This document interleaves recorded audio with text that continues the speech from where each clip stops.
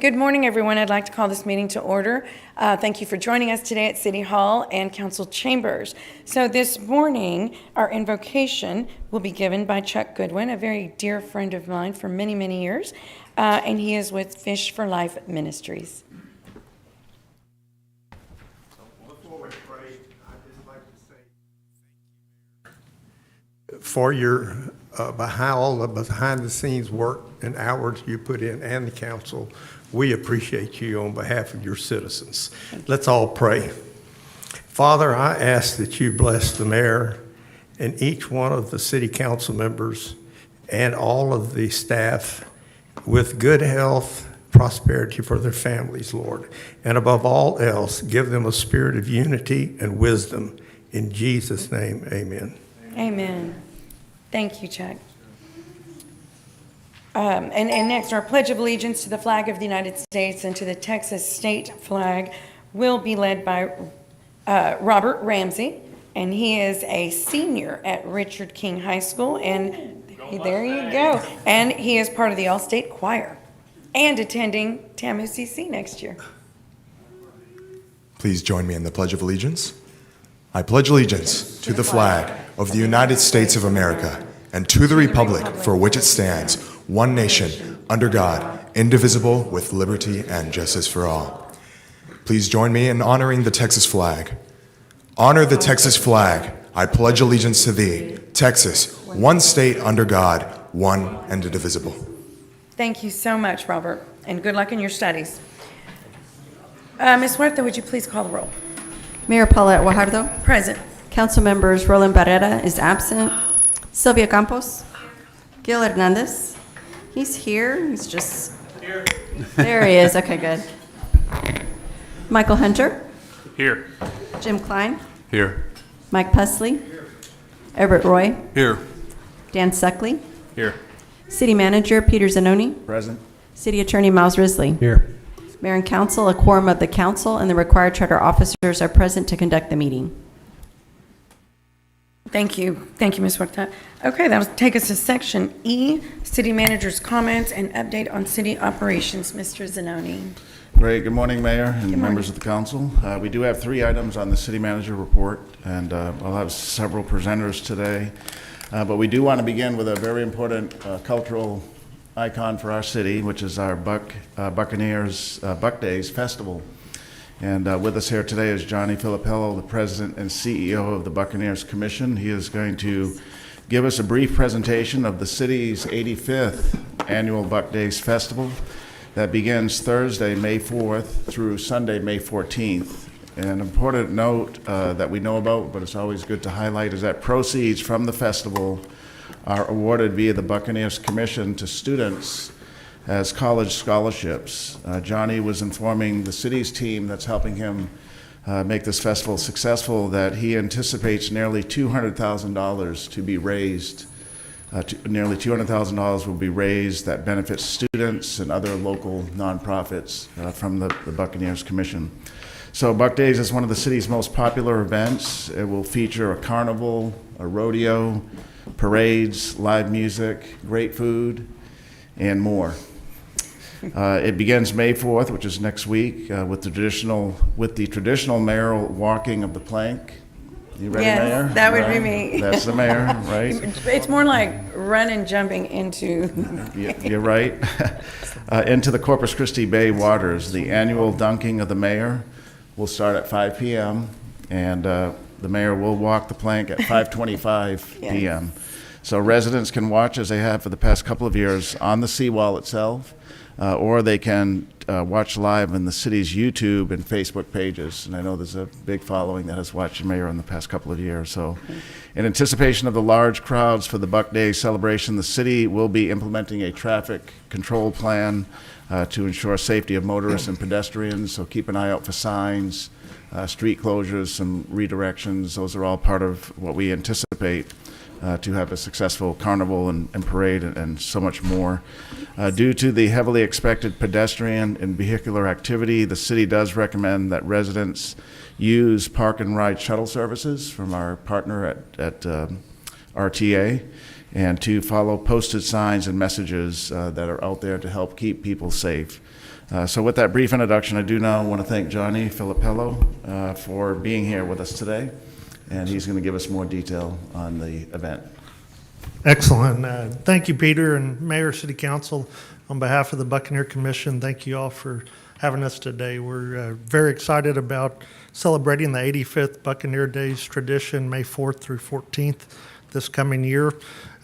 We've also provided packets to you that have credentials and access badges for you to get into all the different events and a little bit more detail on how to park and where to go and so forth. So if you if you have any questions, my card's in there. Feel free to call me and I'll be happy to talk you through any part of that. But just looking through this PowerPoint we put together, the festival grounds, again, will focus our efforts all around the American Bank Center, and we're really excited. This is the first time in a non-COVID environment to host all the events plus Wings Over South Texas as part of Buck Days in this situation. So we're really excited about bringing this all together. You can see kind of the run of events, and we'll talk through each of those, but we've really embraced the mantra of come stay all day as part of Buck Days. So in the past, not that long ago, you'd have the rodeo one weekend and then the carnival celebrated at Water's Edge Park another 2 weekends, and they were kind of spread out over the course of a month. Our goal is to push all of these events to that 11-day time frame, make it as big as we possibly can. And we've added some attractions to also appeal to other people. There'll be over 30 local bands performing on 3 different stages within the footprint. We'll have a beer and wine garden for those that aren't interested in the carnival to kind of relax and listen to acoustic music. And then a big shaded tent stage all 11 days with big bands performing outside as well. So we think we've got a really nice footprint where there's something for everyone to enjoy for the family. The shops at Treasure Island's back as well, which was a new addition this past year, where we'll have shopping vendors both locally and from across the nation come in and sell their goods to folks as well as part of that. But I'd like to just take you through the run of events. May 4th, obviously, is the dunking of the mayor, so we'll gracefully have her take the plunge, if you will, on the bayfront there. May 5th and 6th, this is now our 3rd-year partnership with PBR. It's the largest national sports brand coming to Corpus Christi, and we'll host one of their 3 championship events, their Velocity Tour Finals, May 5th and 6th. So this is a culmination of a 30-tour stop all over the U.S. Where they're promoting finals to folks to come and crown champion at the Velocity Tour. So really excited about that partnership, both May 5th and 6th with these guys. Wings Over South Texas. This is now our 2nd year of doing this. It was in Kingsville last year. We did it during the COVID timeframe, but we'll again host the Blue Angels May 6th and 7th. So the Saturday could be the largest single-day event in Corpus Christi when you package not only Wings Over South Texas, but the night parade on the same weekend. But what I'm really excited about in a year when we don't have COVID, the barge dock we've taken over as a true interactive area for families to come and enjoy. The complaint we got 2 years ago was there were no static displays for the air show. Well, they're trailering an F-16 in that will be on the barge dock. We'll have all the massive interactions from the Air Force, Navy, and Army to engage the public.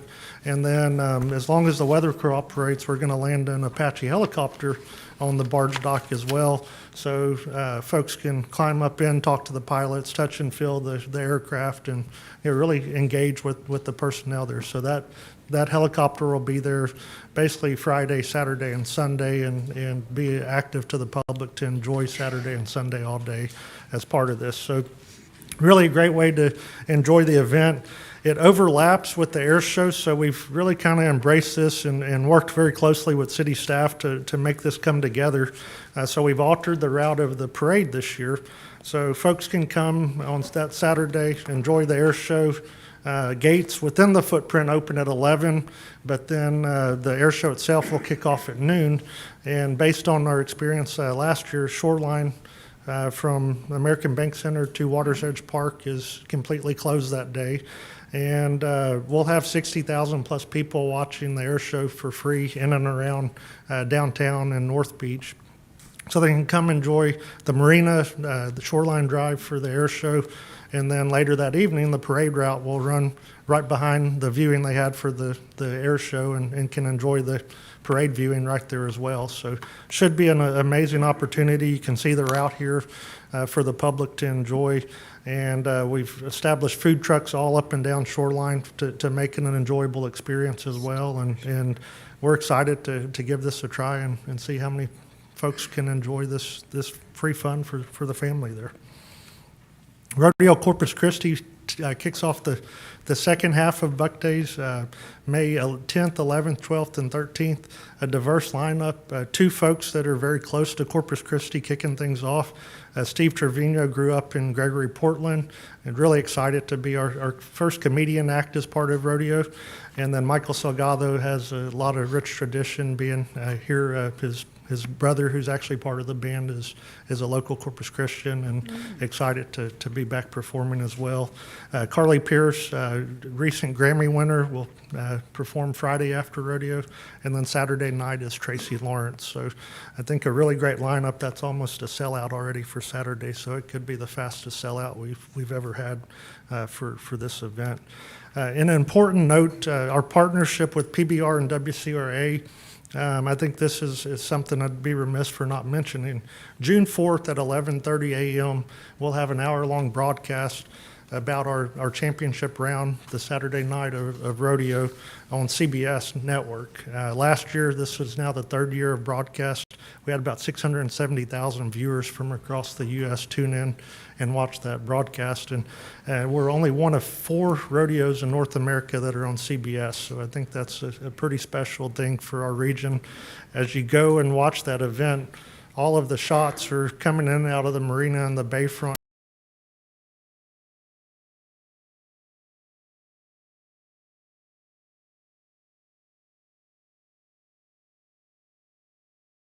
This year as well, on that last Saturday, May 13th, we have a Buck Days 5K. We're taking registrants right now. It will kick off at the American Bank Center, run to Water's Edge Park, and then come back and finish at the American Bank Center with prizes and all the good awards for that. We're basically certifying it by utilizing the traffic closure for the Buck Days Children's Parade that same day, so this occurred just before that. And then we'll stick around and have all the young kiddos in the Children's Parade that morning as well, right before Buck Days opens. So love for any of y'all to come out and enjoy that as well. And then as with all of this, there's a ton of traffic. Last year, we had 72,000 ticketed people, so adding the air show to the mix, we expect well over 100,000 people coming into the gates. Joey on our team is here. He's our operations manager and has spent a ton of time working on the logistics of making this experience a great one for everybody, especially with the challenges with construction in and around the area that we have. But I thought this map he put together is important. We've secured all of these yellow identified lots in and around the area for the run of Buck Days. That's over 4,100 parking spaces. So when you do the math on an average 10 to 20,000 people come in, we're doing okay with that. The red lots are not identified in here because they're controlled by Concrete Street and the water park, but we'll also be parking people down there as well at this time. So we think we have a good plan of getting people in and out. The Port of Corpus Christi is loaning us that large lot 8 that we haven't had in previous years, where we can park almost 1,000 folks as well, which will help with this traffic congestion as well. Another important feature, lot 21 you see on this map is basically the Harbor Playhouse parking lot. It will be next to one of our main gates to the facility. The RTA shuttle that I'll show you here in a minute, the route for that, will be dropping off at that gate continuously for all 11 days. But then we've coordinated with Uber and Lyft to where those will be designated drop-off pickup zones for the event. So we're encouraging people, if you want to get dropped off at the front gate without having to deal with parking or anything, Uber and Lyft is your most easiest way to accommodate that. So, and then if you're at the event and choose to leave by rideshare means you just plug in your phone and it will direct you to walk to that lot as well to go pick up your Uber and Lyft as well. So really pleased with what we've put in there to make this all happen.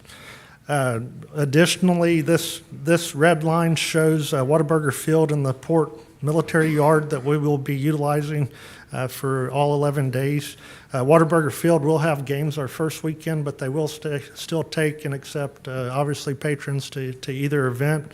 The red route will run continuously with RTA at the star locations, dropping off and picking up folks and then bringing them to our gate.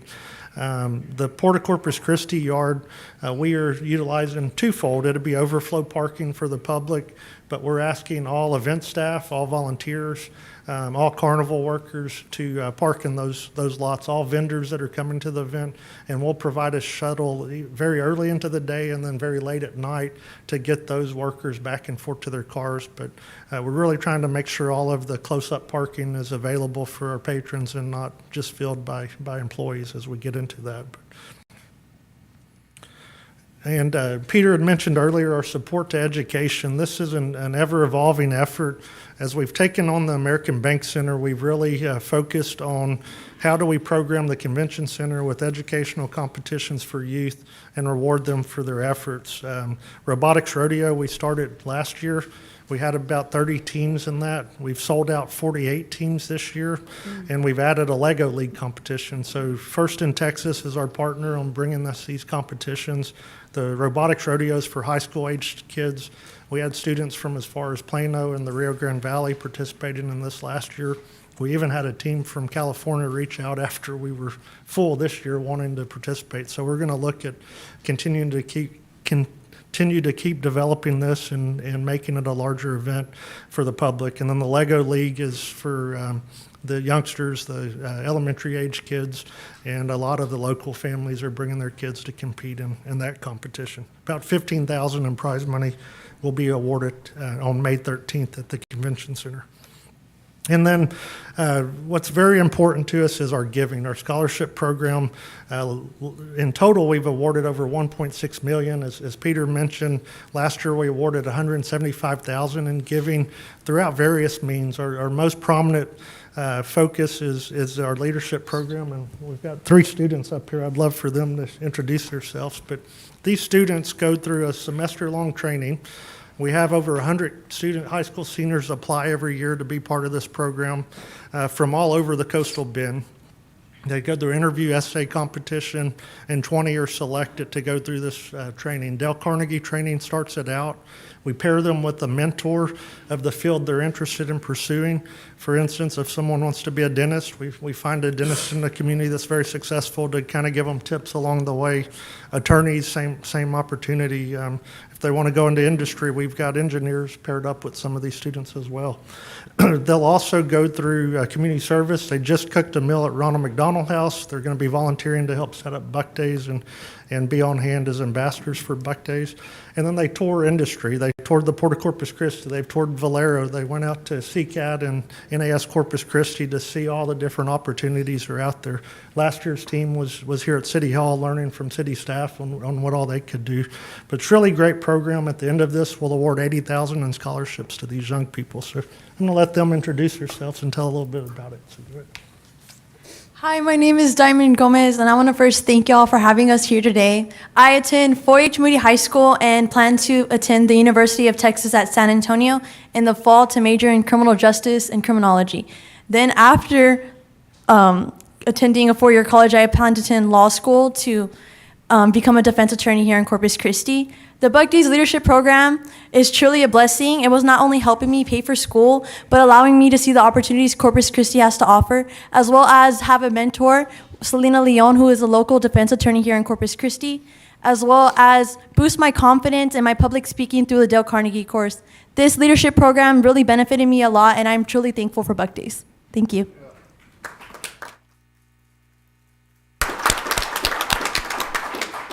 Hello everyone, my name is Diego Aguillon. I go to Gregory Portland High School and I plan to attend the University of Texas at Austin to study computer science. I hope to go into cybersecurity after I graduate, and the Buck Days Leadership Program has provided me with opportunities that I never dreamed of having. Like, they paired me up with a mentor, a cybersecurity analyst at the Port of Corpus Christi, and I got to see firsthand exactly like what he did and like going into all the technical like firewalls and stuff like that. I was like, whoa, this is awesome. And my connection with him actually helped me connect with the cybersecurity manager at the Port of Corpus Christi as well. And he's really helped me establish a foundation for my future career, and I'm just so grateful for the program, and especially all the friends that I've made as well, like Lillian and Diamond and all the other scholars. It's been truly a blessing. Thank you. Hi, thank you City Council for having us here today. My name is Lillian McKenna and I go to W.B. Ray High School, go Texans. I plan to attend Smith College in Northampton, Massachusetts in the fall to pursue chemical engineering as well as public health. I am so thankful for Buck Days. Through Buck Days, I've acquired not only leadership skills and network and a bunch of great friends, but I've learned how to become an authentic leader. I am beyond excited to come back to Corpus Christi after completing my studies to have an impact on my community. Thank you. As you can see on the PowerPoint, these are 3 of about 20 students represented that are part of this program. We'll award scholarships to them at our night parade just before the kickoff of that each of you are invited to. And our goal after the event's over with is to always give back even more. So if we have a successful event, the sun comes out 11 days, we hope to beat our giving of $175,000 last year that we gave and do more than that in the future. So with that, I thank you for your time today. I want to say thank you to the 80 plus corporations, 300 volunteers, and then all the city departments that really help make Buck Days come together. We think this could be a record breaker for all the different events happening this year, and look forward to a great Buck Days. So stand for any questions if any. Johnny, we want to thank you for your leadership, because you've, what year is this for you? Year 7. So. Year 7. Yeah. Yeah, thank you. So thank you for the presentation, very informative, and all the information, the little boxes you gave us. Awesome. And I want to thank Lillian, Diamond, and Diego for what you're accomplishing. And also, y'all made mention that you're coming back, so we expect you back in Corpus Christi. Yes, good job. Awesome. Thank you. Thank you. Thank you, Peter. Thank you, Johnny.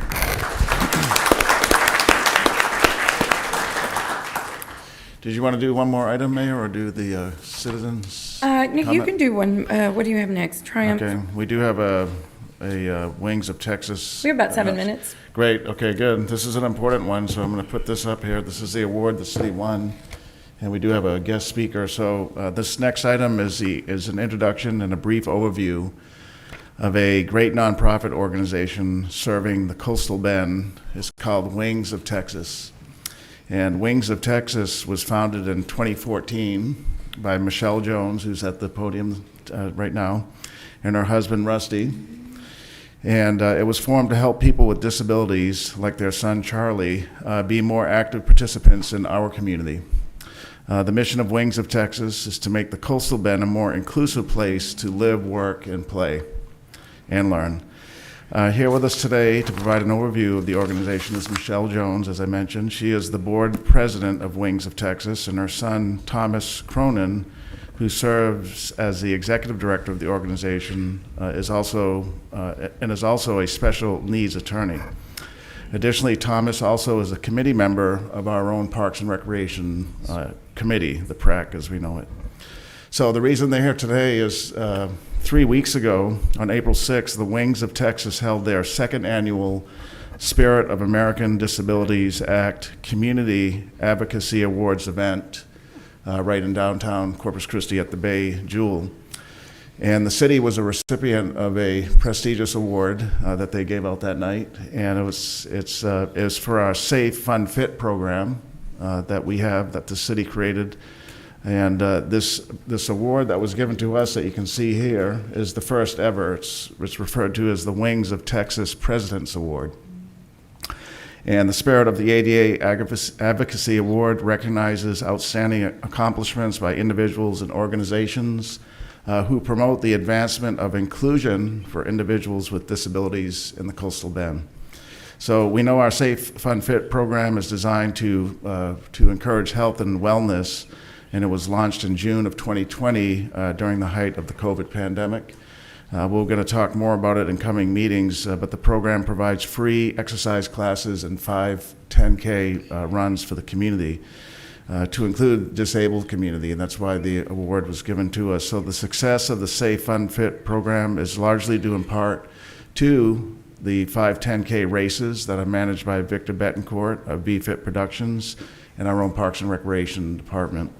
The races are sponsored and paid for by State Representative Todd Hunter, who is a first place runner generally, right, Councilman? I ran with him one time and never again, but yeah. So we are humbled, really, we're humbled by this award that you can see here with me. We have this nice award that's been upstairs in our offices, as well as this pretty heavy medallion.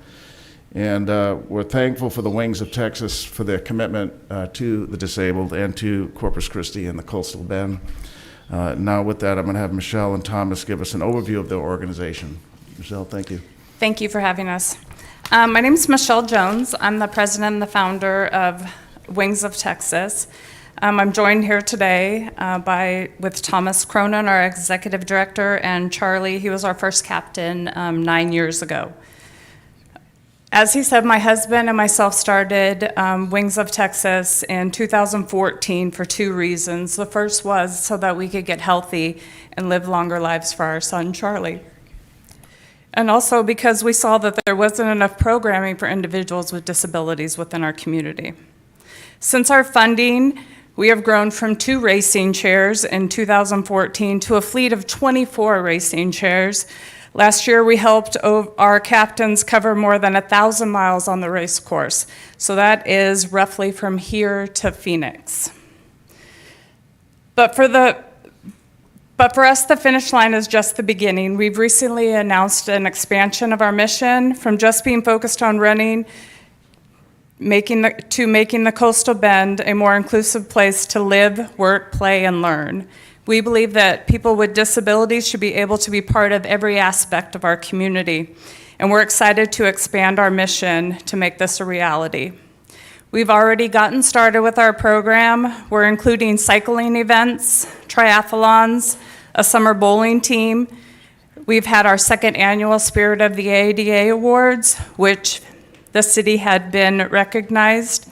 We also have included last year a captain's ball where we had over 100 participants, individuals with disabilities coming out and taking part in a ball for the evening. We have a stuffed animal drive for Driscoll Children's Hospital that we do at Christmas time, and we cycle with our captains over to Driscoll, and this year we were able to donate over 100 stuffed animals to them.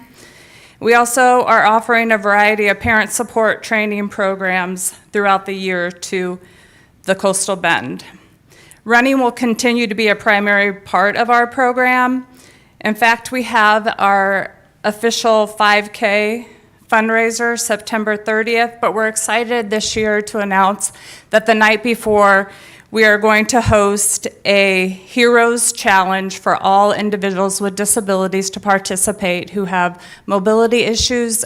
We'll have the course mapped out for a mile, and they come out and just do anything they can to reach a distance that they choose to reach for the evening. We just want to thank the community for allowing us to be part of the community, for bringing our ideas of inclusion, for welcoming us with open arms, and we appreciate all of you here today. Thank you.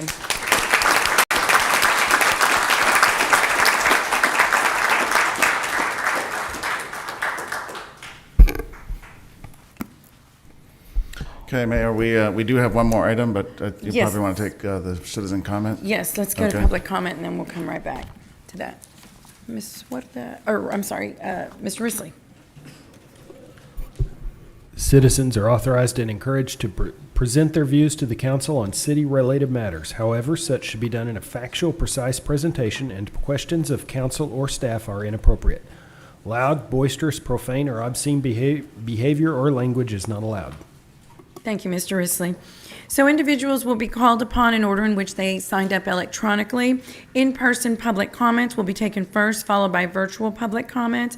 Corpus Christi residents will take precedence over non-residents. And for those commenting in person, I would just like to remind everyone that there is a recording being made of the meeting.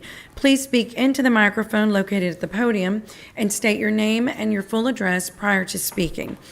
There are two opportunities in which you can make public comment. One is at this time, and the other is at the time that we hear the actual item on the agenda. So please choose one.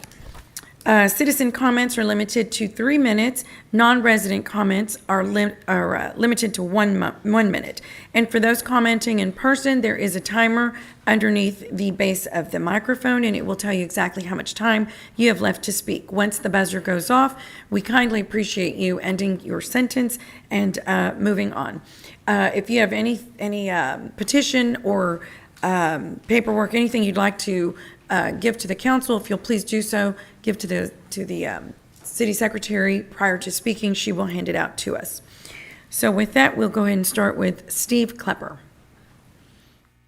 And if, let's see, Sean Flanagan, Alyssa Mejia, Thomas Cronin, and Patricia Reinhardt. If you could all please make your way to the front row here to my left, I would kindly appreciate that. Thank you.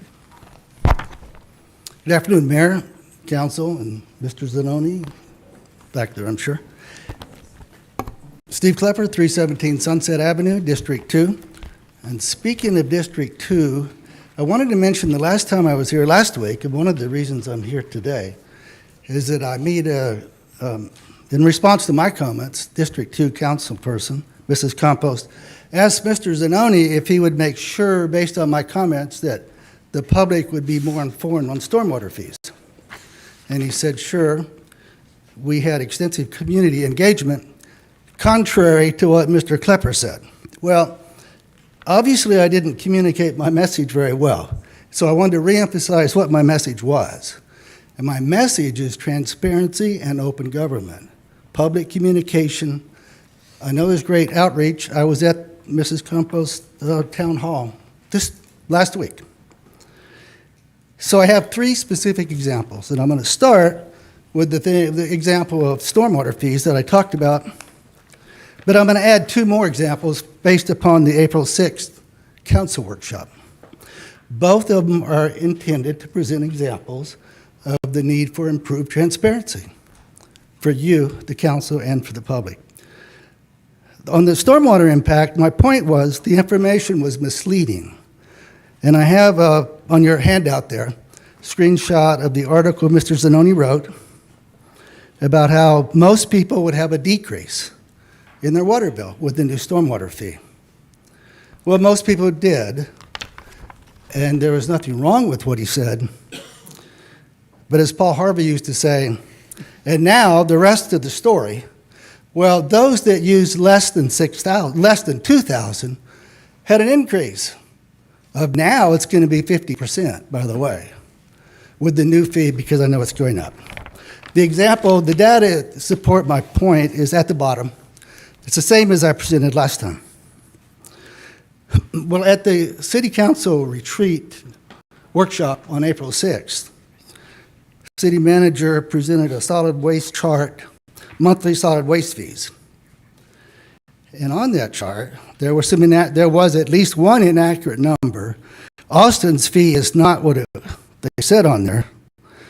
It wasn't 69.60. It was really 50-15. We all make mistakes. Whoever made the chart interpreted include to be exclude.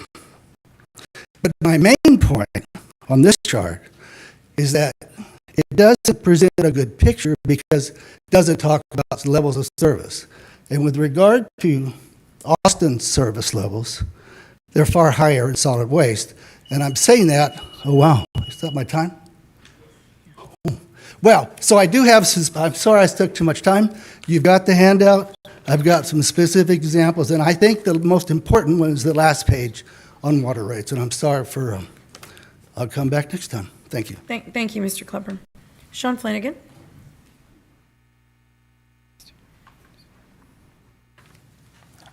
You're getting handed out a single sheet of paper with some stats on it. My name is Sean Flanagan. I live at 4218 Herndon Street. On the stats you're getting, the first four are a comparison between Corpus Christi household and per capita income from the 2022 census compared with the USA and compared with Texas. If you look at those four lines, and I'm sure most of you are familiar with this, you will see that the city of Corpus Christi, the people that live in it, make 10 to 20% below average of the income compared to the rest of the U.S. and compared to the rest of Texas. Then the last line, which is from the U.S. Bureau of Labor Statistics, shows in 2022 the rate of inflation in the United States was 8%. Low-income folks are most affected by inflation. So instead of getting better, it's getting worse. So here's the deal. Corpus Christi needs economic progress. The gentleman right before me was talking about water rates. That's what y'all should be dealing with. We need economic development in this city. Corpus Christi does not need to be sustained where 70% of the population lives on an income that is below the average of the United States. The implications of that is every dollar you got is precious, and it needs to be put to good use. You do not need, in your July-August write-up of the next year's budget, you do not need to be funding a Department of Sustainability. Spend our tax dollars on improving the standard of living of the 70% of the folks in Corpus who live below the U.S. average income level. Only a small, privileged, virtue-signaling, but loud group of people with no experience in running a small business or any area of economic development would want a situation where the overwhelming majority of the citizens of Corpus Christi are sustained at a below-average standard of living. There are more than enough safeguards for the environment and more than enough planning commissions at the state and the federal level. Do not empower another level of bureaucrats. Try as they may to justify such a central planning department, and that's what it will be. The end result will be making it harder to raise the income level of the citizens of Corpus Christi. Please vote against funding a Department of Sustainability. That is a really bad idea if you're interested in the 70% of the folks in Corpus who live below the average income level of the United States. That's reality. That's what the folks of Corpus are interested in. Thanks. Thank you, Mr. Flanagan. Alyssa Mejia?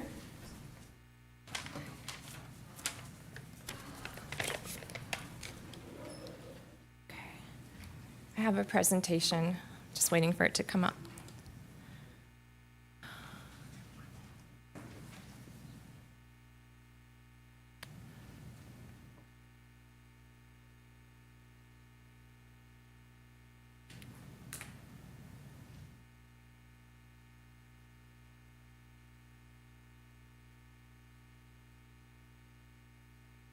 Okay, there we go.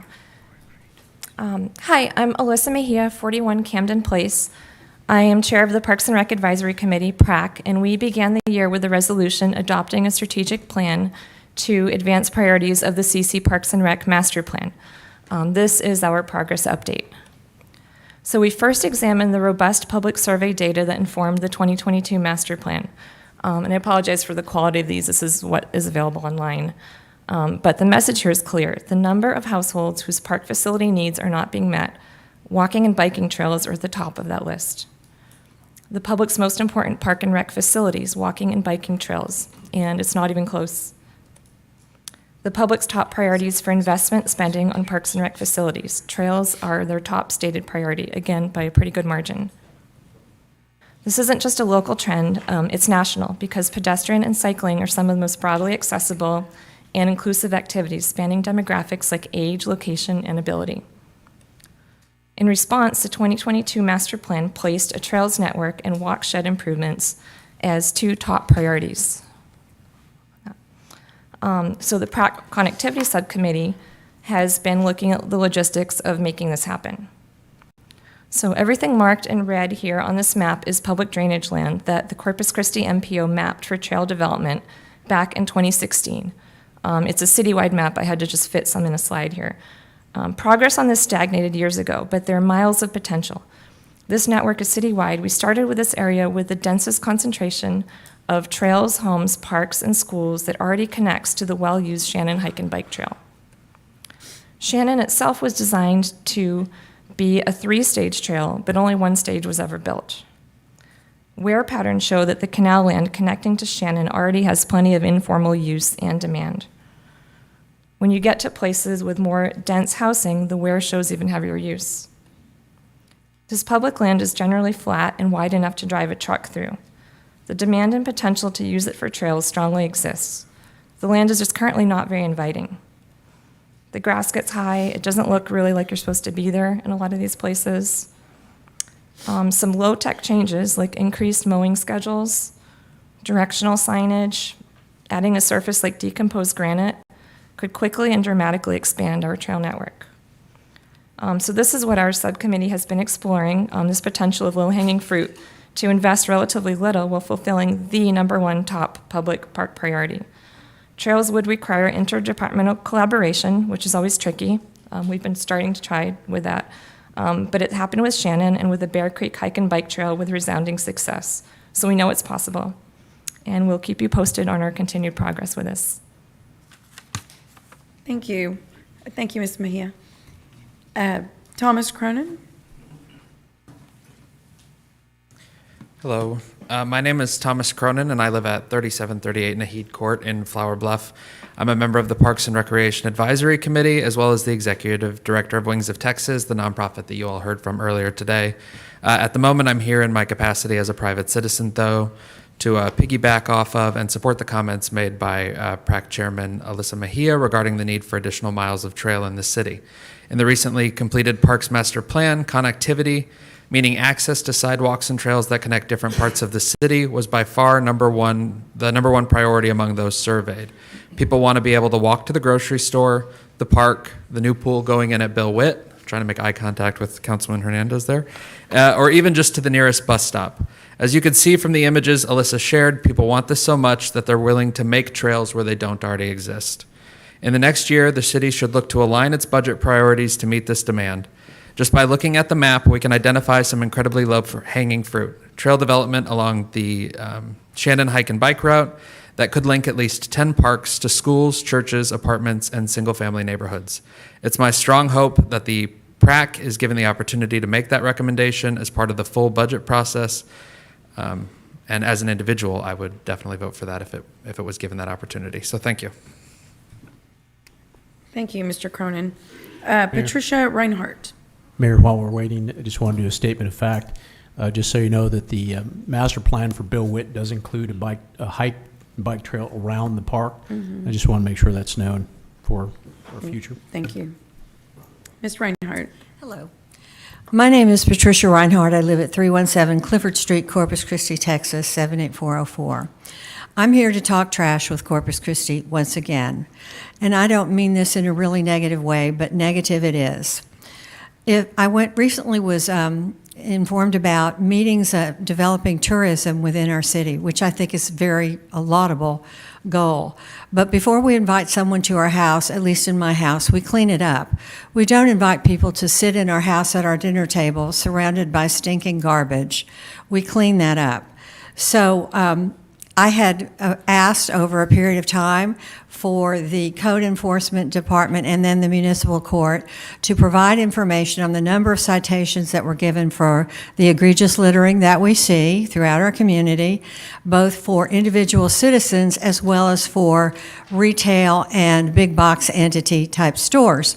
Well, I received a report after a month and a half which stated that we have collected approximately $1,000 in fines, $1,000, which I found very surprising. Perhaps I misunderstood, but the information I was provided about the amount of fines that were collected in 1 year was $1,000.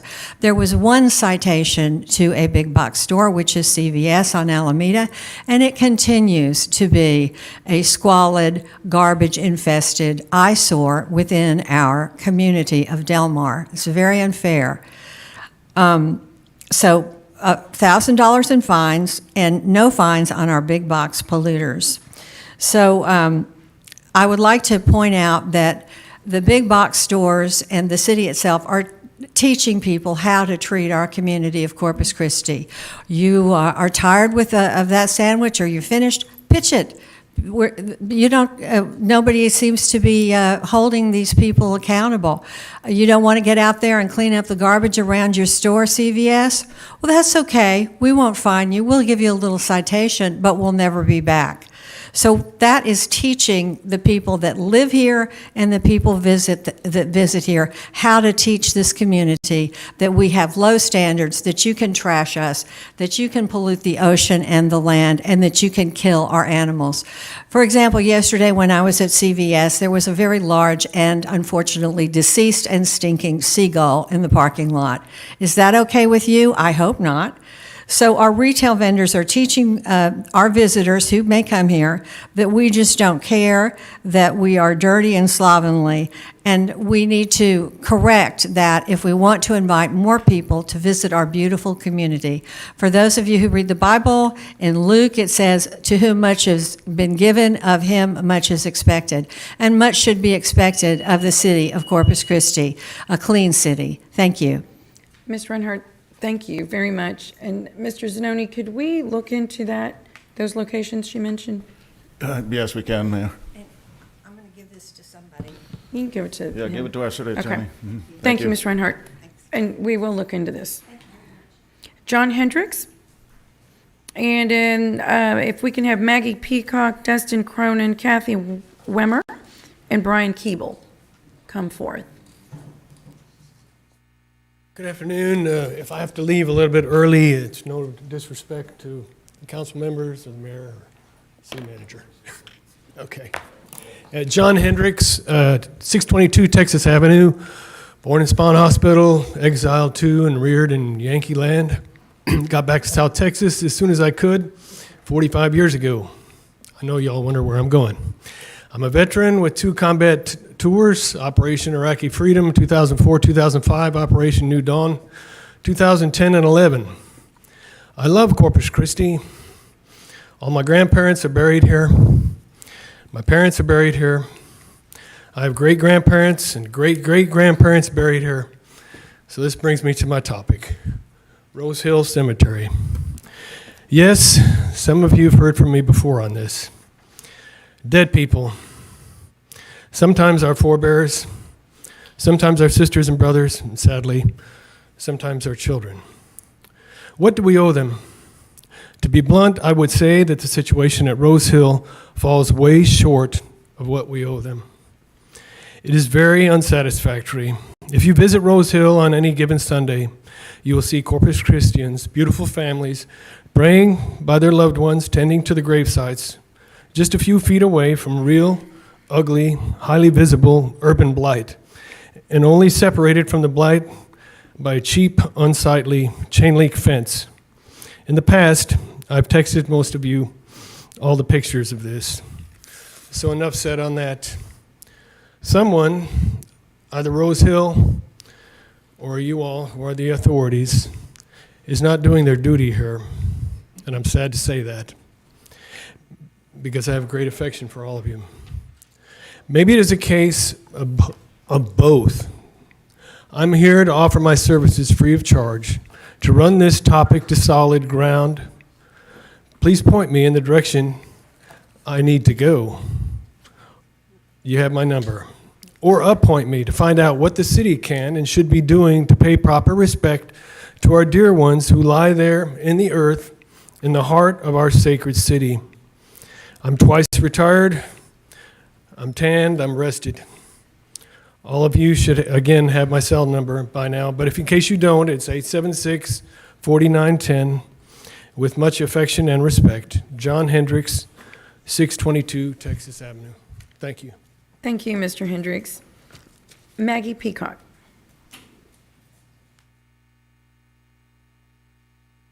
Okay, all. Hi, all. Maggie Peacock, 7037 Islander Way, District 4, 78412. I'm here advocating today because you guessed it. I'm here advocating for an environmental sustainability department for our city. Today, I'll be reminding you all and the public of a few things. First, a quote from the proposal my team and I from GOMEX created and sent to y'all a few months ago. From severe oil spills, significant sea level rise, and an alarming increase in catastrophic weather events, the Gulf of Mexico is being directly impacted by our rapidly changing climate, and the coastal bend is not immune from these threats. In fact, the National Oceanic and Atmospheric Administration classifies Corpus Christi under an elevated coastal hazards risk category. Also, based on federal projections, we know that nearly 54% of buildings in Corpus Christi are currently at risk from flooding, and by 2050, over $106 billion worth of coastal property throughout the Gulf of Mexico will be underwater. Community members are aware of these threats based by climate change because we are already experiencing these impacts in our daily lives. Some community members more so than others, as climate change disproportionately impacts communities of color and other marginalized, low-income, and disadvantaged communities. Also, based on data provided by scientists and experts from all around the Gulf, we know that these things will only continue to get worse. With that being said, there are a few individuals who are advocating against an environmental sustainability department. As I mentioned last week, there was a recent study by Texas A&M University and the Environmental Defense Fund that said that Corpus Christi, yes, we are mentioned directly in this study, is more vulnerable and subjugated to flooding and racial inequalities. While we are a coastal community that is on the front lines of this crisis, there are still privileged individuals who are not experiencing this crisis and other environmental disasters firsthand. And what's funny is that these people are the ones advocating against this initiative. But let me remind you, in the long run, this department is in the best interest of everyone. Also, a quick FYI, many of these folks advocating against the best interest of everyone cherry-pick scientific data. With the number of trees have increased over the last 35 years, there is an important caveat. Tree cover is not necessarily forest cover. And over the last 35 years, research from the same article used against our grassroots initiative say that data confirms large-scale loss of our planet's most biodiverse ecosystems. Our local estuary system has been deemed an estuary of national significance by the EPA. With an environmental sustainability department, we can rely on professionals to help us preserve our precious biodiverse ecosystems. My last reminder is that this department can help our city save money in the long run. Another quote from our proposal states, and please take this in, the Environmental Defense Fund states that for every $1 spent on resiliency efforts up front, it reduces the cost of disaster recovery by $6. Please keep this in mind. As one of my fellow community members said, every dollar is precious. An investment in this department is smart financially, but also an investment in us to become more resilient. That's the key word, climate resiliency. Thank There you. can't be an economy without an environment to live in. Thank you. Thank you, Ms. Peacock. Dustin Cronin. Good afternoon, board members and Mayor. Dustin Cronin, 5026 Yorktown Boulevard. As we are in the last month of Autism Awareness Month, and it's been a month of broadcast and all that good stuff, and let me just say, it is my honor to be all around this community advocating for people with disabilities in the justice system, the legal system, and everywhere around the community. And I will definitely be doing this till my death comes. And I also have some upcoming meetings coming up, and one in July at CCISD. And then I also got another one with the Constable tomorrow, Precinct 4. And I encourage everybody, every citizen feels there needs to be a change in this community is to get out and advocate for it. And President John F. Kennedy says, it's what you can do for your community, not what your community can do for you. And it is something that I want to make everyone aware that everybody who is a adult with autism, everybody has the same opportunities as even the same ones that I have as a 33-year-old who is a father of a 3-year-old son. And that'll be all I have today. Thank you, Dustin. Kathy Wimmer.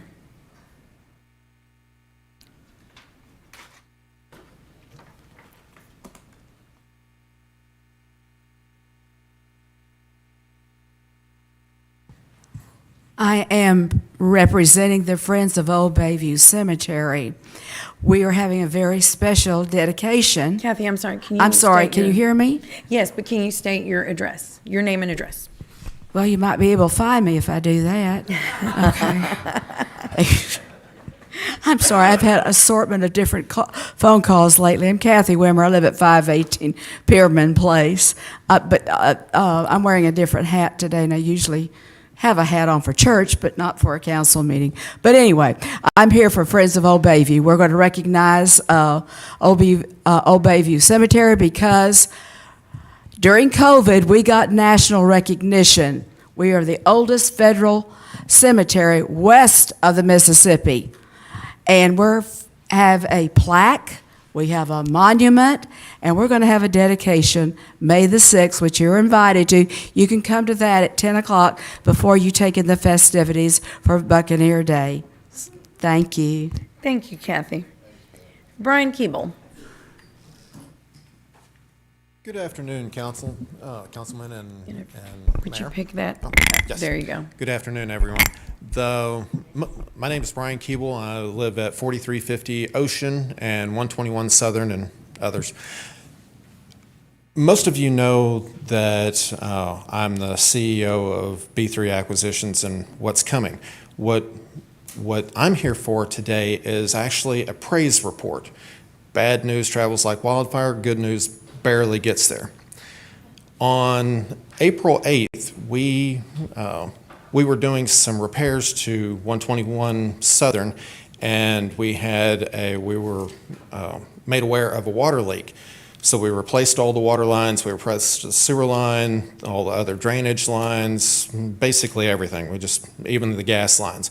We ended up with a leak at over the weekend, and on, I believe it was the 8th.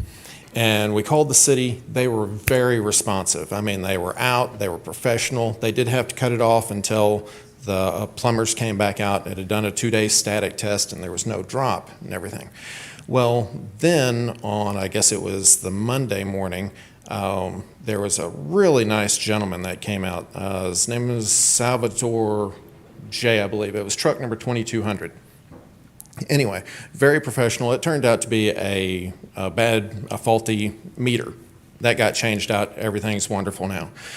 But just with all of the intense research that I've done on the city, all of the people that I have dealt with that are everywhere from police officers to just every level, all the heads of the departments and whatnot, just it is so easy to deal with this city. I've got to tell you, from a business aspect of it, just love it. So much so that now there's going to be, my project is expanding greatly.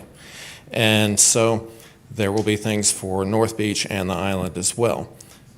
That being said, there is a danger that's coming. And part of that is, the great thing about how the city is running is Mr. Zanoni here. You can tell by how friendly everyone is and everything. When all of these industries come, they will be snatching him from us. So when it comes times for his contract, and even if it's not up, there should be a second comma.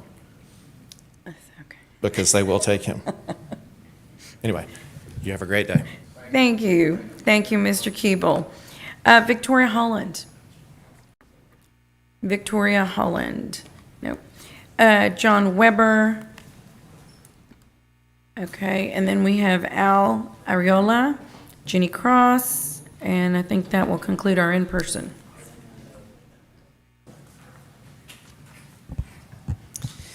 Hello, John Weber, 609 Maple Street. We all know the mission of the city. It is to provide services for the residents. The mission of the port only contains 5 words. It is vastly different than the mission of the city. Last week, a councilman addressing Sean regarding misinformation and a statement he saw that, quote, boldly said that a desalination facility was going to cost $1 billion. Sean responded, quote, it may, with a straight and serious face to the councilman. That interaction should have made the front page of the newspaper and the leading story on the evening news. So now we know the desalination plant may cost $1 billion. And, quote Sean, take at least 36 to 40 months to construct, if and after all approvals are given. As a taxpayer and ratepayer, my issue with the city possibly taking over one of the port's projects. If the port wants to get approval and construct a desal plant to meet their mission, let them. If they want to pawn off one of their projects on the city and the city's taxpayers and ratepayers, I have a problem with that.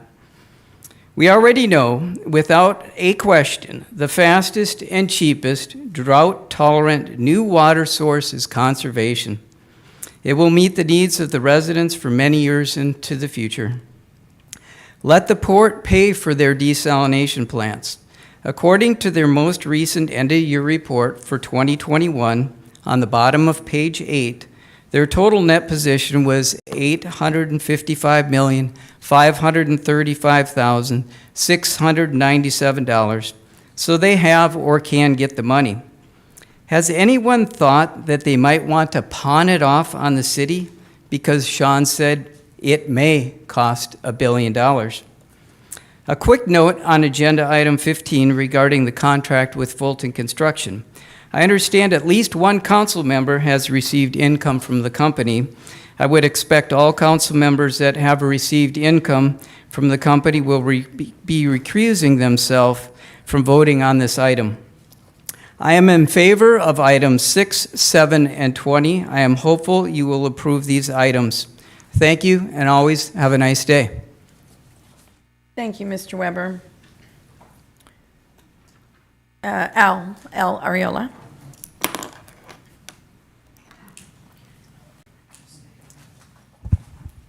Good afternoon, Mayor, Council. Al Ariola, 301 Louise, District 2.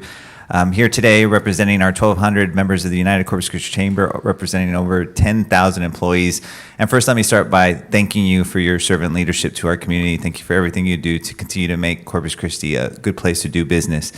Today, it was mentioned May 6th is a busy day in the Coastal Bend, but our chamber, this is the 11th year we participate in National Lemonade Day.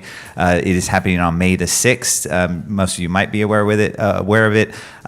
Please mark your calendars. I hope you can make it around your districts to see the stands that these kids will be putting into the neighborhoods. The intent of this programming is entrepreneurial studies. It's intended to build the future by stirring up success with little lemonade stands again all across town. And so I think the mayor is planning on joining me for a little bit on seeing some of these stands around town. And again, just want to thank you as a city for participating in this. You've been great partners. City staff has been incredible in helping us get this going this year. So I want to just say thank you. Thank you. Thank you, Al. Thanks for being here. And we'll go back to Victoria Holland. Oh, Ginny Cross. Sorry. Victoria, you're after Ginny.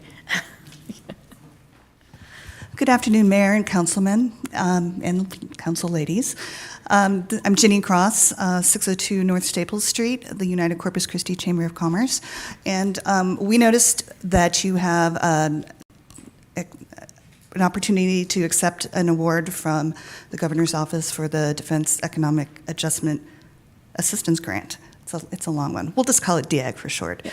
But we just want to commend you. As you know, the Chamber has been a champion of our military installations for a very long time, and we want to commend you, and we hope that you do choose to do that, and that when we go to Washington and advocate on behalf of those bases, one of the things that we can say is, look, our community has skin in the game. So it's super important, not only for the infrastructure, so that our personnel on base can get their work done and do their jobs, but that we can continue to support them and hopefully expand and grow missions at NAS Corpus Christi.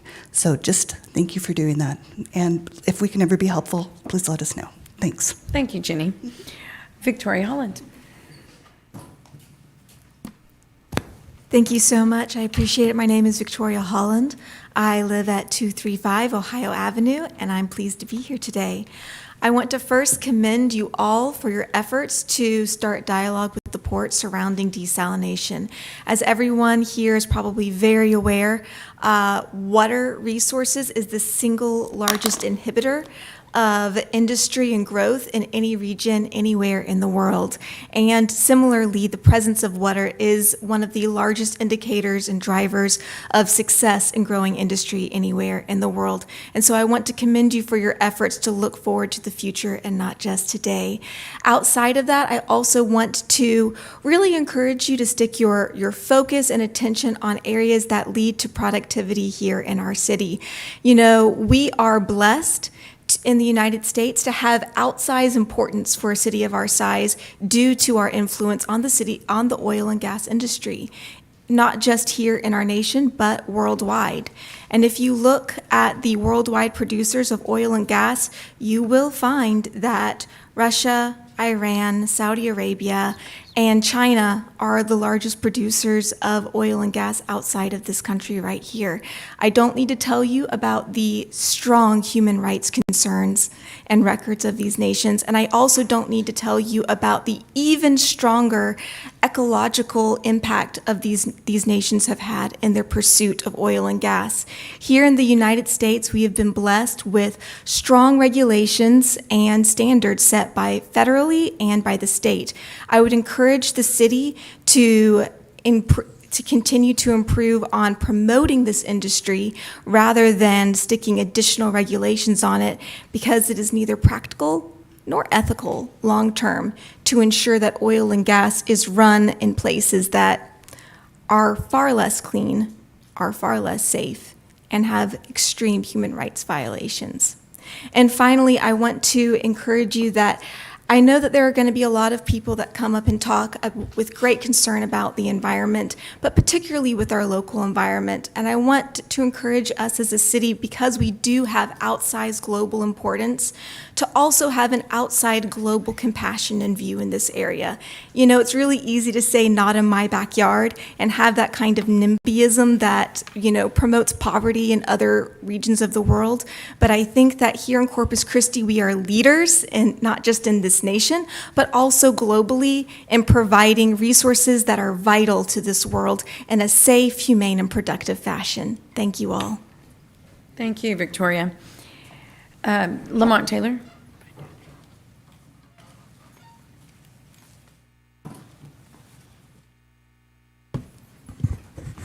Good afternoon, Mayor, Council, and Councilwoman. My name is Lamont Taylor, and I live at 522 Hancock, District 1, and I'm here today representing the Hillcrest Residents Association and the CAP, Citizens Alliance for Fairness and Progress. So, article in April's 20 paper said that Hillcrest was not a neighborhood. And the definition of neighborhood, Hillcrest, to me, is a neighborhood. And so I don't know why that was stated and quoted, but out of context or what, but it came across to me that Hillcrest is a neighborhood. It consists of low-income and median-income individuals of African-American and Hispanic derivative individuals. It is a neighborhood. It's one of the oldest neighborhoods in the city of Corpus Christi. The lady was talking about Old Bayview Cemetery. We have Part 2 in Hillcrest neighborhood. There are headstones over there as old as 1858. So it is a neighborhood. And so please consider Hillcrest as a neighborhood and not demean it and radicalize it in the paper as if we do not count. Thank you. Thank you, Mr. Taylor. Okay, that will conclude our in-person, I believe. Is that correct? Or Yes, do we ma'am. have one more? No, That's we it? have one more in person. They're not a city resident. Okay. So next we have Sharon Delsus. She'll be doing a WebEx video. Hi. Okay. Shireen Delsus, 6030 Tapestry. Please play video provided from the beginning. I'm here to advocate for better micromobility in Corpus Christi. I'm a mom of two, and my kids' future and the community they live in is very important for me, which is why I was very disturbed to see this article recently. It says that America has the lowest life expectancy out of all the G7 countries. So while the other countries are actually improving, like Japan and Canada, America is getting worse. The average life expectancy in America is 79. There are, of course, a lot of factors, but the main cause of this is car-centric lifestyles. And you may be saying, hey, this is just a headline, clickbait. So I actually confirmed this with the public health district here. The life expectancy in Corpus Christi is actually worse. Every city council member, staff member, residents should know what the life expectancy here is. You know what the life expectancy here is? 78. That means when you retire at 65, you only have 13 years to enjoy, just because you were living in Corpus Christi. Corpus Christi is a very car-centric city. It is ranked amongst the worst city in America for cycling. So people drive here. If you want to drive, that should be a choice, but it should also be a choice to cycle and walk safely. Why aren't we given this choice here? Whenever I suggest this to the city for a better bike path or improved mobility, the answer I hear is, well, we have to have public input sessions, and we come to the public input sessions and you see the survey results, this is what people want, but you're still cautious about it. Go-to default is when you're making roads, is just making roads for cars. You don't have public input sessions to see if people want cars only, but that's the default assumption. People just want to have cars. When cars were invented, there were no public input sessions to say, hey, should we have roads here? No, you guys just build roads for the cars. When you're making these decisions in the city, the urban planning, know that you are affecting the life expectancy of people here, including yourself. Improved micromobility has a lot of benefits, of course, cleaner air, better community. So when making transportation plans, please consider the other modes of transportation. Let's make Corpus Christi more bike-friendly, walking-friendly. You want to make this a sporty city? Well, then you don't want to be the worst city in America for cycling. For more information about safer micromobility in Corpus Christi, protected bike paths, please visit my website at ibikecc.com, and you can visit my Instagram at ibikecc. I like to share stories of other local cyclists. Have a great day. Thank you, Ms. Delsus. Next, we have Catherine Barnes.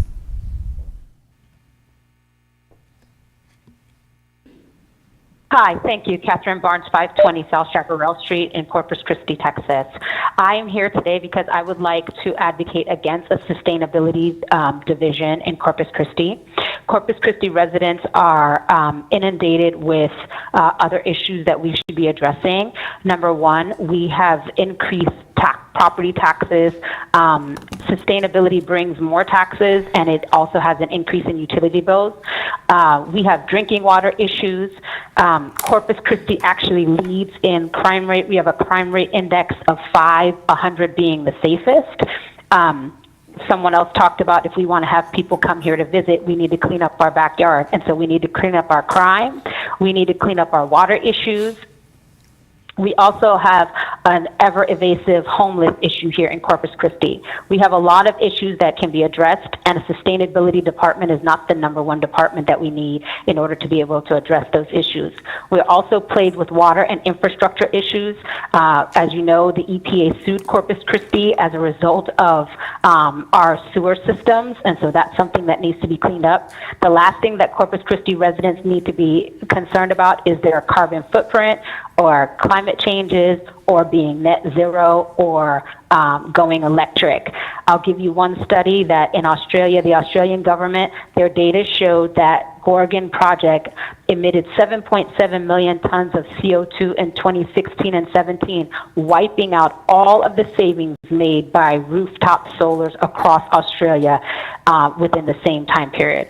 So I would caution the City Council for voting to increase budgets by adding a division that Corpus Christi residents are not advocating and taking care of the most important things to us, like reducing crime,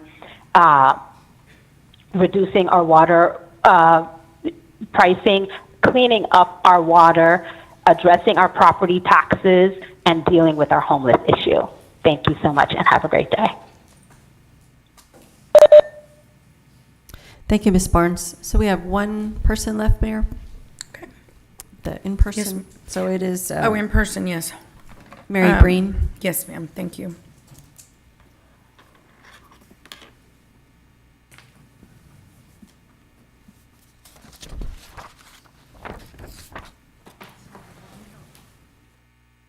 My name is Mary Breen. I live at 637 FM 1873 George West, Texas. I've had an apartment at 1111 Ocean Drive for 5 years. I've experienced lots of criminal activity in the area. 3 criminal trespass thefts starting in 2018. In the fall of 2020, one of the tenants got thousands of dollars worth of work equipment stolen out of her black truck in our carport. Another tenant had a window broken out on Ocean Drive. Finally, in January 24th, my white F-250 pickup truck was stolen. A month later, it was found. It was spray painted black with all kinds of treasures inside of it. A month later, I got the truck back through my insurance. And I actually found the ID that linked my truck to somebody else's crime. And I was posting some things on Nextdoor because I wasn't getting any communication from our police department. And a lieutenant called me this morning, so I had to rewrite my whole thing, sorry, to tell me that my perpetrator was dismissed. And he has a rap sheet back to 2005. I'm not feeling safe in Corpus Christi. I thought I had 3 minutes, I'm sorry. That's okay. Thank you, Ms. Breen, and you're welcome to email us or call. Okay, Ms. Huerta, that concludes our public comment then. And we will move on or go back to the city manager's report. Great, Mayor. We have just one more item, and this is an important one. So Neiman Young, our assistant city manager, is going to give the council an update on work that we have been doing now, contrary to some reports, work that we have been doing for close to 2 years on 4 parks that are near the Harbor Bridge. And so just by way of background, in 2015, the city entered into a 4-party agreement with TxDOT and the Federal Highway Administration to include also the Port of Corpus Christi and the Corpus Christi Housing Authority. And in that agreement, there's stipulations that the city needs to make specific improvements at these 4 parks. And those improvements, while dated, because that 4-party agreement has gone back now many years, if there's any deviation from it, the CAB, the Community Advisory Board, needs to approve those, and they still meet regularly, and we attend those meetings. And so we will be amending the original 4-party agreement with the CAB's input and concurrence. But the point of today, and Neiman's going to come up to the podium here, the point of today is to show this city council and the community the work that we have done with a consultant that actually helped us develop the city's 10-year Parks Master Plan. To develop a conceptual framework for these 4 parks that are guided. The framework was guided by the 4-party agreement. And then after today's presentation, we'll hold a series of community engagement sessions, first with the CAB, and then with close to a half a dozen, or actually over a half a dozen of community groups, neighborhood associations, church groups, and so on, to get their input on these baseline design plans. So Neiman, you're going to walk us through the presentation. Neiman's been the lead on this, dating back to the days when he oversaw Parks and Recreation, and he's kept on to the project and has done a great job. We have some beautiful ideas here that will take financial resources, but we think we have a plan that's executable. Yes, sir. And we also have some initial seed monies that have been set aside many years ago for this effort. So Neiman. Awesome, thank you, sir. And I'm Neiman Young, Assistant City Manager. With me today, I have Mai Burnell, who is a part of our Engineering Services Department, and we also have Aaron Cooper of Half & Associates, and those are 2 of our strategic partners and program managers that's been working very closely with myself and other city staff to put together a plan for the city council to consider, and more importantly for us to take to the greater community and to get approval for mitigating the effects and impacts that the new Harbor Bridge has had on the Hillcrest and Washington Coast community. As the city manager stated, there is a 4-party agreement in place.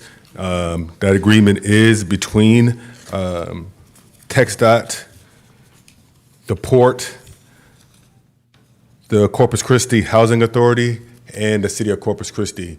The City of Corpus Christi's part in the four-party agreement is to act as an agent on the behalf of TxDOT to actually implement the mitigation requirements that have been put in place to offset the impact that the Harbor Bridge has had on the Hillcrest and Washington Cole communities. And as the city manager stated, there has been green space that has been identified by that agreement, which includes the Ben Garza Park, the Washington Cole Park, which is the former Washington Cole's high school area, T.C. Ayers Park, which is nearly 10 acres of new green space that was given to the city by TxDOT, and Dr. H.J. Williams Park. So this is just a zoom in of that greater map. And what we want to really state here is that not only are what the city staff is proposing is not only to make improvements and renovations to recreational focused activities in areas, but more so we also are presenting a plan in which we hope to promote economic development and revitalization in the Hillcrest and Washington Coles areas.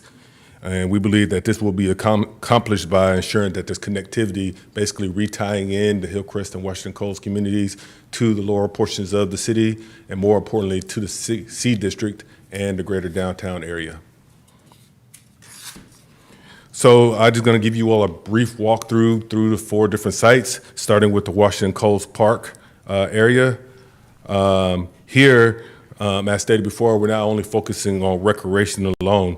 Rather, the goal of the plan is to encourage or spur economic development in the area, and we believe that this will be best accomplished by utilizing this area as the site of the city's second owned amphitheater, and basically building around that. As you all know, that with amenities like amphitheaters and things of that nature comes entertainment,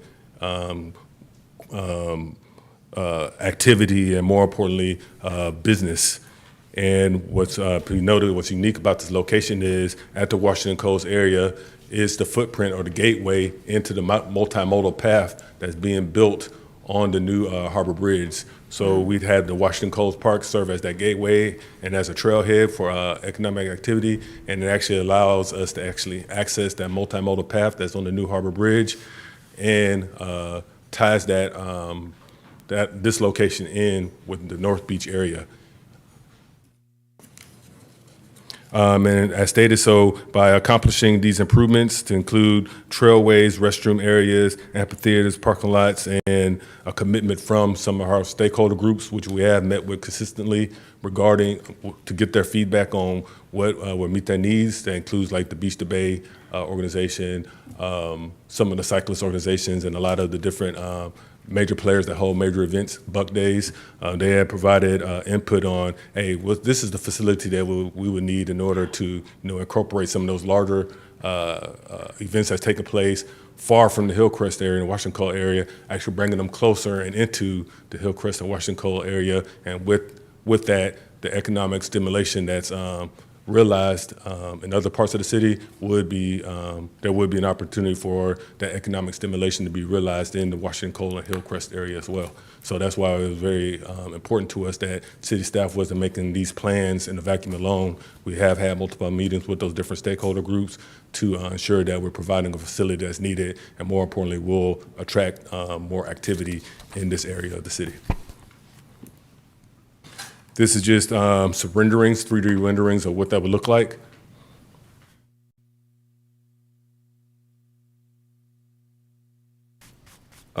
As stated, we anticipate that this would come in at a cost of about $9.2 million. As the city manager stated before, we do have seed money for the project as a whole. That includes $2.5 million that was allocated from federal funds to the city as a result of the voluntary resolution that was had between TxDOT and the Federal Highways Association.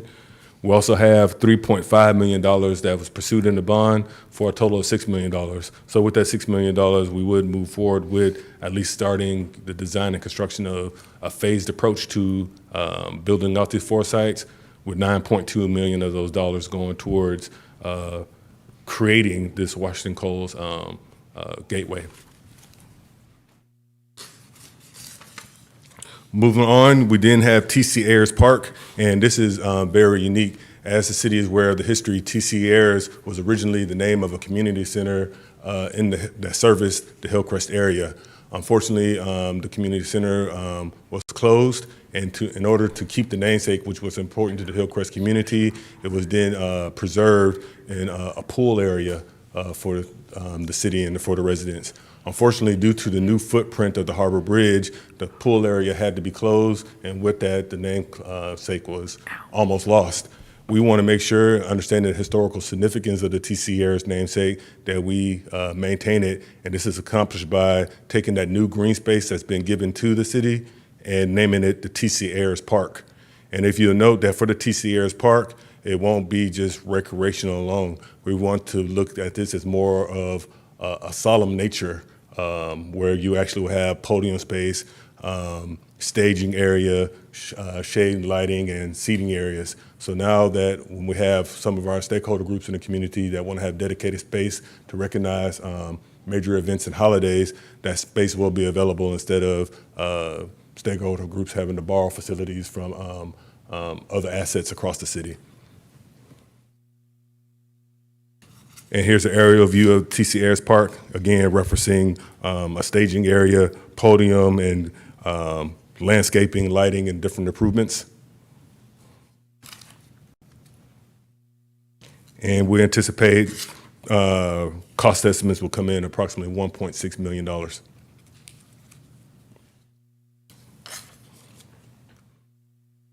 In addition to Washington Cole and the TC Ayers Park, the agreement had identified Ben Garza as a facility that's likely to be utilized by Hillcrest residents and Washington Cole residents, and therefore it was required that some of the funding be utilized to make improvements at Ben Garza.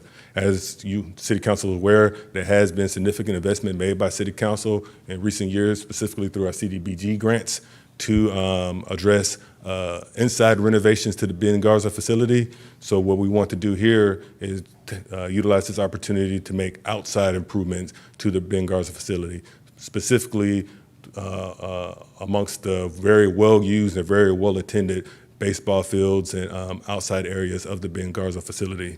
So what we want to focus on here is new landscaping, new playgrounds, and more importantly, renovating those fields so we can give our citizens and patrons of that facility the amenities that they need to have that recreational experience that's experienced with other residents across the city. And again, this is just a 3D rendering of what that would look like. You notice the baseball fields in the back, and currently with that landscaping playground that currently doesn't exist, but if approved and allowed to move forward, those are just examples of what those improvements would look like to the outside of the Ben Garza facility.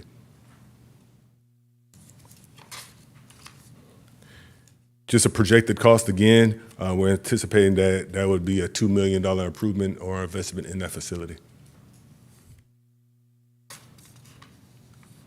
And finally, as Mr. Lamont Taylor was referring to, Dr. H.J. Williams Park, which is specifically in the Hillcrest area, it was called upon in that resolution that Dr. H.J. Williams Park be improved upon as well.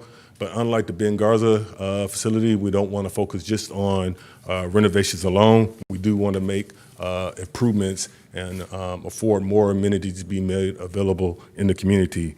That would include trail structures, new restrooms, new playground and exercise equipment that currently doesn't exist in the Dr. H.J. Williams Park facility. And with those renovations and improvements, we anticipate that that cost will come in at approximately $1.4 million.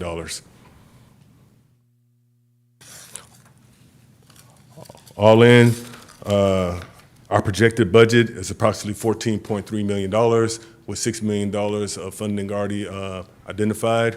We will be working closely with the city manager to figure out the funding solution for the remaining of the improvements. But in the interim, the way forward is, as the city manager stated, for us to complete an advanced funding agreement or AFA with TxDOT. That way, both the agency and the city is on the same page with the understanding of exactly what is going to be built and what the funding is going to be invested in. Then we also are going to restart our meetings and engagements with the Hillcrest Community Action Board, the Hillcrest community, and other stakeholder groups, with the intent of ensuring that they understand that this is not a plan that's set in stone. Rather, it's just a starting point to encourage the feedback and input that we're seeking from members of the community. Once we gain that feedback, we will then refine our plans, complete the 30% design with Half Associates, and then we'll be coming to council with a contract to go and move forward with a full-blown design, which we anticipate will take place in June or July. With that being stated, we will be meeting with the Hillcrest Cab in May, and we will be putting together our series of town halls, basically to engage other stakeholder groups in the community to make sure that we have the best plan to put forward for you all's consideration. With that being stated, I'll stand by for any questions or concerns. Okay. Dr. Young, you mentioned how much funding was already identified? I'll get you. $6 million, ma'am. We have $2.5 million of federal dollars that's currently sitting with the MPO. Once we do get approved, that is a plan that is approved by the FHA, then that funding will be released to the city for execution. And we also have $3.5 million of bond money that was pursued for it as well. So a total of $6 million, $14.3 million project. So we're anticipating an $8 million deficit, which we'll figure out. Okay. Thank you. Councilman Hunter. Sorry. You're fine. I clicked my name off. I was first in line, Councilman Presley, just FYI. I think your project's great. I have a couple questions. Obviously, I'm going to start with the sports facilities. Yes, sir. What size baseball field is that, and how many different age groups does it accommodate? I can get that information. Sure. Because that's fine. Yeah, it's not an expansion. Those fields already exist, so we'll basically be renovating them instead of building upon them. But yeah, I so get that you might want to move the fences back a little bit. That's my only suggestion there. That way, we have portable fences that you can bring in to accommodate the size of the fields for your occasional home run. Yes, sir. And since we're a baseball city, you'll be having a lot of those. Okay.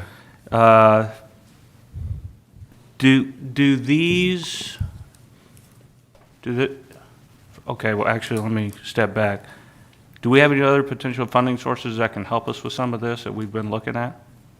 Currently, The MPO? of course, we're always bond. keeping an eye on different funding streams, but we wanted to do first thing first, which was put together a draft, not only for council consideration, but more importantly, so we can begin those conversations with the idea. CAB. So Good point, sorry. now that conversation we had, once we can come to agreement, we will work on those other pots of money as well to fund the project. Yeah, And then- Councilman, can I just add to that? Sure. So obviously with the trailhead to the Harbor Bridge, hike and bike trail, we expect a lot of tourists and visitors, so hotel occupancy tax is something we'll be looking at. Our next bond program, the Bond 2024, and other resources, grants as well. That's what I We do was- have a grant writer in the city. So the key thing, though, for us to recognize is that this is a requirement of this four-party agreement. So we have to live up to the minimum requirements that were listed. Yeah, that's what I was about to talk about, Yes, actually. That was my sir. next Okay, question, good. so Yes, sir. thank you. Okay. But yeah, I was really referring to grants. There's a lot of opportunities. We have a $35 billion surplus budget at the state. We may be able to reach out to them. Of course, they're focusing more on infrastructure issues, but a lot of people see parks as infrastructure, and there might be an opportunity there. Yes, sir. And then, yeah, I was going to mention, I said, when we did the bridge project, or when the city staff did, even before I got here, there was a requirement that we had to meet on putting in parks or environmental requirements. Yes, sir.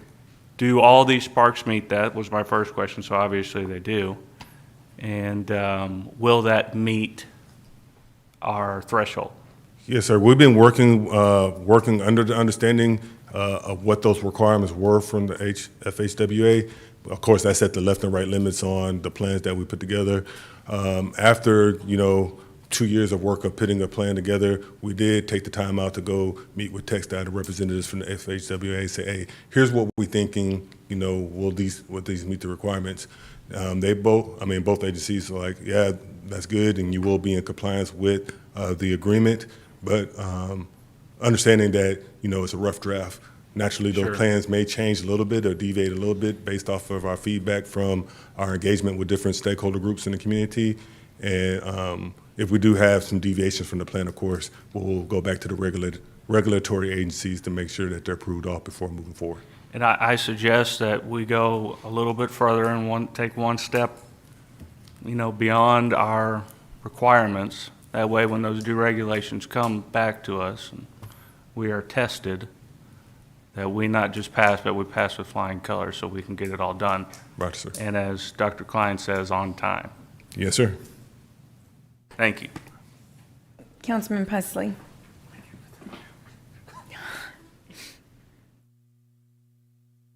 Yeah, thank you, Mayor. So I wasn't here when this was originally done, so I have a few questions about how we got here. So this joint agreement between the city, TxDOT, and who else? The Corpus Christi Housing Authority. Corpus Christi Housing Authority. And the Port of Corpus Christi. And the Port of Corpus Christi, okay. It stemmed, Councilman, from a civil, what do you call it, civil rights, what was the legal thing, Mons? There was a civil rights complaint. Civil rights complaint. So in order to solve that civil rights complaint, the parties got together, and there's an agreement that has requirements to include improvements to these parks. Okay. Yeah. Okay, so I understand. And Neiman, how much did you say we have now available to us? $6 million, sir. $6 million? Okay.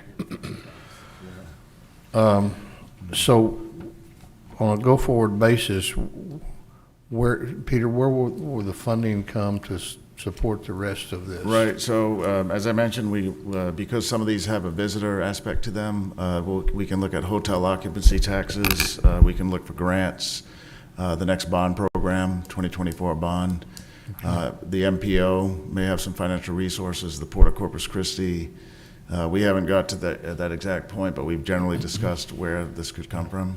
So, okay, that's all fine. So the design part of this is not complete from what I'm understanding. In other words, you have a series of meetings that you need to have with the community and stakeholders, et cetera, et cetera. Yeah, that's correct, sir. Right. All the participants who are going to pay for this, everybody's going to have to come together and agree what the final footprint's going to look like. Is that not correct? That's correct, Councilman. And the first real party that's most important is the CAB, the Hillcrest Community Action Community Action Board. Board, the CAB. They have been, that was in a developed board as part of this agreement with the civil rights violation. Okay. And so they do have some pretty significant authority.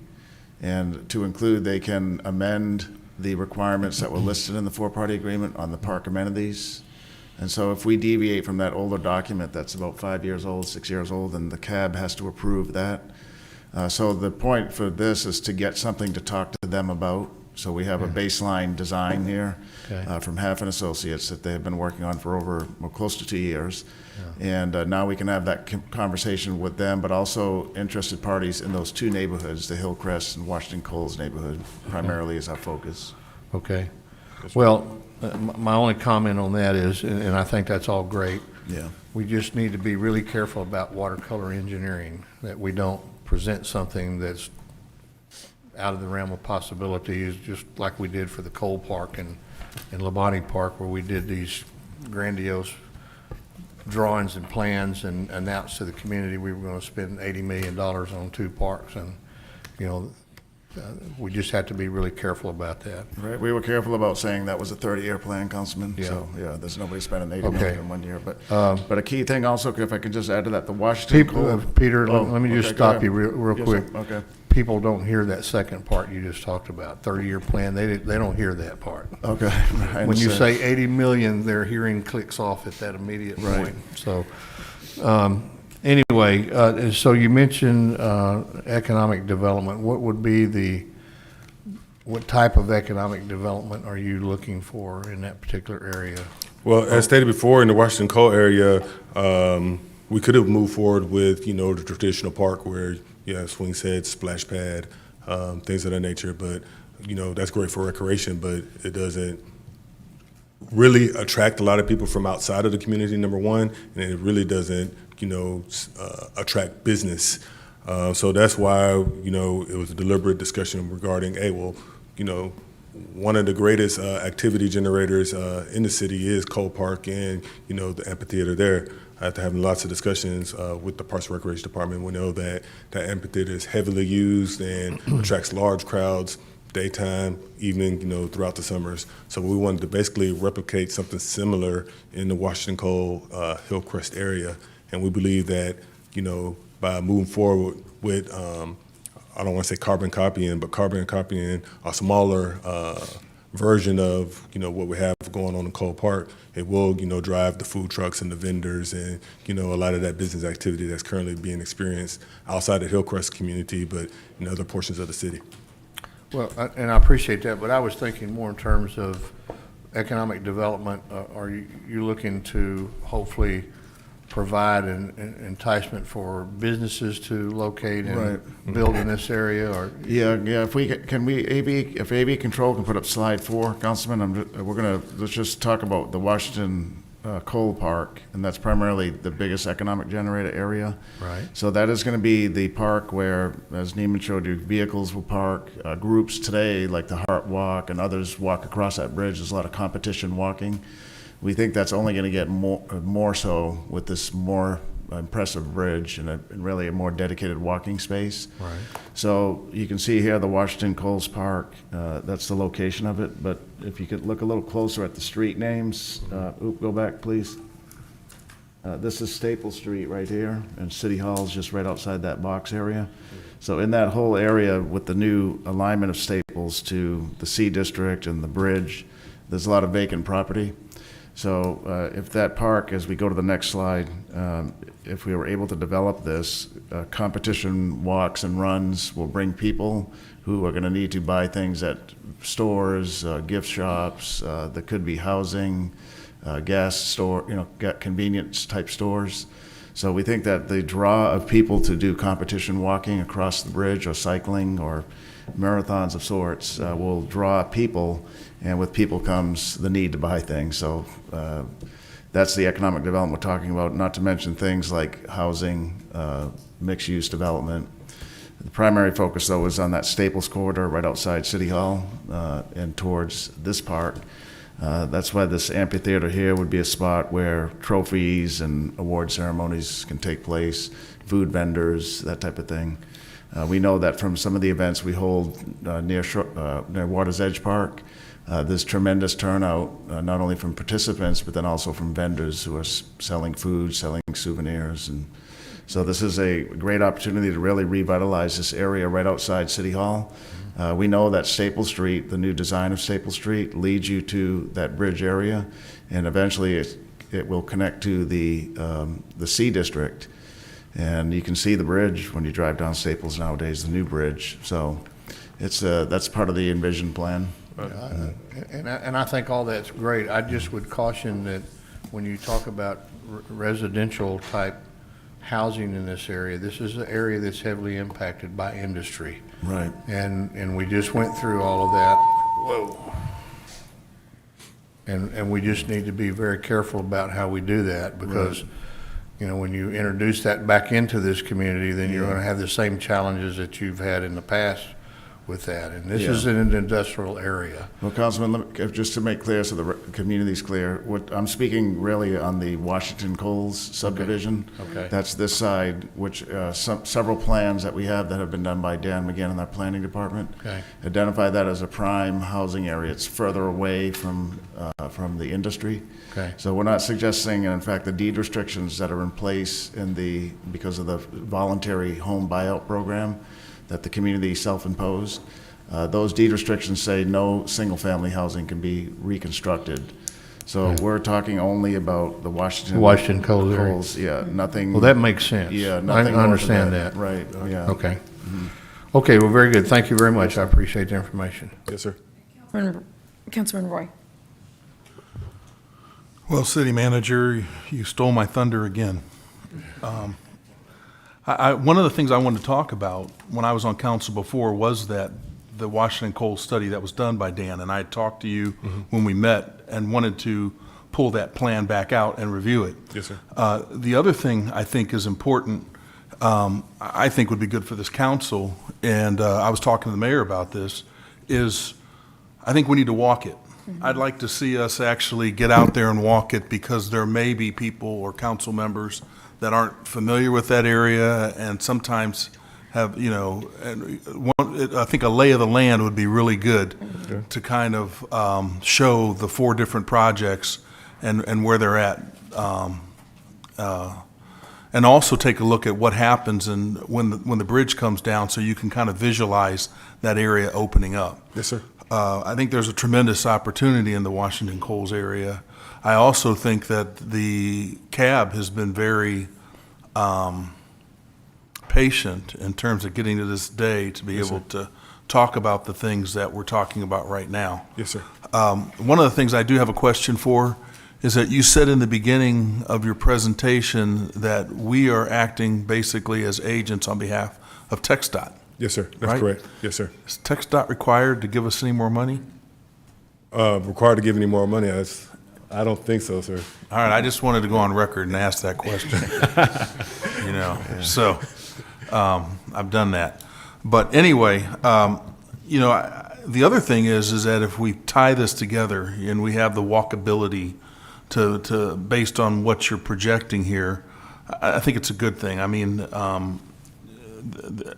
looking at this landscape, again, I think a lot of this will come about once we walk this area and kind of take a tour. And I don't know who would lead us in that, but I welcome it. We'll take care of that, sir. That's not a problem at all. All right, thank you. Councilman Suckley. Thanks, Mayor. Great idea, Councilman Roy. I'd like to actually walk it. I think that's a great idea to get us out there.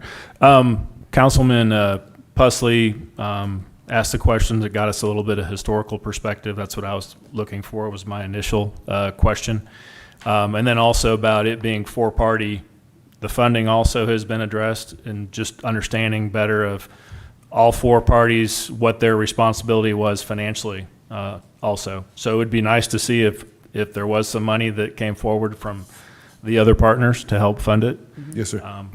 So in terms of the design that we saw today, I know it's a draft and you're looking for feedback. Yes, sir. I saw every park had irrigation in it. I'm assuming that it'll be affluent that we're using for all those wide open green spaces.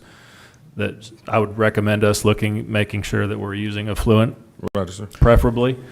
Saw a great number of trees, shrubs incorporated into the design. Mm-hmm. However, many of the trees are shown to be quite large. I'm guessing that that's indicative of what they'd look like in 10 plus years. So in terms of shade, other than Washington Coles, not many had shade structures. So it's hard to imagine many of our community members spending significant time out there enjoying the parks from May until September without more shade. Yes, sir. But just a suggestion. Track it, sir. And then lastly is one of the designs had, on TC Ayers, had an area adjacent to it that said park by others. Mm-hmm. Didn't know what that meant. What does that mean? Yes, sir. And let me go to that slide. What that means is, if in addition to the city making improvements, as you can see on the right side of the screen, TxDOT also has been working with Flatiron because they're going to be making improvements to the area as well. We define them as others in this rendering, and we don't exactly yet have what those plans are, but we did meet with TxDOT, explain to them, look, we know under this agreement that the city is going to be responsible for a portion of TC Ayers, TxDOT the other. We really need to get those renderings and those plans from you all, and we're waiting for those to be received, but others is TxDOT because they have requirements to meet as well in accordance with the agreement. And they're going to pay for those. On their dime, not ours. So. Yeah, it'd be nice to collaborate with them. No, we are. Okay. There's no choice. Great. Yes, sir. Right. Yes, sir. Thank you. Yes, sir. Councilman Klein. Thank you, Madam Mayor. I'm just going to reiterate, I guess, comments made by my flanking council members and say this, I guess, a little bit flippantly. This is a very strange 4-party agreement if only one party's ponying up money. I think that needs to be revisited. Yeah, that's probably, can you clarify that, Neiman? Yes, that wasn't city funding, that actually was federal funding to $2.5 million of that $6 million actually came from sources outside of the city. Right, right. I understand that. But if there's 3 other members to the 4-part agreement, I'm wondering what their financial contribution is going to be. Yes, sir. To this project. There's a very, matter of fact, I have my position right here, a very detailed memo detailing that agreement because it didn't revolve around just the parks alone. There was other issues that were addressed in that agreement. I'm just focused on, of course, the park side, but there was other requirements in accordance with that agreement, other financial requirements as well that required for TxDOT and FHWA. About the buyouts, maybe perhaps. Yes, sir. Yeah, and we can forward that to council for you all. Yeah, that's right. Right, All so, right. yeah, Councilman Klein, it's a good point. This is just one piece of the bigger agreement, just the park. So as an example, the Port of Corpus Christi with their financial resources put, I think, in excess of $30 million in the buyout program with their own resources as stipulated by the 4-party agreement. Okay. And that number may not be, I think, I don't know, somewhere around there. somewhere around there. So, but we'll get that for the council, the total agreement and who paid what. Right. Yes, sir. All right, that's good. The only other question I had, and this is from conversations that I had with Reverend Adam Carrington before he passed away for the last, I guess, 4 or 5 years already, and Lamont Taylor as well, that early on there was an agreement, I believe, with TxDOT, I guess that's maybe a part of all this, that there would be an outdoor museum created in the Hillcrest area that would tell the story of the Hillcrest and Washington Coles neighborhoods, a series of kind of monuments outdoors, not necessarily curated, but just an outdoor kind of walking museum as a part of all this. I don't know if that's a part of these plans or if that's a completely separate issue. It seemed to me like as if it should be a part of this either in the T.C. Ayers Park or perhaps maybe in the Washington Coles Park area there as well. Yes, sir.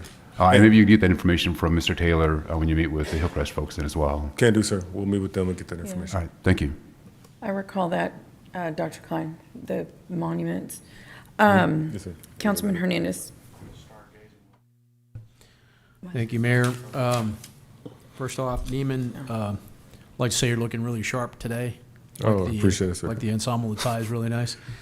But I did want to take a question on this in terms of how you look at this from a larger standpoint. The Washington Coles area was included in the downtown area development plan. And so how does this incorporate with the area development plan? I'm not familiar with the development plan. That's something that we'll be working with Dan McGinn. Again, right here, what we were trying to do, and I'm sure you've seen the meter. I understand. And what to I restart wanted, the conversation. What I want to bring back here is because even the city manager mentioned the redevelopment of Staples and what that looks like. And if we're not incorporated as an overall larger plan for the entire area with these parks, we can't be myopic and just look at these parks, right? We got to look at how it works with the overall area development plan. And I think, I understand what you're trying to do in the first phase of this, but there was a lot involved with that area development plan. They want mixed use items and a lot of, it was really nicely, it would be nice, but I want to there has to be a bigger picture on this because weren't taken into consideration the proximity of the wastewater treatment plant with regards to HUD funding. I mean, there was a lot of things in there that I think were missed. Yes, sir. And so when we look at this, I understand we have an obligation to improve these parks, but I want to take a look at this from an entirely planning area, not just the parks, but also the area development. What is the realistic look for this area? And I agree with Councilman Roy that we need to dust off that plan and maybe revisit it to make sure it's realistic. And, if it involves moving streets, well, oddly enough, Councilman Roy, I actually traveled through this way going to the Whataburger Field to see the Hooks on Friday and Saturday. And I drove through Staples, made a turn on Ramirez, Alameda, Broadway, and to get to Whataburger Field. And so I actually drove there, and it was funny because historically, my wife's family, bless you, my wife's family grew up, her dad, my father-in-law, grew up basically on the intersection of Ramirez and at North Alameda. So, I mean, we actually stopped and looked at the place where it's actually an open field now. They sold that house in 1964, and it turned into, I guess, HUD or housing development. Now it's leveled, and it's just open field now with some foundations. Yes, sir. Okay, so there's some history, not only in my family, but I mean, obviously there's connections here. But if we're going to redevelop this, I want to make sure we understand where the streets are going to go. Yes, sir. Where the parks, how it connects. Yes, sir. I don't think we're ready. This is not ready for prime time in terms of what we're trying to accomplish here. And I encourage you to really communicate with the owners that are still there. What's the best use for these facilities, and what's it going to look like with the development? Until then, I mean, we can't make a decision on this. Yes, sir. Yes, it's a decision. And I stated it's just a rough draft. There's no decision. Yeah, and we agree it's not decision ready. Yeah. I'm sorry, go ahead. No, I was just going to say, today is just a briefing, because the first step really, this is a courtesy briefing, because the first step is going to the cab. But I just spoke with Dan McGinn, who has had some limited involvement, and we'll be getting him more involved. Yes, Now, sir. the goal was to get something to show to the cab, and that's what that's where we are today. Yes, sir. Like I said, I would incorporate the area development plan. Right. So Yes. if We you're agree. just doing this, it's not. Right, we it agree. may not fit. We agree. Okay. Yes, sir. Thank you. Councilwoman Campos. Thank you, Mayor. Thank you, Neiman. Yes, ma'am. I guess a lot has been said here. Most of the things have been covered. And we always go back to the source of money, right? Everything's always about money. I'm just wondering, do we need, is it possible, I think I've asked Miles about this, how is it that we can receive funds or donations, or however we want to say it, from, just corporations or industry, or how do we make that easy for these type of public, things that we want to do for the city? Do we know how that works, Neiman or Miles? Let's say, we have a particular corporation that wanted to do that. How do they help with this project?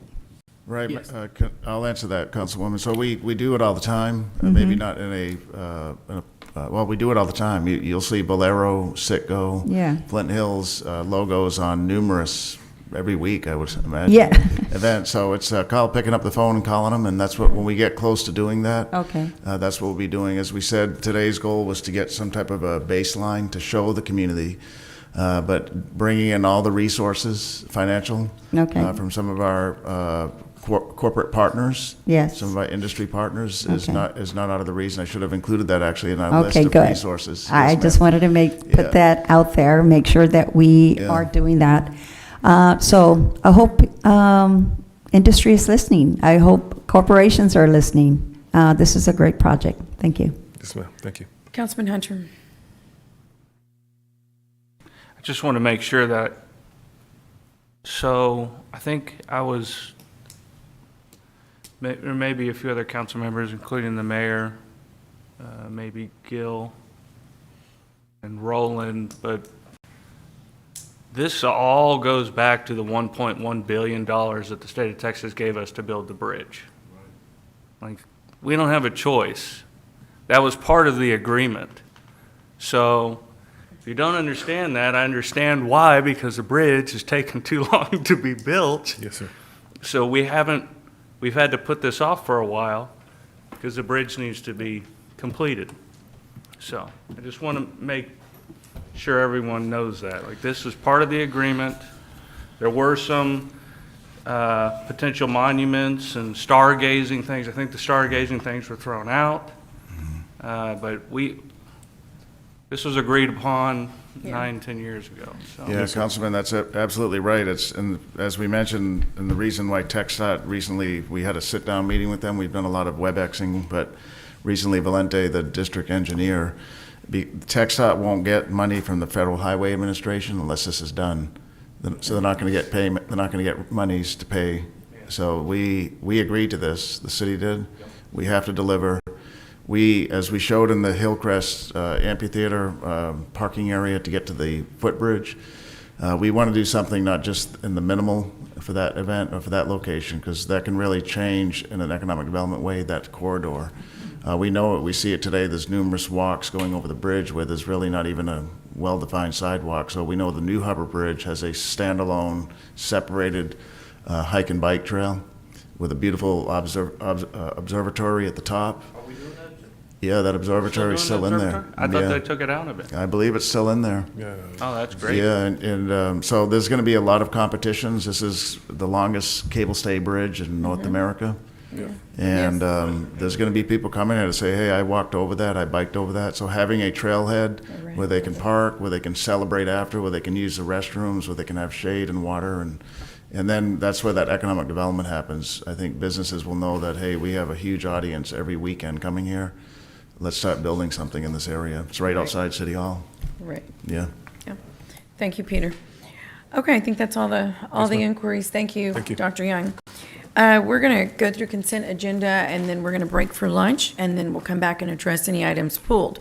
So, Council, do you have any items, numbers 4 through 10, that you would like to pull for individual consideration?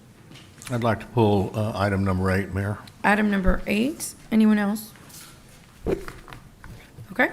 With that, I will entertain a motion to approve the consent agenda with the exception of item number 8. So moved. Second. Okay, any further discussion? All in favor, say aye. Aye. Any opposed, say no. The motion carries. So when we return, we will discuss item number 8 and then move on with the agenda. And let's see, do we have we do have executive session. Let's see here.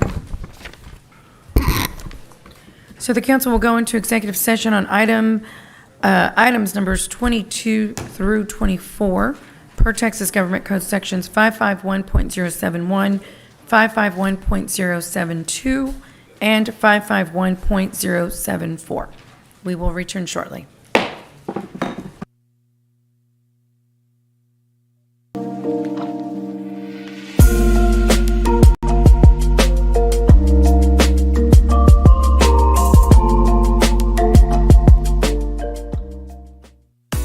Life is made easy with 311, a fast and reliable way to report a problem and get information on city services. Everything from street repairs, gas or water leaks, animal care services, or even information on your trash pickup schedule. Call 311 or download the MyCC 311 app and get instant access to create service requests, upload information and photos, and submit your location to alert us to the area. 311 provides solutions to everyday problems. Anytime, anywhere, on any device. Get better quality, better service, and better results. Life made easy with 311. Download MyCC 311 app today. The City of Corpus Christi has been working hard for the future. To ensure we have a confident supply of clean water, we've secured 4 water sources for our community. But it's up to you to maintain our water supply through effective and efficient use. Limiting your outdoor watering, installing modernized plumbing, and making smart landscaping choices. Together, we can keep our water resources secure for our growing city. Did you know you can submit a request for city services in just a few minutes using your phone? Download the free MyCC 311 app to get started. Quickly report issues such as street maintenance, water or gas issues, garbage pickup, code violations, or animal care services. The MyCC 311 app is easy to use. Upload information and photos, identify the location, hit submit, and you're all done. Life made easy with 311. Download the MyCC 311 app today. We've all dealt with the hassles of traveling. Traffic, long lines, security, layovers. And what if there was a smarter way? When you fly out of Corpus Christi International Airport, you get all the modern amenities you love with the stress-free convenience of flying local. So you can skip the hassle and get right to the good parts. Taking off and returning home. Fly smarter, not harder at flyccia.com. When emergencies strike, stay informed with Reverse Alert. Everything from incoming severe weather, traffic alerts, police and fire activity, industry alerts, and citywide information. Reverse Alert will provide you time-sensitive information to keep you safe. Signing up is a fast and easy process. Text BeReadyCCNC to 888-777. or visit cctexas.com/alert sign up. Choose to receive notifications by phone call, text, or email. And with fully customizable options, you pick what notifications you want to receive. And you can designate what hours of the day that you don't want to be disturbed. Stay informed, stay aware, stay alert. Sign up for Reverse Alert today. Beach to Bay is back. Join us Saturday, May 20th for the 46th annual Beach to Bay Relay Marathon. Participate with over 8,000 runners in a 26.2-mile six-leg event. Runners start in the sands of North Padre Island, cross the JFK Causeway, travel through Naval Air Station Corpus Christi, and finish along our scenic Shoreline Boulevard. For the first time, you can choose from 3 separate events to participate. Run as a team in the 6-person relay, split up the run with your partner in the 2-person relay, or challenge yourself and run the entire 26.2-mile marathon solo. Register online at beachtobayrelay.com. Beach to Bay starts at 7 a.m. on Saturday, May 20th. Come be a part of Corpus Christi's biggest relay marathon tradition. Join family, friends, and the community at Beach to Bay 2023.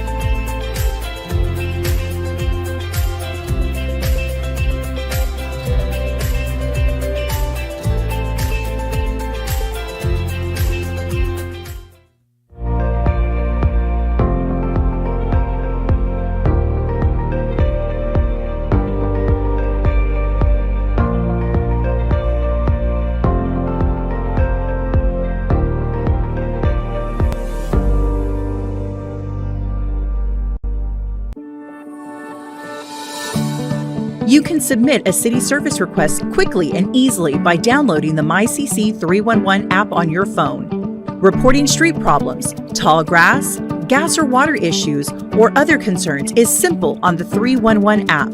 Just choose from a list of services, add a photo, answer a few short questions, mark your location, and hit submit. Everything you need in just a few minutes. Life is made easy with 311. Download the MyCC 311 app today.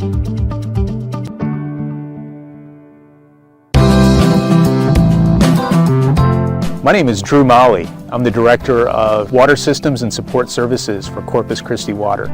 I'm standing here at Choke Canyon. It's one of 4 drinking water sources. It's one of the most important water reservoirs for our city of Corpus Christi. If you look behind me, you'll see these buoys that are laying on the ground. These buoys are typically floating on the water surface, which indicates that the reservoir is significantly lower than where it normally is. As you may be aware, the city of Corpus Christi is in stage 1 water restrictions, and so we're asking everybody to do their part to conserve water. We urge you to save water, and we appreciate your efforts.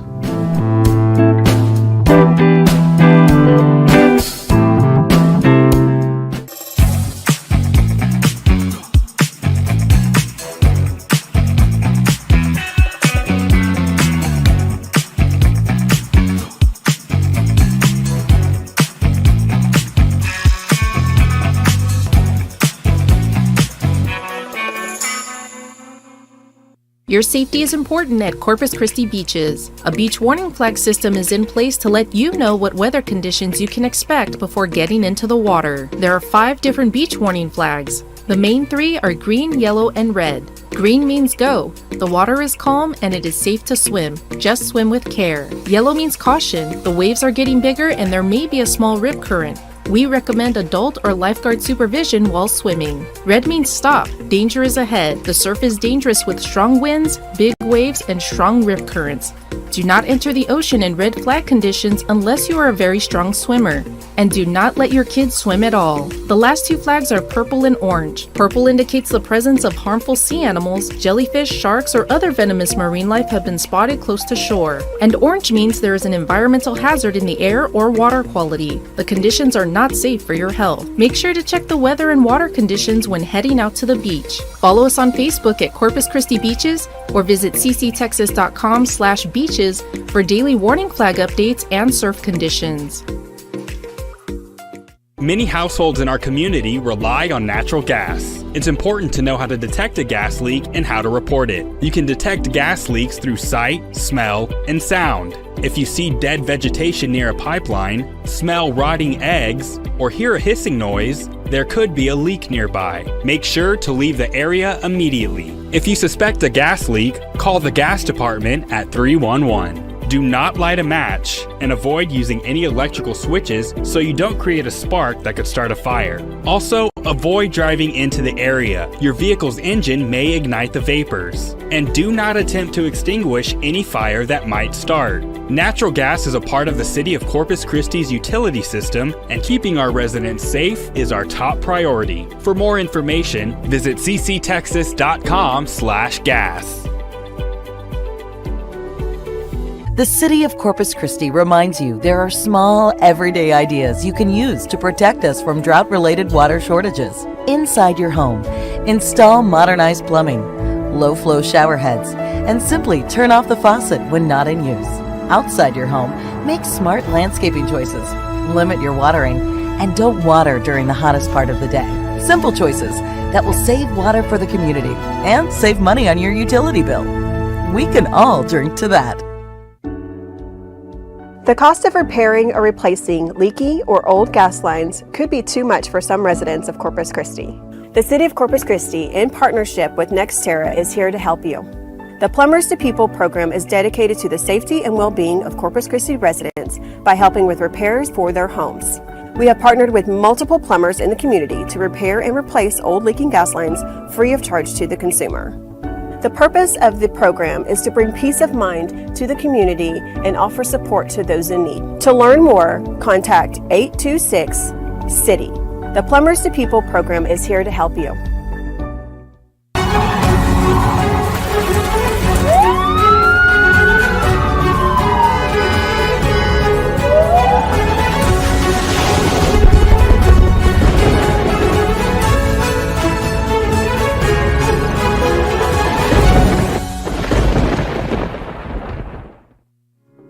Your public libraries are now accessible at your fingertips. From our free digital resources options, tap into Discovery and read, listen, watch digital content all from the comfort of your home. Anytime and anywhere you go, you can now borrow ebooks, audiobooks, movies, music, magazines, and watch educational programs. Our digital resources offers thousands of titles to choose from, all from your computer, tablet, or phone. And did we mention? It's all free. Visit cctexas.com/library for more information on how to sign up.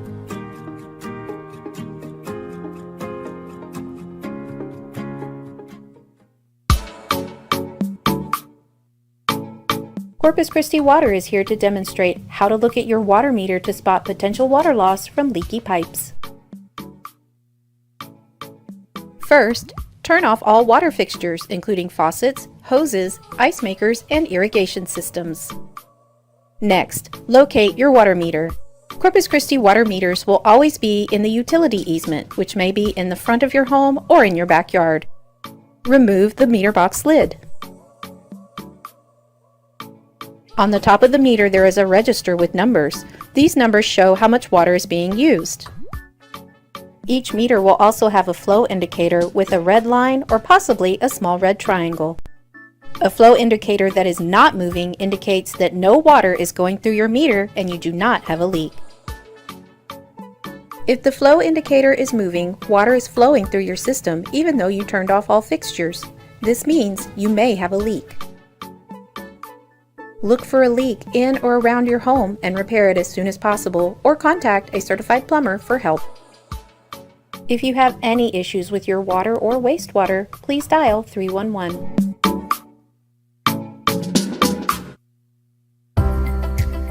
Whether you're a homeowner planting a tree or a contractor working on a job site, always call 811 at least 2 days before you dig. It's free, it's easy, and it's the law. Call 811 to provide dig location and project information. A specialist will then come to your location and mark the underground line, allowing you to work safely without any delay. Your safety is our priority.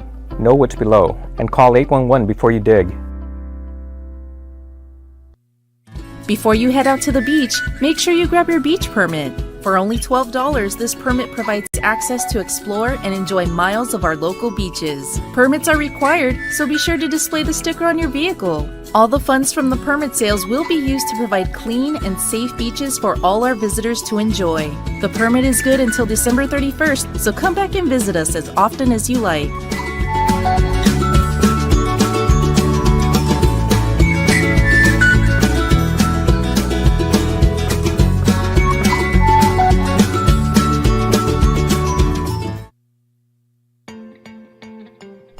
A major issue at recycling facilities today is when plastic shopping bags are incorrectly added to the recycling bin.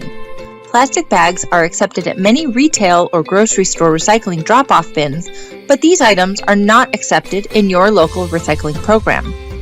When recycling plastic bags and overwrap at these retail drop-off locations, it is important to remove any receipts or stickers from the plastic and make sure it is clean and dry.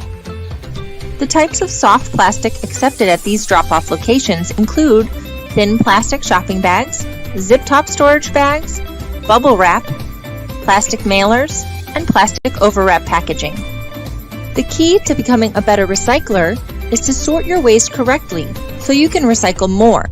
This helps reduce your waste in landfills and has a positive impact on the environment.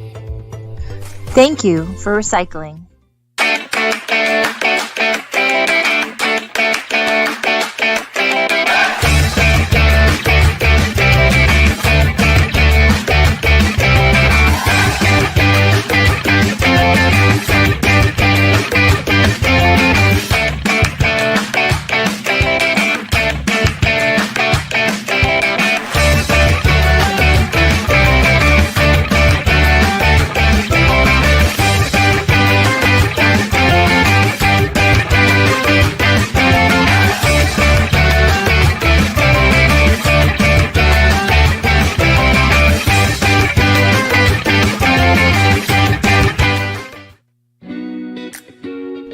The City of Corpus Christi is proud to introduce a new 311 call center.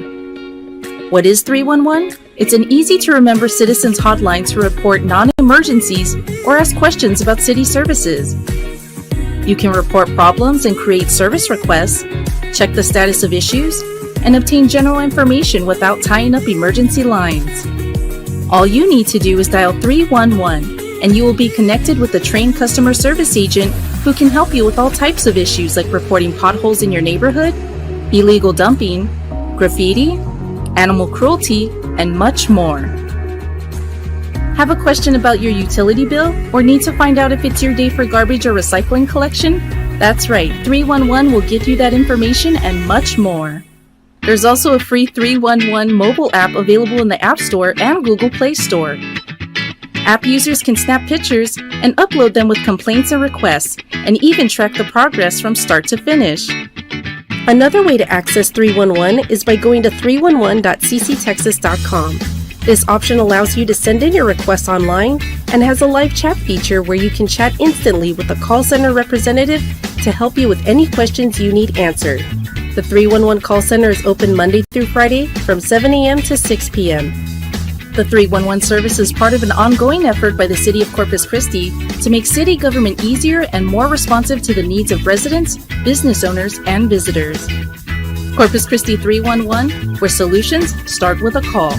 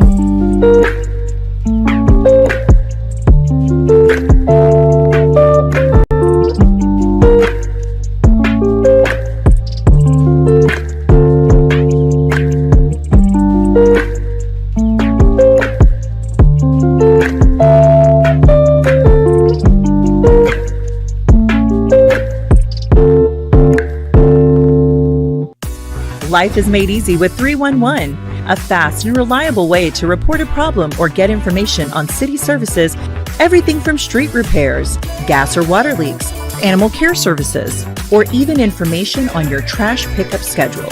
Call 311 or download the MyCC 311 app and get instant access to create service requests, upload information and photos, and submit your location to alert us to the area.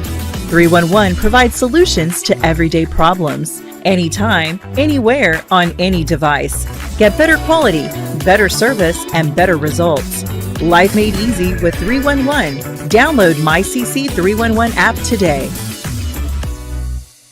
The City of Corpus Christi has been working hard for the future. To ensure we have a confident supply of clean water, we've secured 4 water sources for our community. But it's up to you to maintain our water supply through effective and efficient use, limiting your outdoor watering, installing modernized plumbing, and making smart landscaping choices. Together, we can keep our water resources secure for our growing city. Did you know you can submit a request for city services in just a few minutes using your phone? Download the free MyCC 311 app to get started. Quickly report issues such as street maintenance, water or gas issues, garbage pickup, code violations, or animal care services. The MyCC 311 app is easy to use. Upload information and photos, identify the location, hit submit, and you're all done.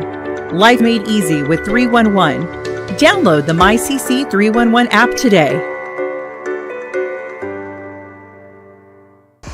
We've all dealt with the hassles of traveling. Traffic, long lines, security, layovers. And what if there was a smarter way? When you fly out of Corpus Christi International Airport, you get all the modern amenities you love with the stress-free convenience of flying local. So you can skip the hassle and get right to the good parts. Taking off and returning home. Fly smarter, not harder at flyccia.com. When emergencies strike, stay informed with Reverse Alert. Everything from incoming severe weather, traffic alerts, police and fire activity, industry alerts, and citywide information. Reverse Alert will provide you time-sensitive information to keep you safe. Signing up is a fast and easy process. Text BeReadyCCNC to 888-777 or visit cctexas.com/alert sign up. Choose to receive notifications by phone call, text, or email. And with fully customizable options, you pick what notifications you want to receive. And you can designate what hours of the day that you don't want to be disturbed. Stay informed, stay aware, stay alert. Sign up for Reverse Alert today. Beach to Bay is back. Join us Saturday, May 20th for the 46th annual Beach to Bay Relay Marathon. Participate with over 8,000 runners in a 26.2-mile six-leg event. Runners start in the sands of North Padre Island, cross the JFK Causeway, travel through Naval Air Station Corpus Christi, and finish along our scenic Shoreline Boulevard. For the first time, you can choose from 3 separate events to participate. Run as a team in the 6-person relay, split up the run with your partner in the 2-person relay, or challenge yourself and run the entire 26.2-mile marathon solo. Register online at beachtobayrelay.com. Beach to Bay starts at 7 a.m. on Saturday, May 20th. Come be a part of Corpus Christi's biggest relay marathon tradition. Join family, friends, and the community at Beach to Bay 2023.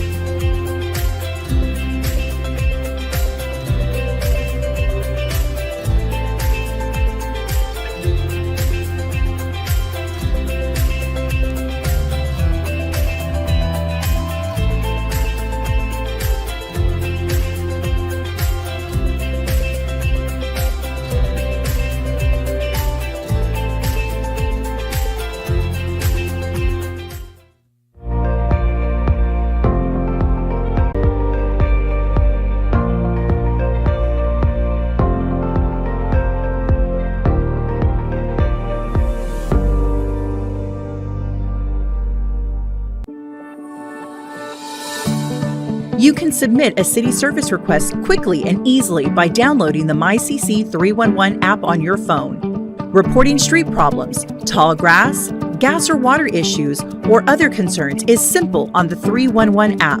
Just choose from a list of services, add a photo, answer a few short questions, mark your location, and hit submit. Everything you need in just a few minutes. Life is made easy with 311. Download the MyCC 311 app today.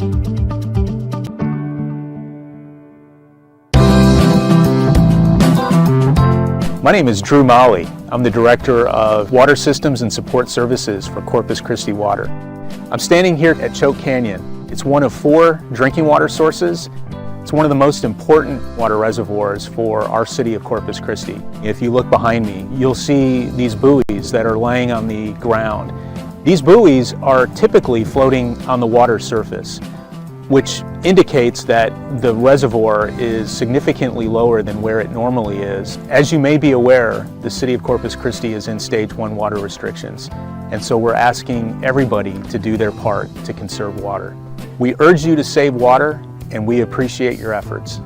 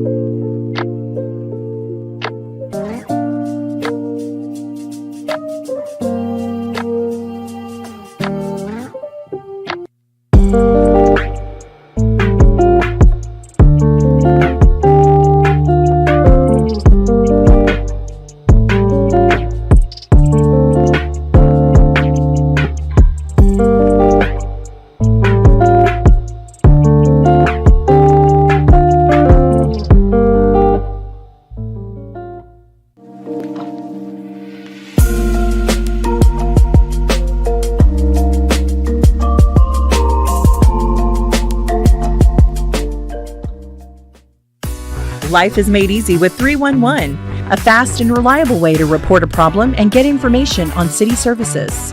Everything from street repairs, gas or water leaks, animal care services, or even information on your trash pickup schedule. Call 311 or download the MyCC 311 app and get instant access to create service requests, upload information and photos, and submit your location to alert us to the area. 311 provides solutions to everyday problems, anytime, anywhere, on any device. Get better quality, better service, and better results. Life made easy with 311. Download MyCC 311 app today. The City of Corpus Christi has been working hard for the future. To ensure we have a confident supply of clean water, we've secured 4 water sources for our community. But it's up to you to maintain our water supply through effective and efficient use, limiting your outdoor watering, installing modernized plumbing, and making smart landscaping choices. Together, we can keep our water resources secure for our growing city. Did you know you can submit a request for city services in just a few minutes using your phone? Download the free MyCC 311 app to get started. Quickly report issues such as street maintenance, water or gas issues, garbage pickup, code violations, or animal care services. The MyCC 311 app is easy to use. Upload information and photos, identify the location, hit submit, and you're all done. Life made easy with 311. Download the MyCC 311 app today. We've all dealt with the hassles of traveling. Traffic, long lines, security, layovers. And what if there was a smarter way? When you fly out of Corpus Christi International Airport, you get all the modern amenities you love with the stress-free convenience of flying local. So you can skip the hassle and get right to the good parts. Taking off and returning home. Fly smarter, not harder at flyccia.com. When emergencies strike, stay informed with Reverse Alert. Everything from incoming severe weather, traffic alerts, police and fire activity, industry alerts, and citywide information. Reverse Alert will provide you time-sensitive information to keep you safe. Signing up is a fast and easy process. Text BeReadyCCNC to 888-777 or visit cctexas.com/alert sign up. Choose to receive notifications by phone call, text, or email. And with fully customizable options, you pick what notifications you want to receive. And you can designate what hours of the day that you don't want to be disturbed. Stay informed, stay aware, stay alert. Sign up for Reverse Alert today. Beach to Bay is back.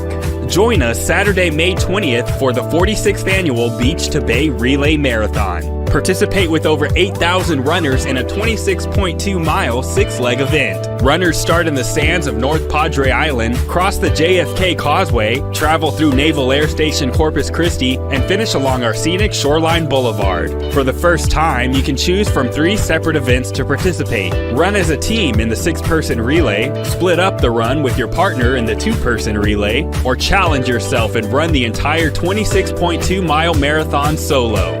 Register online at beachtobayrelay.com. Beach to Bay starts at 7 a.m. on Saturday, May 20th. Come be a part of Corpus Christi's biggest relay marathon tradition. Join family, friends, and the community at Beach to Bay 2023.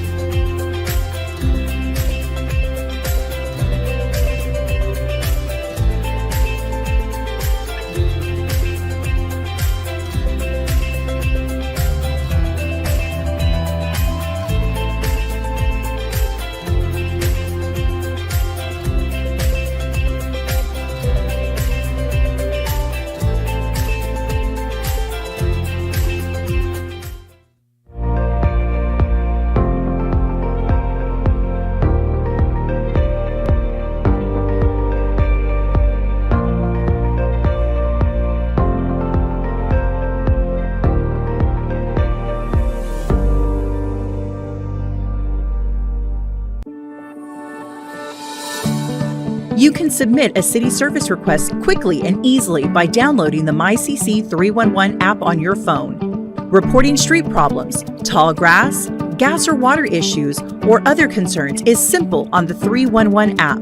Just choose from a list of services, add a photo, answer a few short questions, mark your location, and hit submit. Everything you need in just a few minutes.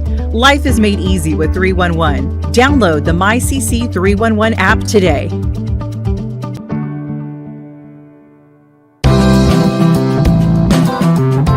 My name is Drew Molly. I'm the Director of Water Systems and Support Services for Corpus Christi Water. I'm standing here at Choke Canyon. It's one of 4 drinking water sources. It's one of the most important water reservoirs for our city of Corpus Christi. If you look behind me, you'll see these buoys that are laying on the ground. These buoys are typically floating on the water surface, which indicates that the reservoir is significantly lower than where it normally is. As you may be aware, the city of Corpus Christi is in stage 1 water restrictions, and so we're asking everybody to do their part to conserve water. We urge you to save water, and we appreciate your efforts.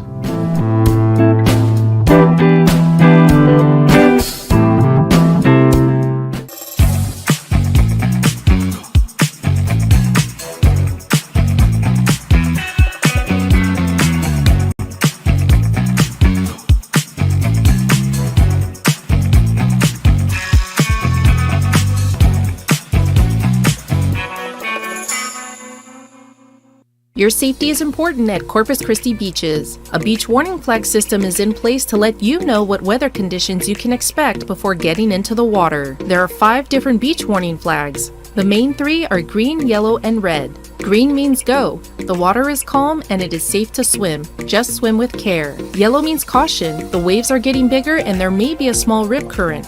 We recommend adult or lifeguard supervision while swimming. Red means stop. Danger is ahead. The surf is dangerous with strong winds, big waves, and strong rip currents. Do not enter the ocean in red flag conditions unless you are a very strong swimmer.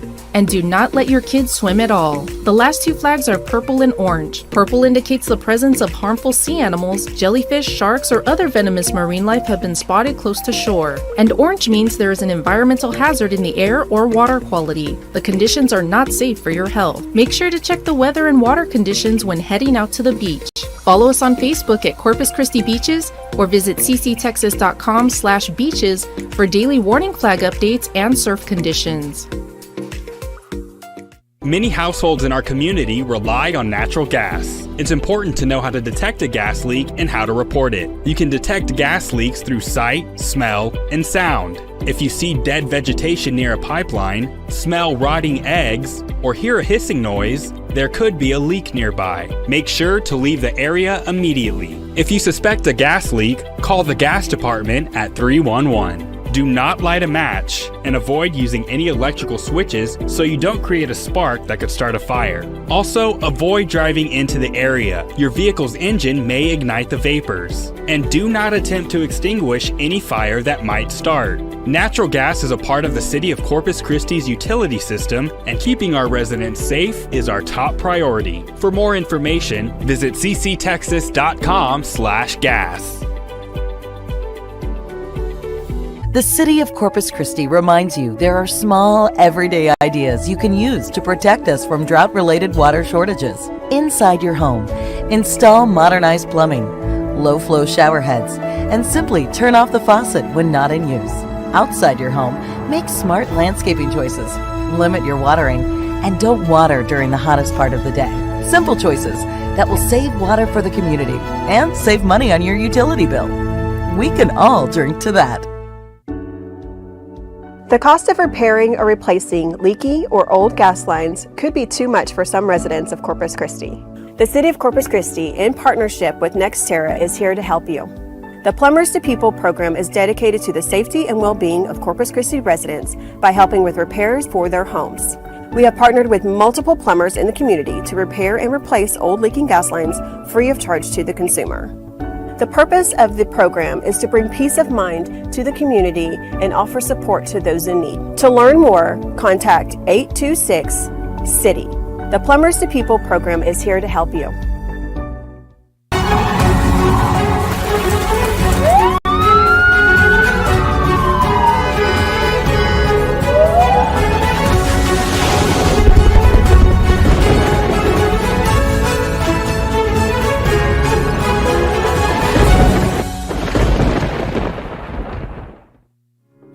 Your public libraries are now accessible at your fingertips from our free digital resources options.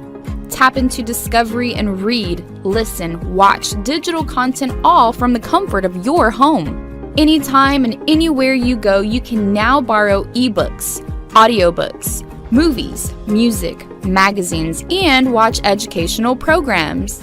Our digital resources offers thousands of titles to choose from, all from your computer, tablet, or phone. And did we mention, it's all free. Visit cctexas.com/library for more information on how to sign up.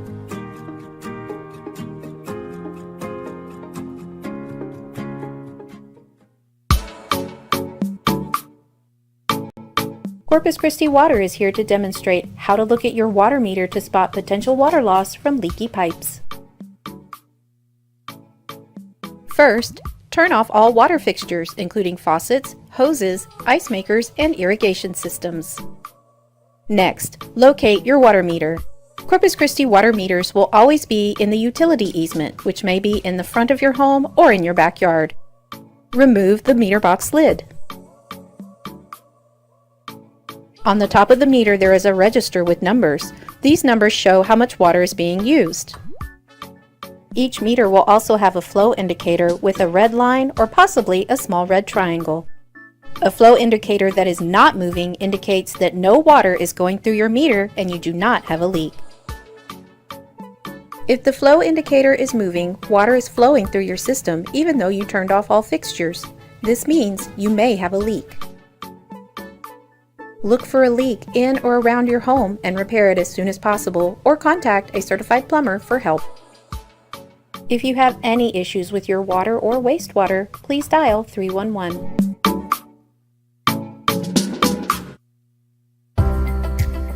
Whether you're a homeowner planting a tree or a contractor working on a job site, always call 811 at least 2 days before you dig. It's free, it's easy, and it's the law. Call 811 to provide dig location and project information. A specialist will then come to your location and mark the underground line, allowing you to work safely without any delay. Your safety is our priority. Know what's below and call 811 before you dig. Before you head out to the beach, make sure you grab your beach permit. For only $12, this permit provides access to explore and enjoy miles of our local beaches. Permits are required, so be sure to display the sticker on your vehicle. All the funds from the permit sales will be used to provide clean and safe beaches for all our visitors to enjoy. The permit is good until December 31st, so come back and visit us as often as you like.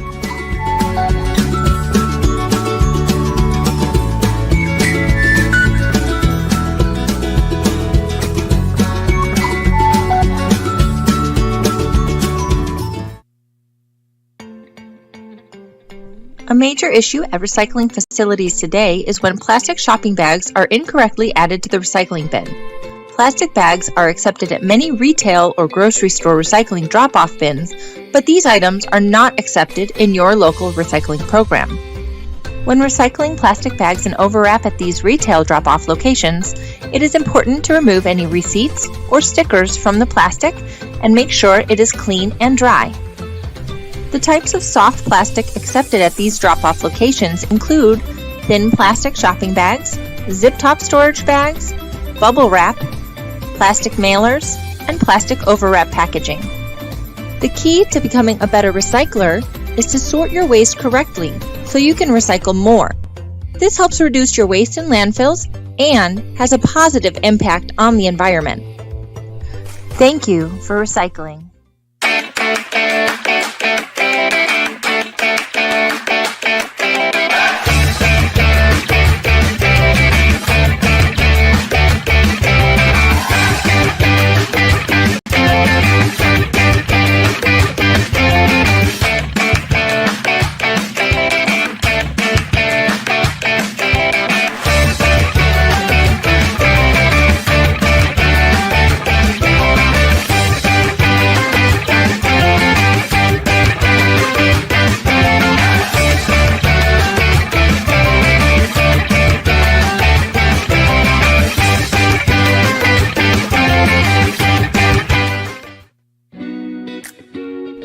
The City of Corpus Christi is proud to introduce a new 311 call center.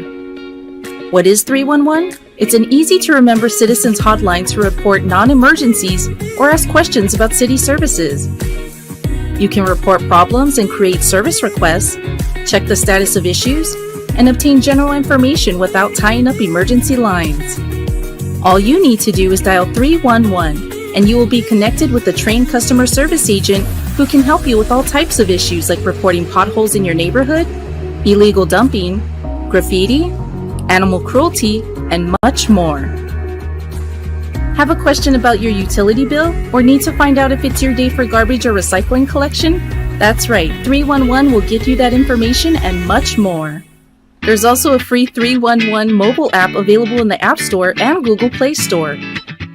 App users can snap pictures and upload them with complaints and requests, and even track the progress from start to finish. Another way to access 311 is by going to 311.cctexas.com.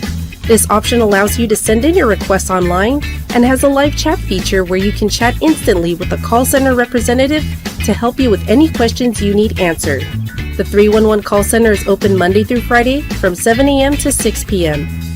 The 311 service is part of an ongoing effort by the City of Corpus Christi to make city government easier and more responsive to the needs of residents, business owners, and visitors. Corpus Christi 311, where solutions start with a call.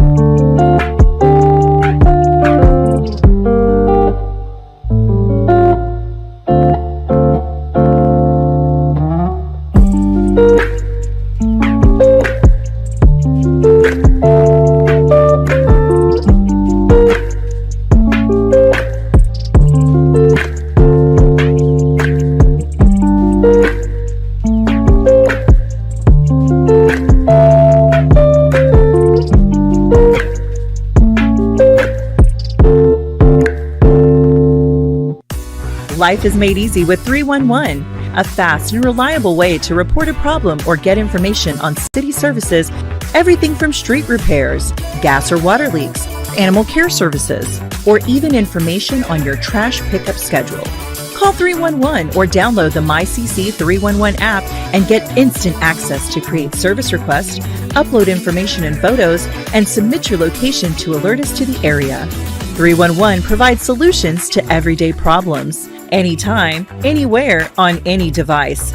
Get better quality, better service, and better results. Life made easy with 311. Download MyCC 311 app today.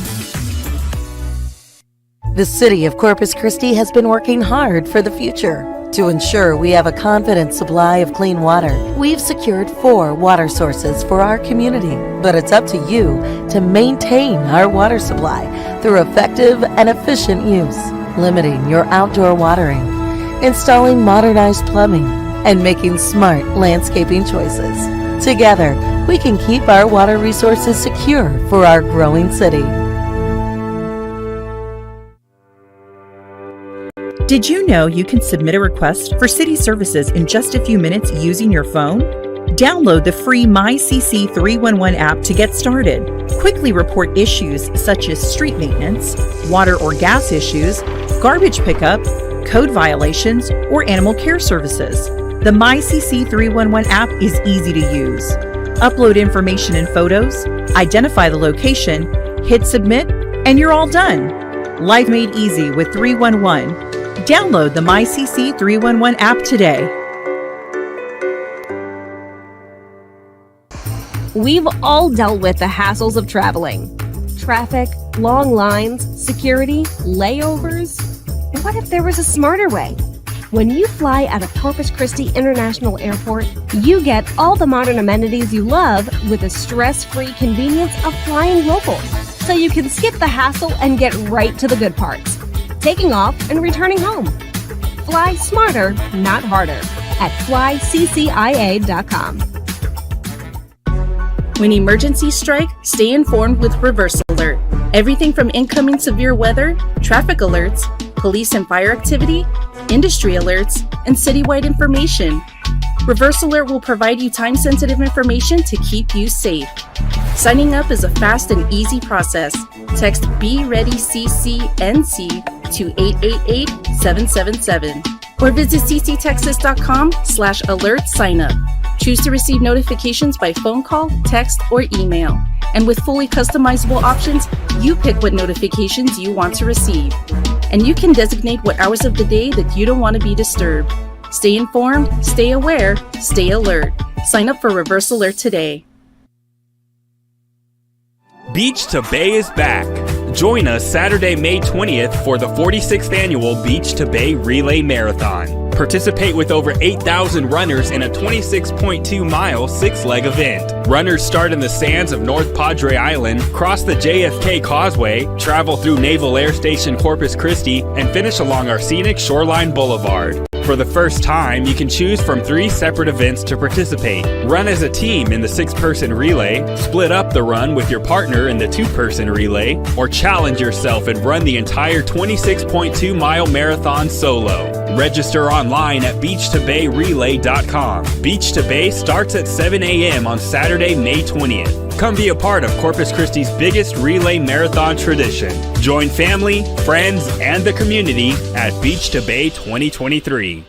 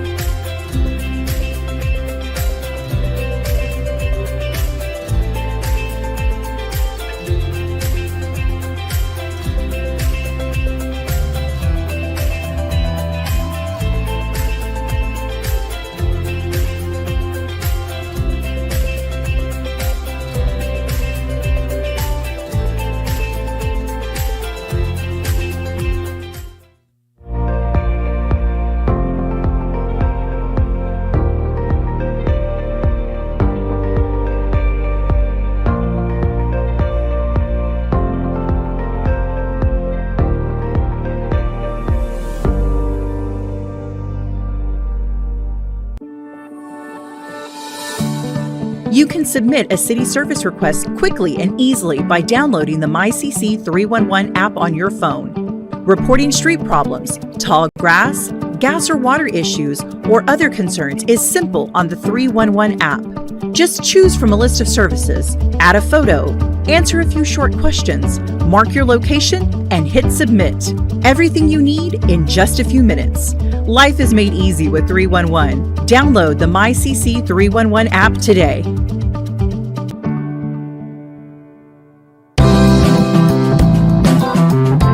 My name is Drew Molly. I'm the Director of Water Systems and Support Services for Corpus Christi Water. I'm standing here at Choke Canyon. It's one of 4 drinking water sources.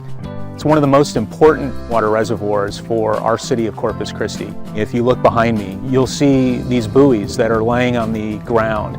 These buoys are typically floating on the water surface, which indicates that the reservoir is significantly lower than where it normally is. As you may be aware, the city of Corpus Christi is in stage 1 water restrictions, and so we're asking everybody to do their part to conserve water. We urge you to save water, and we appreciate your efforts.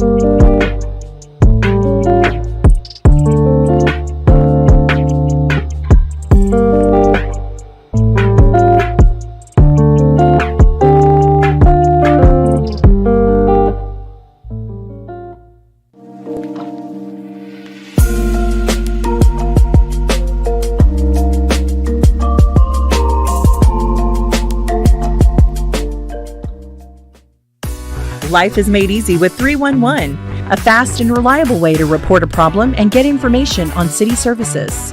Everything from street repairs, gas or water leaks, animal care services, or even information on your trash pickup schedule.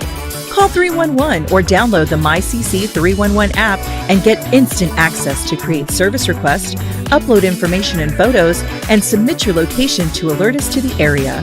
311 provides solutions to everyday problems, anytime, anywhere, on any device. Get better quality, better service, and better results. Life made easy with 311. Download MyCC 311 app today. The City of Corpus Christi has been working hard for the future. To ensure we have a confident supply of clean water, we've secured 4 water sources for our community. But it's up to you to maintain our water supply through effective and efficient use, limiting your outdoor watering, installing modernized plumbing, and making smart landscaping choices. Together, we can keep our water resources secure for our growing city. Did you know you can submit a request for city services in just a few minutes using your phone? Download the free MyCC 311 app to get started. Quickly report issues such as street maintenance, water or gas issues, garbage pickup, code violations, or animal care services. The MyCC 311 app is easy to use. Upload information and photos, identify the location, hit submit, and you're all done. Life made easy with 311. Download the MyCC 311 app today. We've all dealt with the hassles of traveling.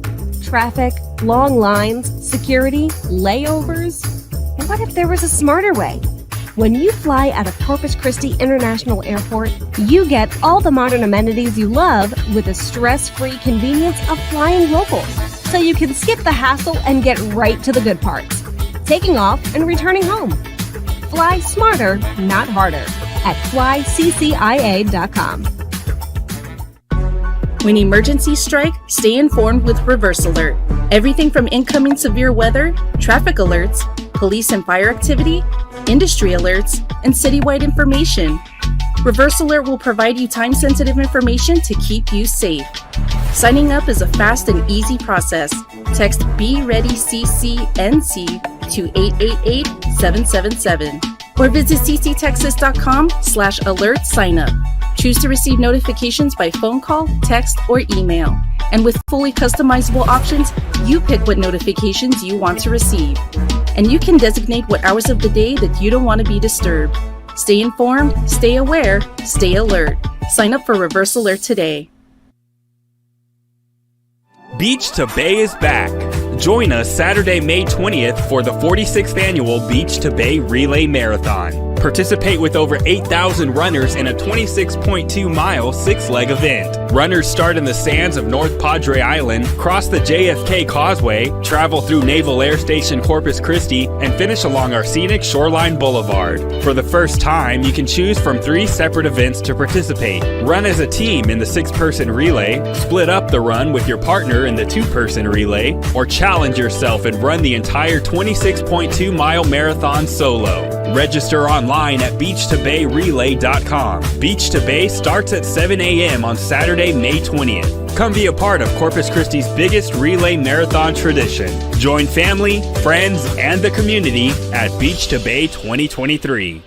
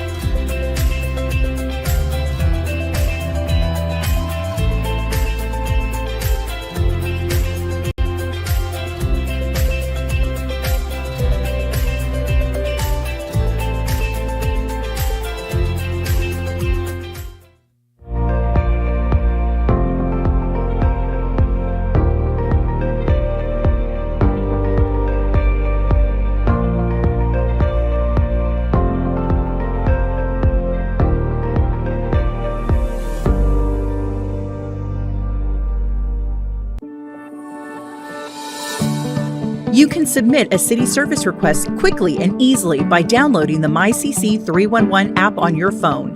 Reporting street problems, tall grass, gas or water issues, or other concerns is simple on the 311 app. Just choose from a list of services, add a photo, answer a few short questions, mark your location, and hit submit. Everything you need in just a few minutes. Life is made easy with 311. Download the MyCC 311 app today.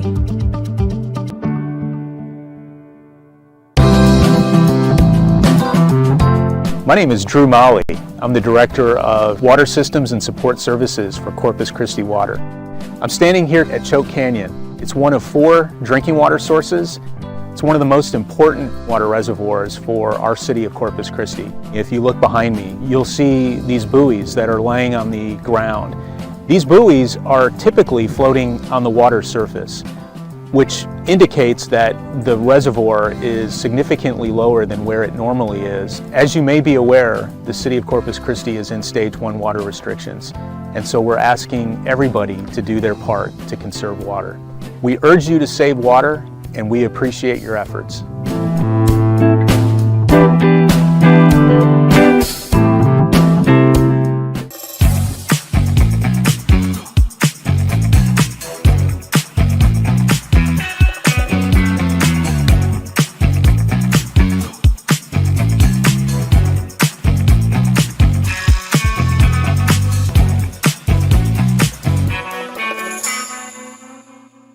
Your safety is important at Corpus Christi beaches. A beach warning flag system is in place to let you know what weather conditions you can expect before getting into the water. There are 5 different beach warning flags. The main 3 are green, yellow, and red. Green means go. The water is calm and it is safe to swim. Just swim with care. Yellow means caution. The waves are getting bigger and there may be a small rip current. We recommend adult or lifeguard supervision while swimming. Red means stop. Danger is ahead. The surf is dangerous with strong winds, big waves, and strong rip currents. Do not enter the ocean in red flag conditions unless you are a very strong swimmer. And do not let your kids swim at all. The last 2 flags are purple and orange. Purple indicates the presence of harmful sea animals, jellyfish, sharks, or other venomous marine life have been spotted close to shore. And orange means there is an environmental hazard in the air or water quality. The conditions are not safe for your health. Make sure to check the weather and water conditions when heading out to the beach. Follow us on Facebook at Corpus Christi Beaches or visit cctexas.com/beaches for daily warning flag updates and surf conditions.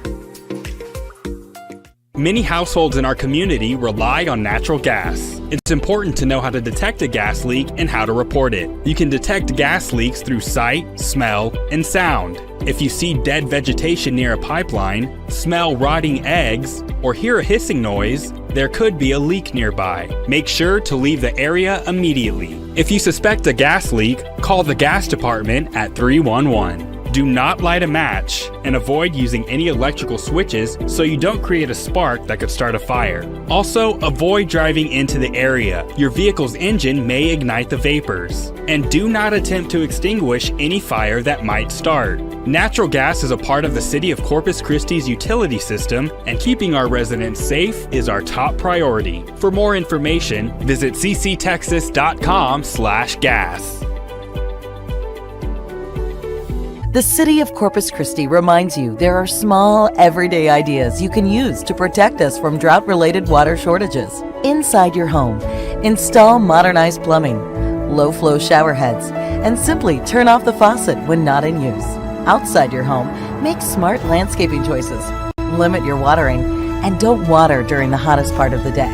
Simple choices that will save water for the community and save money on your utility bill. We can all drink to that. The cost of repairing or replacing leaky or old gas lines could be too much for some residents of Corpus Christi. The City of Corpus Christi, in partnership with NextEra, is here to help you. The Plumbers to People program is dedicated to the safety and well-being of Corpus Christi residents by helping with repairs for their homes.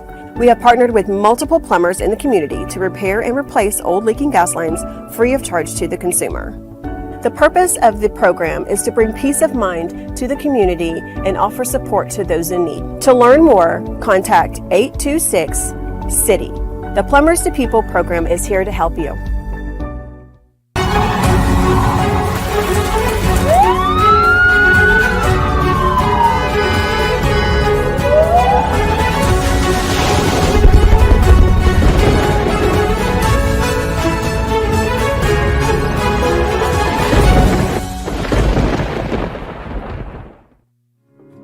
Your public libraries are now accessible at your fingertips from our free digital resources options.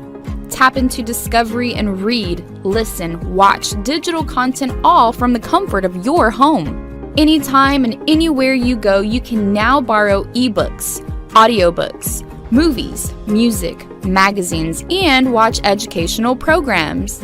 Our digital resources offers thousands of titles to choose from, all from your computer, tablet, or phone.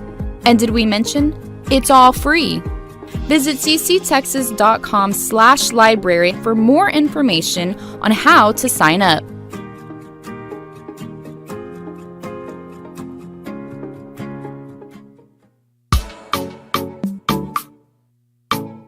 Corpus Christi Water is here to demonstrate how to look at your water meter to spot potential water loss from leaky pipes. First, turn off all water fixtures, including faucets, hoses, ice makers, and irrigation systems. Next, locate your water meter. Corpus Christi water meters will always be in the utility easement, which may be in the front of your home or in your backyard. Remove the meter box lid. On the top of the meter, there is a register with numbers. These numbers show how much water is being used. Each meter will also have a flow indicator with a red line or possibly a small red triangle. A flow indicator that is not moving indicates that no water is going through your meter and you do not have a leak. If the flow indicator is moving, water is flowing through your system even though you turned off all fixtures. This means you may have a leak. Look for a leak in or around your home and repair it as soon as possible, or contact a certified plumber for help. If you have any issues with your water or wastewater, please dial 311.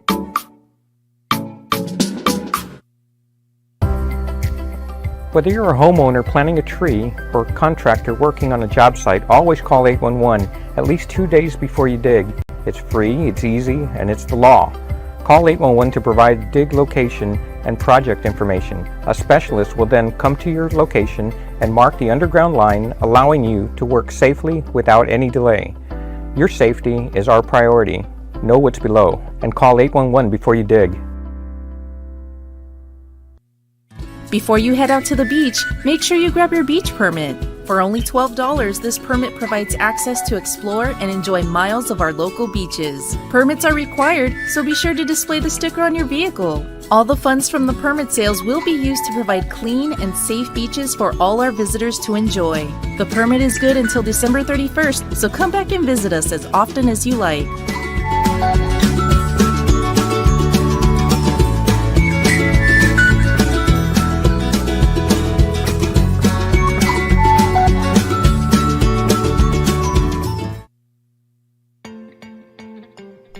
A major issue at recycling facilities today is when plastic shopping bags are incorrectly added to the recycling bin.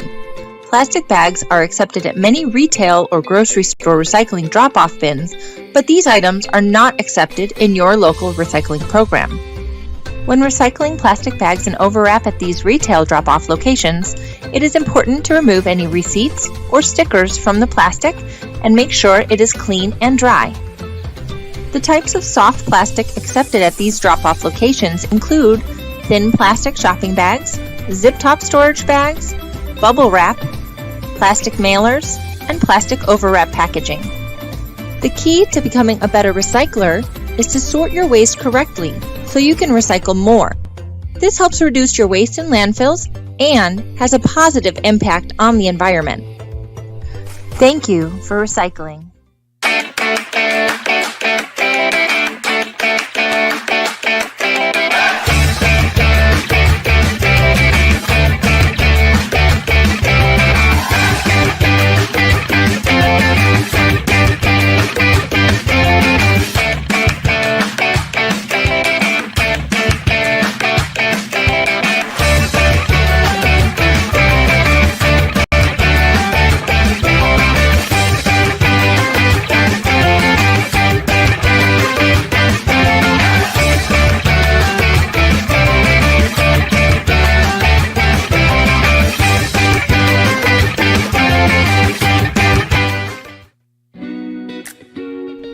The City of Corpus Christi is proud to introduce a new 311 call center. What is 311? It's an easy-to-remember citizens hotline to report non-emergencies or ask questions about city services. You can report problems and create service requests, check the status of issues, and obtain general information without tying up emergency lines. All you need to do is dial 311, and you will be connected with a trained customer service agent who can help you with all types of issues like reporting potholes in your neighborhood, illegal dumping, graffiti, animal cruelty, and much more. Have a question about your utility bill or need to find out if it's your day for garbage or recycling collection? That's right, 311 will give you that information and much more. There's also a free 311 mobile app available in the App Store and Google Play Store. App users can snap pictures and upload them with complaints and requests, and even track the progress from start to finish. Another way to access 311 is by going to 311.cctexas.com. This option allows you to send in your requests online and has a live chat feature where you can chat instantly with a call center representative to help you with any questions you need answered. The 311 call center is open Monday through Friday from 7 a.m. to 6 p.m. The 311 service is part of an ongoing effort by the City of Corpus Christi to make city government easier and more responsive to the needs of residents, business owners, and visitors. Corpus Christi 311, where solutions start with a call.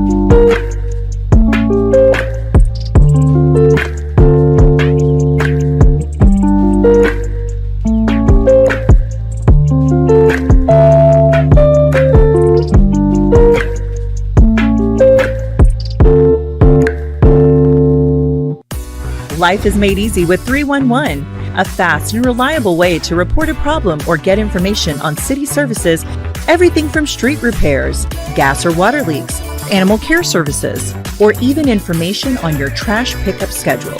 Call 311 or download the MyCC 311 app and get instant access to create service requests, upload information and photos, and submit your location to alert us to the area. 311 provides solutions to everyday problems, anytime, anywhere, on any device. Get better quality, better service, and better results.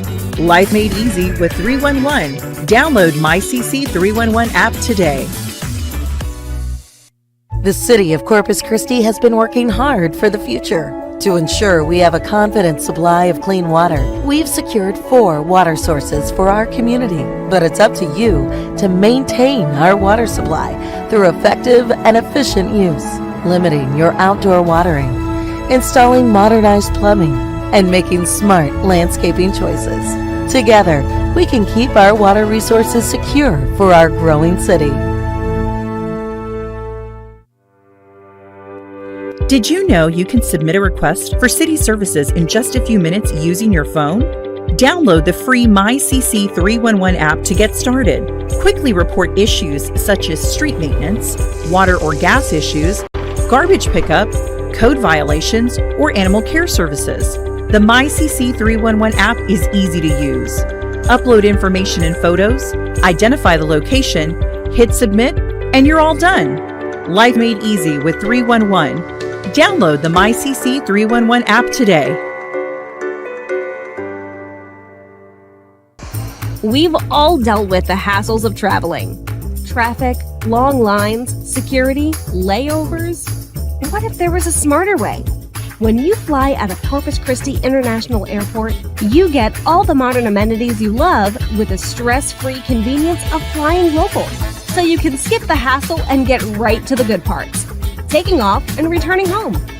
Fly smarter, not harder, at flyccia.com. When emergencies strike, stay informed with Reverse Alert. Everything from incoming severe weather, traffic alerts, police and fire activity, industry alerts, and citywide information. Reverse Alert will provide you time-sensitive information to keep you safe. Signing up is a fast and easy process. Text BeReadyCCNC to 888-777 or visit cctexas.com/alert sign up. Choose to receive notifications by phone call, text, or email. And with fully customizable options, you pick what notifications you want to receive. And you can designate what hours of the day that you don't want to be disturbed. Stay informed, stay aware, stay alert. Sign up for Reverse Alert today. Beach to Bay is back. Join us Saturday, May 20th for the 46th annual Beach to Bay Relay Marathon. Participate with over 8,000 runners in a 26.2-mile six-leg event. Runners start in the sands of North Padre Island, cross the JFK Causeway, travel through Naval Air Station Corpus Christi, and finish along our scenic Shoreline Boulevard. For the first time, you can choose from 3 separate events to participate. Run as a team in the 6-person relay, split up the run with your partner in the 2-person relay, or challenge yourself and run the entire 26.2-mile marathon solo. Register online at beachtobayrelay.com. Beach to Bay starts at 7 a.m. on Saturday, May 20th. Come be a part of Corpus Christi's biggest relay marathon tradition. Join family, friends, and the community at Beach to Bay 2023.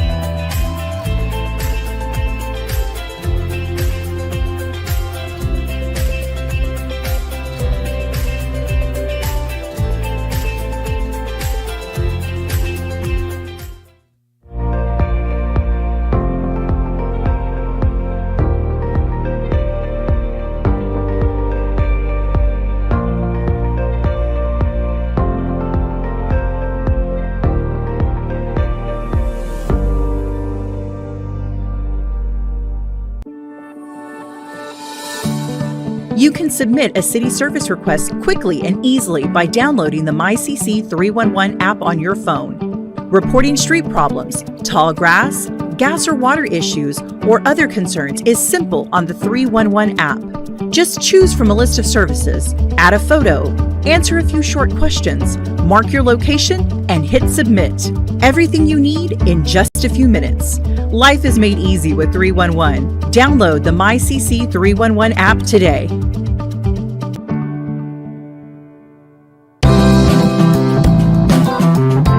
My name is Drew Molly. I'm the Director of Water Systems and Support Services for Corpus Christi Water. I'm standing here at Choke Canyon. It's one of 4 drinking water sources. It's one of the most important water reservoirs for our city of Corpus Christi. If you look behind me, you'll see these buoys that are laying on the ground. These buoys are typically floating on the water surface, which indicates that the reservoir is significantly lower than where it normally is. As you may be aware, the city of Corpus Christi is in stage 1 water restrictions, and so we're asking everybody to do their part to conserve water. We urge you to save water, and we appreciate your efforts.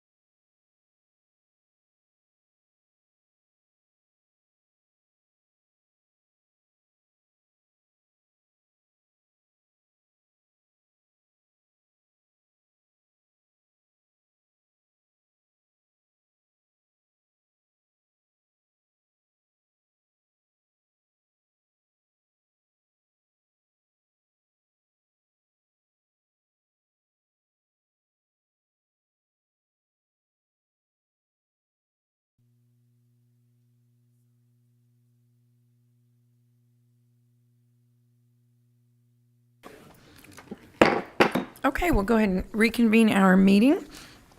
And we are on consent agenda item. We pulled item number 8. Item number 8 is a motion awarding a master service agreement for geotechnical testing and construction materials testing to Professional Services Industry, Inc. Mr. Edmonds.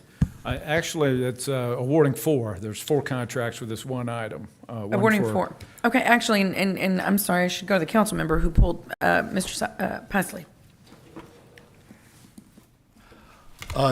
Thank you very much, Mayor. Jeff, I'm going to raise the same concern about this as I did the last time y'all implemented this particular issue, and that is, I just feel like that doing this puts the city in a liability position of owning the geotechnical testing and the construction material testing.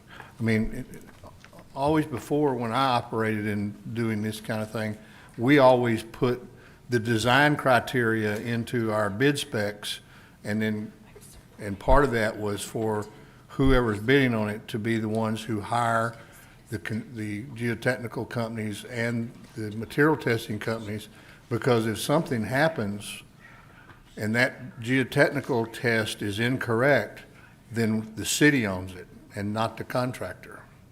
And the contractor can say, hey, not my problem, you guys gave us a geotechnical report. I agree with you completely on that.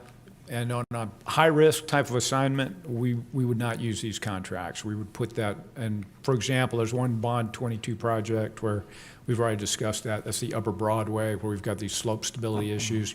We're going to put that geotechnical investigation underneath that design contract rather than us contract that through this. This is mostly, probably better than 3/4 of this is construction materials testing. I'm going to say probably almost 90% is during construction phase, where you're doing quality assurance testing. Okay. And it's on roadways, the vast majority of the work we do. But if we're doing any kind of structure or facility, we're going to put that geotechnical engineering that they're basing foundation design or structural design off of under their contract. So are you limiting this to projects of a certain value? No, it's just with your routine roadway projects. I mean, for example, you could argue that we're relieving the design engineer of liability for pavement designs, for example. But Right. we really don't want them to be liable for that. We make those decisions. We get recommendations. Public Works ultimately decides what we're going to do on these pavements. And it's a balancing of the risk, because if you try to put that risk on the designer, you're going to wind up with pavements way thicker than you want to pay for. So that risk kind of resides with us, and we want to be able to make that decision. Okay, well, I appreciate that, but let's just say, for example, we go in and we do the design and testing of the construction material, and in this case, I'll say the base material under X road, okay? And we put that, the contractor puts that base down, and then for whatever reason, the base either fails or it doesn't pass the core testing that we come back and do, then again, that comes back on the city, because, I mean, the contractor's gonna say, well, I didn't design that base material, you did. Well, I'm struggling with the example a little bit. You're saying that it was a construction defect, that the base material wasn't up to density or thickness or Yeah. something like that. Yeah, in which case, we're the ones that are actually managing the construction. So we're also acting as our own agent. We're not letting the design engineers be our agent during construction. So we're the consumers of that information, and we decide whether this is something that we're going to leave in place to maybe do a reduced pavement, or whether it's something that's got to be removed and replaced. But why wouldn't the contractor in that case just say, hey, this is not my problem. The city created this problem by giving us incorrect design specifications on the base material? No, they bid it. So whether it's well, they bid it, but if you move forward to at the end of the project and 6 months down the road, and they've given us a 1-year warranty, but 6 months down the road, we have a failure due to something with the base, why wouldn't the contractor then say, it's not our problem to warranty this. You designed the base material. Well, and that is exactly what they would say. If you've got to determine if you want to collect on the warranty on a roadway type of thing, you've got to be able to demonstrate there's a materials or workmanship issue, and not really a design issue. And that's where I'm saying that risk of the design kind of resides with us on roadway pavements and that sort of thing. But why would we want to do that? That's my question. Why would we want to absorb that risk and liability? Well, has it in the past ever been a problem? Well, so it would be a really hard risk to transfer, because they're going to say, well, you specified the interval for the testing, or it's going to be really hard to make that stick with the designer. And if you were to try and do that, the way that they're going to respond is by over-designing for things, in which case you're paying way more. You're basically paying with construction dollars the insurance premium to protect them against any of those risk claims. So, pavement would be a really hard thing to transfer. But, for example, if we were designing the Harbor Bridge, I want to put that under the designer. I want them to have privity of contract, and that to totally reside with them, with the designer. Right. Yeah, and that was my example I used last time. If we were in charge of the Harbor Bridge and the contractor is now saying, well, the big this concrete is owner pad furnished information. Yeah, exactly. The owner was in charge of geotechnical reviews, so it's the owner's problem. Yeah, and you're exactly right on that. We would not want to keep that risk. We would want to keep that. Okay. And we would not use these contracts for that type of assignment. I'm going to go ahead and support this, but I will tell you, I philosophically don't agree with it. I just think it's a risk we should not absorb. So, thank you very much, Jeff. I appreciate the information. Thank you, Jeff. We have a motion. We have a second. Any further discussion? All in favor say aye. Aye. Aye. Any opposed say no. The motion, was there a no? No. The motion carries. So we are now at section L, public hearings, item number 11. And this is case number 0323-01, Sitco Refining and Chemicals Company, LP in District 1.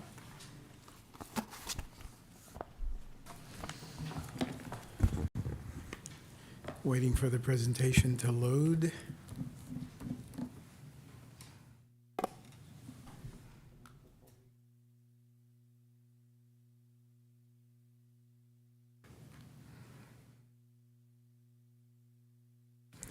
Great. Good afternoon, Mayor and Council. The case before you is to rezone the property located at 1802 Nueces Bay Boulevard from RS6, Single Family 6 District to ON Neighborhood Office District.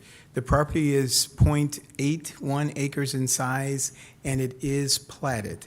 The applicant is Sitco Refining and Chemicals Company, LP.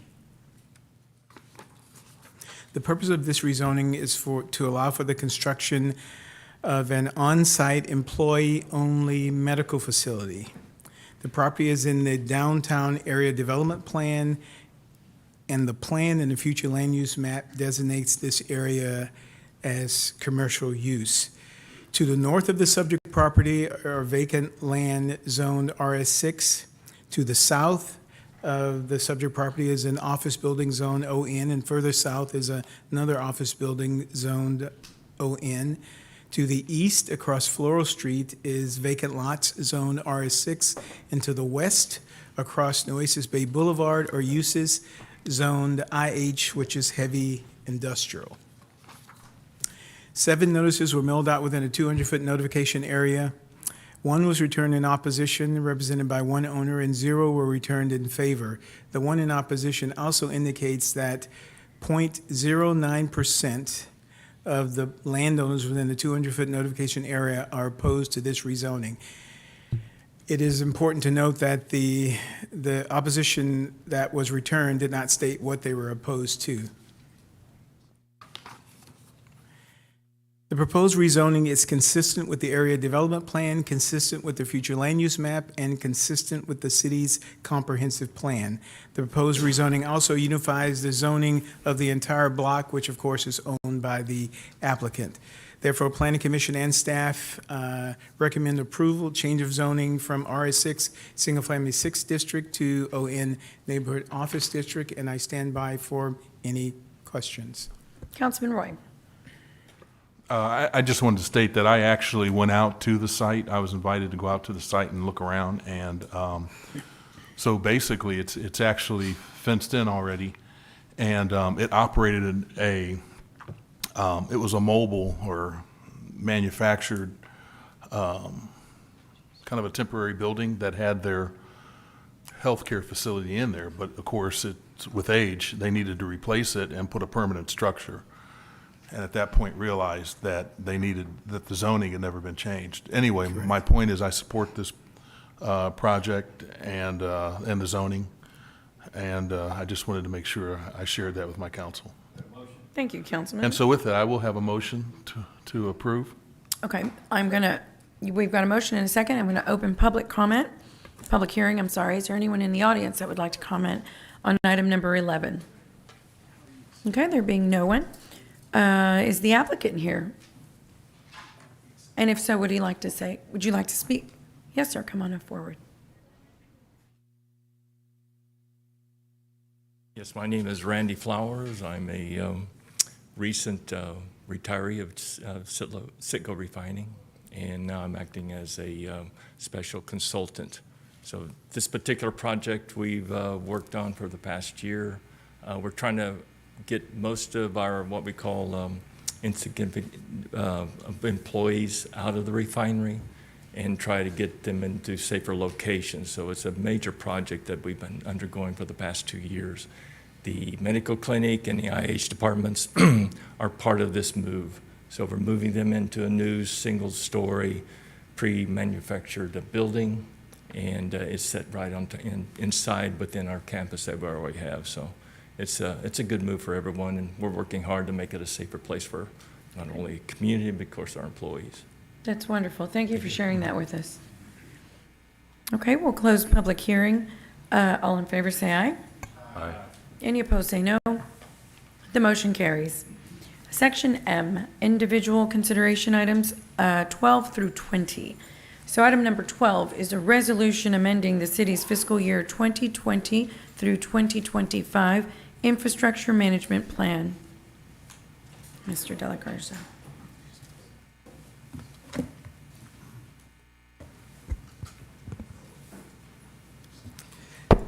Good afternoon, Mayor and City Council. Ernie De La Garza, Director of Public Works.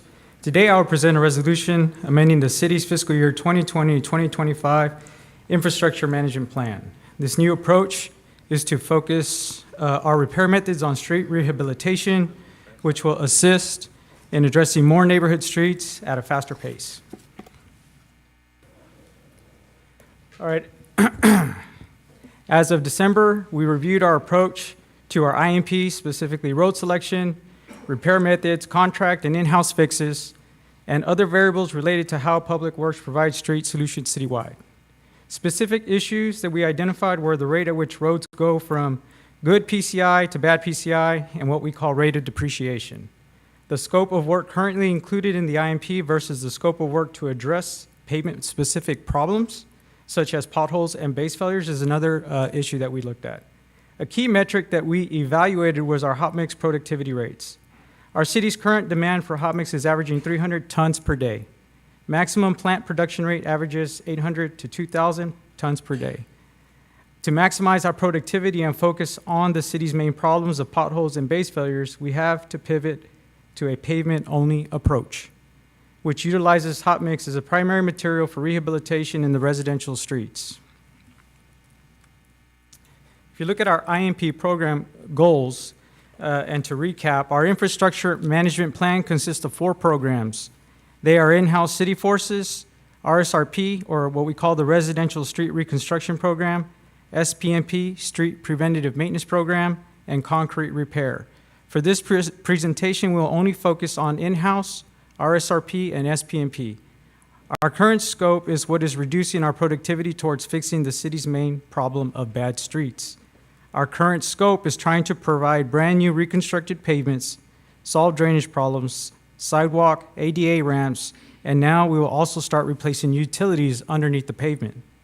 This originally was a scoping goal established for the RSRP program, but has trickled to SPMP and in-house program as well. Although ideal on an individual project basis, this scope is not sustainable when considering the degradation rate that our roads are currently experiencing.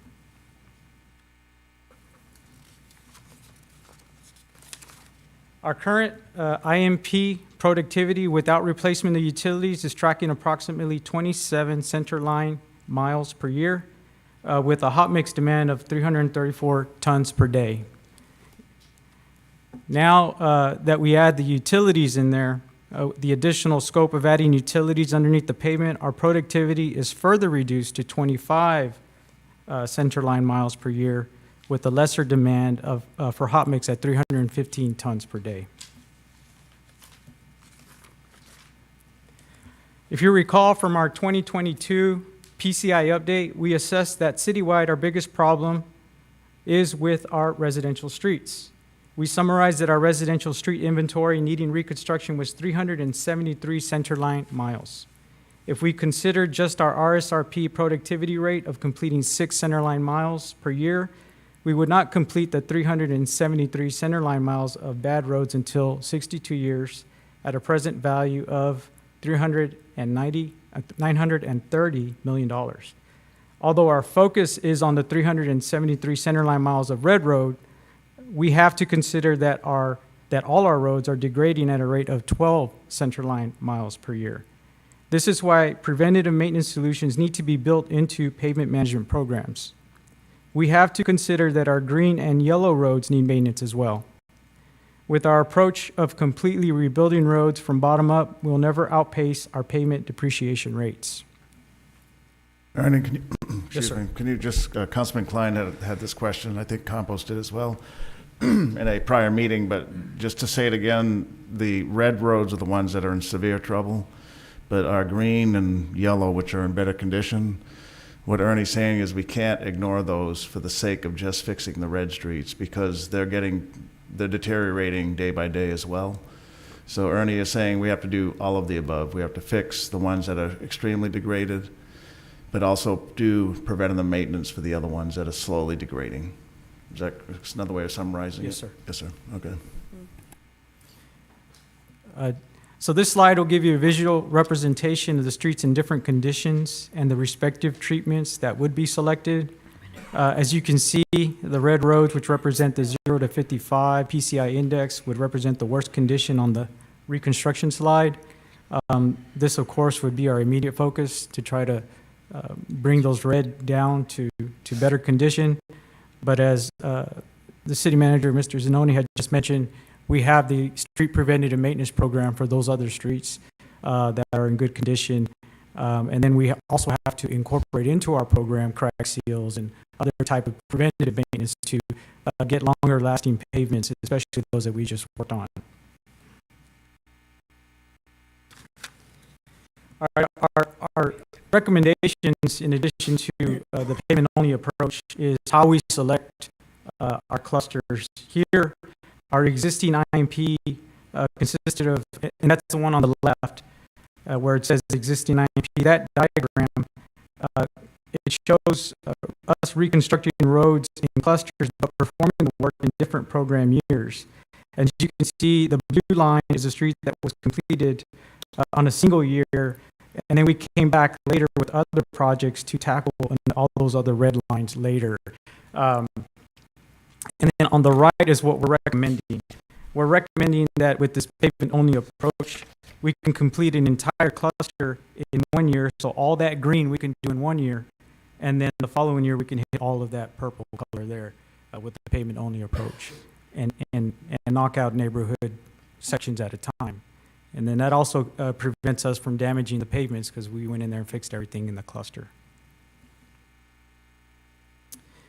Our recommendation with this pavement-only approach, only working on the pavement is, we're talking about the left edge of pavement and the right edge of pavement only. We're mainly going to use hot mix as our material for rehabilitation. Curb and gutter, sidewalk, and utilities will not be part of the scope.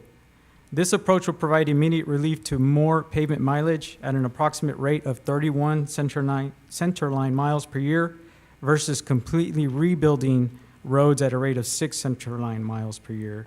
And then, of course, this is 5 times faster than our current rate of completion and 5 times cheaper. To continue with our recommendations, as noted, a new approach will be required which adjusts not only to our in-house project scope, but also our RSRP and our SPMP scope. This will require that we focus all our IMP funds to paving-only approach. Our goal is to mobilize all available paving crews in the city to concurrently address as many centerline miles as possible. This will require strategizing new contract procedures with our engineering department, and we've begun to have those discussions. With this new approach, our target productivity, we estimate that this will increase up to 37 centerline miles per year, and our average hot mix demand will go up to 724 tons per day. This expected outcome for this new pavement-only approach are to provide immediate relief to the city's pothole and base failure problems citywide. Also, as you have seen on this slide, costs required for complete bottom-up reconstruction would be transferred as savings to be used in fixing more pavements. Direct results to celebrate would be faster fixes and less potholes to repair. In summary, we anticipate that this approach would get us out of the red PCI citywide in approximately 12-year timeframe. Our bond program will still be available to handle our reconstruction needs for the arterial and collector projects. Since our current PCI only assesses pavement condition, we will also scope our next contract for assessment to include a review of the curb and gutter. This will allow us to identify and properly prioritize which residential streets have the worst curb and gutter needs. This currently does not exist.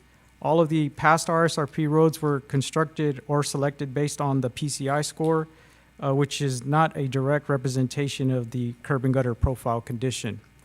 I now stand by to answer any questions that you all may have. Councilman Hunter. I don't know, maybe I should always end with the good, right? One, we've already been doing this. I don't know why you're telling everyone that we're doing 6 lane miles a year, maybe. I mean, if Councilman Smith was in this room, he would be struck back. In fact, our council was the one that decided to do pavement only, or repave versus reconstruction. So I know you're pretty new still. Did they not tell you when you came on that we're not doing the IMP, that we're repaving instead? No, sir. That's not what the data I researched came out to be, no. Okay, well, I'll give you some data. In fact, I'll take you to one of the houses where I grew up in, because their street was one of the ones that got repaved. Okay. In fact, the whole neighborhood did for less than $2 million. On the good note, all these numbers are great. I like the direction you're moving in, and that's a ton of miles per year for our residential. And I'm proud to say that if we are able to accomplish this, we're going to be breaking another record. So thank you. Please continue the good work. But when you're going to put something up here, make sure that those numbers are correct. 6 lane miles a year. I can get you the data, sir. Yes, sir. Yeah, I'd love to see that. That's for the residential street reconstruction program. Yeah, That's what we're doing, Councilman. That's why Ernie's saying. Maybe what, last year only? That's the annual average, Ernie, or is that for what? Yeah, that's what we had. That's the data, but I can get you that information. I would definitely like to see that. Because we do have the data that we've been reporting for the IMP have been projects, not centerline miles. So you might have saw 47 projects or 36 projects. I would love to see the data. Yeah, absolutely. Yes, Thank sir. you. Councilwoman Campos. Thank you, Mayor. Thank you, Ernie, and thank you for your team, Neiman, everybody that worked so hard to present this to us. I don't know what Greg Smith and Councilman okay, the mayor had proposed or thought what plan it was on, but now we are hopefully on the right path. I really do appreciate this, and letting us, recently we just had a town hall meeting, as you know, Thursday, and I could tell, from just those people that were there, how pleased they were to hear that they could actually get their streets done in their lifetime. From 62 years to 12 is pretty remarkable. Now, I know it's not going to be perfect, because we're still going to have to come back and do the curbs, the gutters and the sidewalks. But I tell you what, most people will be happy with that. And hopefully with that, I make a motion that we approve this. Well, we've got a few more comments here. Councilman Suckley. Thank you, Mayor. Thanks, Ernie, for the presentation. I'm in support of this, but I think we all need to realize that this may give our community quicker gratification to get roads finished. In the end, I see this as costing us more money, because in a lot of cases, we're going to have to go back and touch streets twice. And it's sort of kicking the infrastructure utility can down the road a little bit, but it does address the top level street pavement. So I know that's what we're trying to achieve, to make folks happy, but we all need to be in the realization that in the end, this is going to end up costing us more money. So thank you. Yes, sir. Councilman Hernandez. Thank you, Mayor. Okay, so you said the PCI only measures the condition of the asphalt on the pavement, right? Surface condition. So how are we going to evaluate the curbs and gutters? Because I can tell you that the concern there, and I mentioned this to you, is that if you don't fix the curbs, you're going to have standing water because it won't drain, and then it'll damage the asphalt. So kind of describe what your plan is for curbs and gutters. Right. So as we had discussed when we went on your tour, and you had mentioned these neighborhoods where curb and gutter would drain all the water from the middle of a neighborhood block to an inlet at the corner. It was Cody Drive, yes. Yes, sir. And we just had one on Lansdowne, same situation, draining from Lansdowne all the way to Alameda. And a lot of these neighborhoods were built that way in the past for whatever reason. And so when we have our assessment, a lot of the data we received was just pavement distress data only. And when I researched how we were selecting, a lot of it was PCI based. And when you would go and you would see a bad road, just like what I showed on the slide, automatically it was concluded that that was a reconstruction project. And then that's how they were selected, for whatever that reason was. In some situations, we replaced good curb and gutter and tore up good with bad to get a brand new project to fix drainage issues. And then the pavement came along for the ride, and in some situations, sidewalk. We've talked to the company's called RAS, RAS, I believe it is. But we asked them, can we have a contract, and procure a contract that gives us that data, that gives us a score on curb and gutter, and separate from the pavement, because we need to find a way to prioritize which city streets have those worst conditions. They said it was possible, and so we're looking at that scope for the next go-around, because we need to have a pavement assessment and a curb and gutter assessment, and then that way we can go and figure out these are the ones that are the worst case for the city. Now, to your question about the standing water, right before a big storm occurs, and we get those updates from Billy.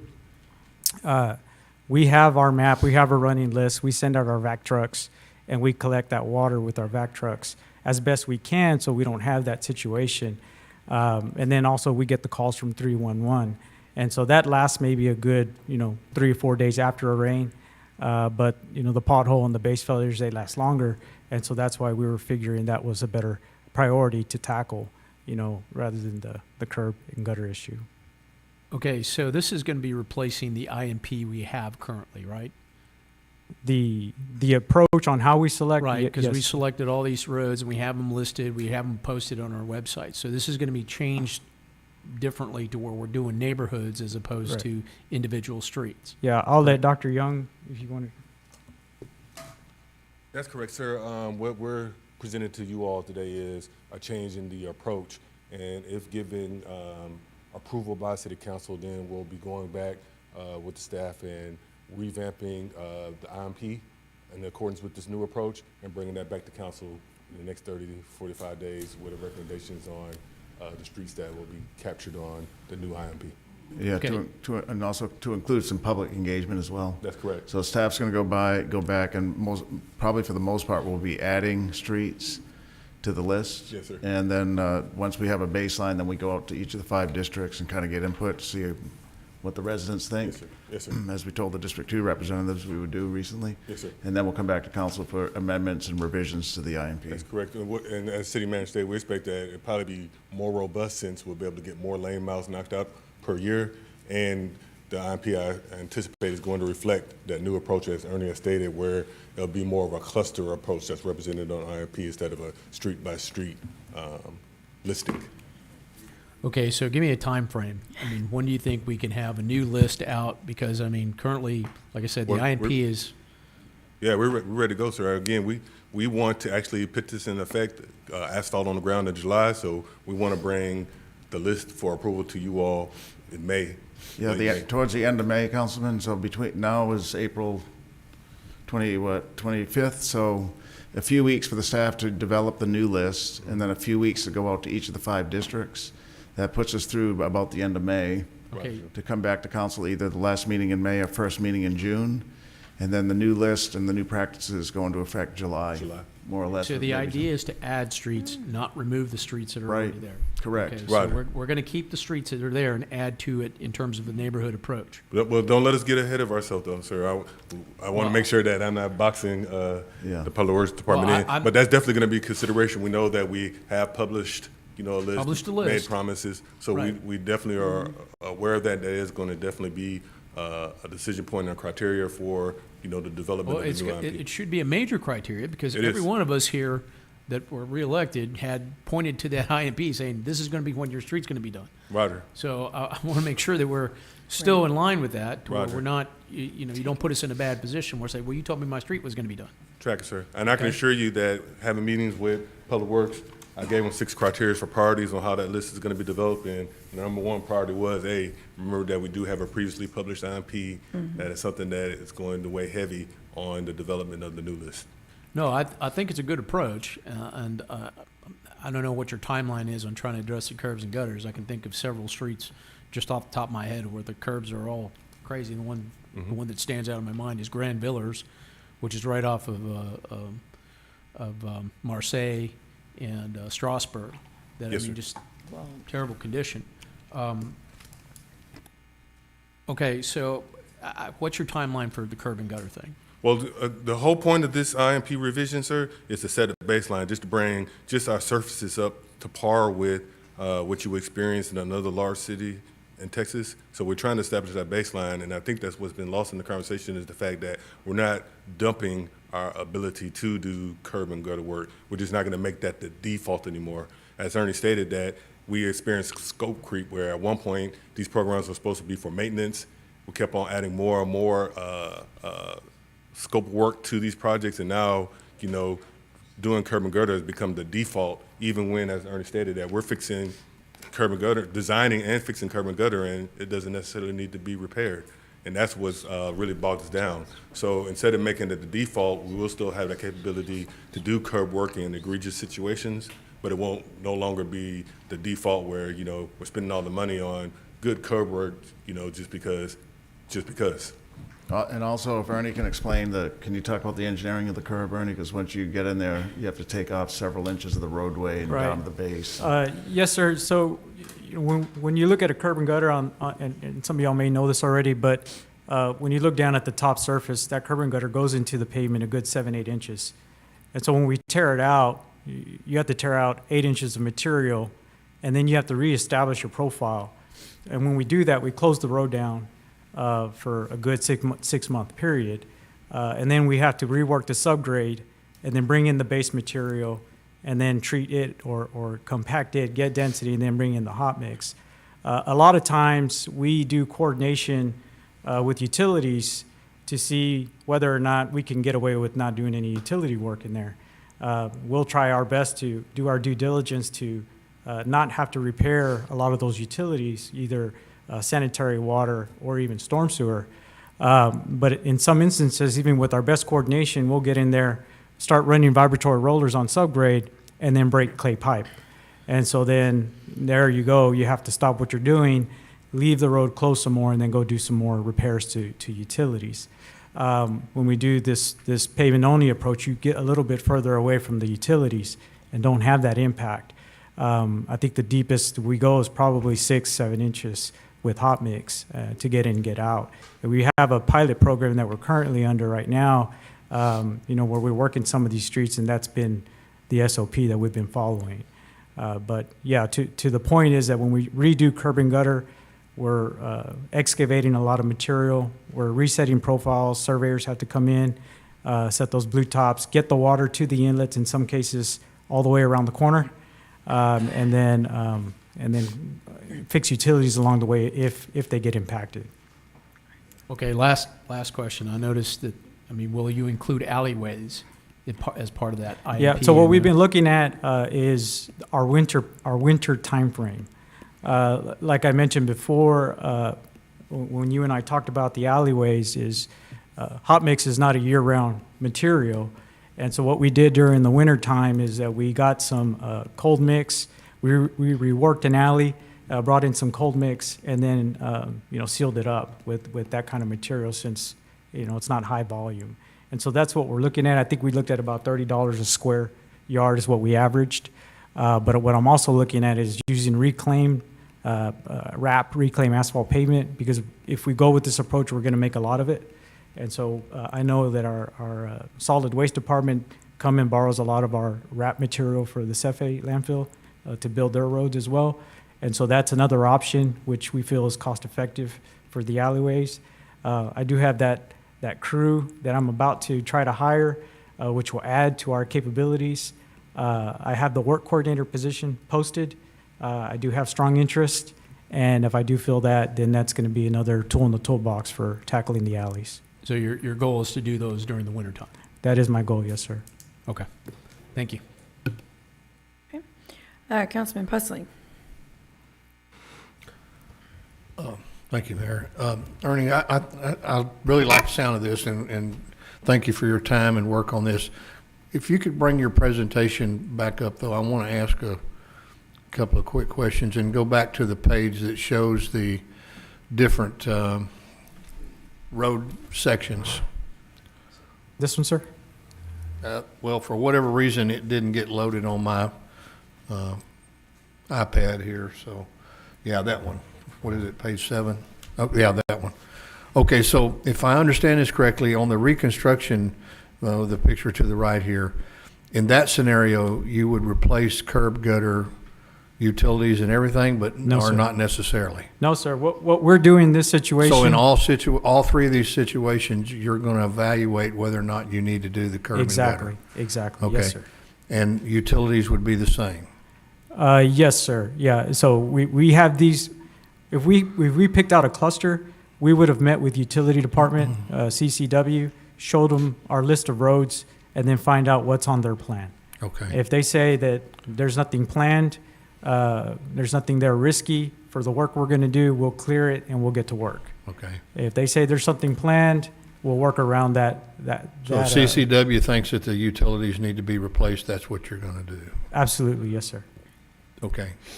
All right. Okay. Thank you very much. That's all I had. Yes, sir. Mr. Klein. Thank you, Madam Mayor. Ernie, this looks like a good project. I was wondering about this. This is a bit related, maybe more of a budgetary issue, I guess. But I wanted to ask you about this before I bring it up as a budgetary issue.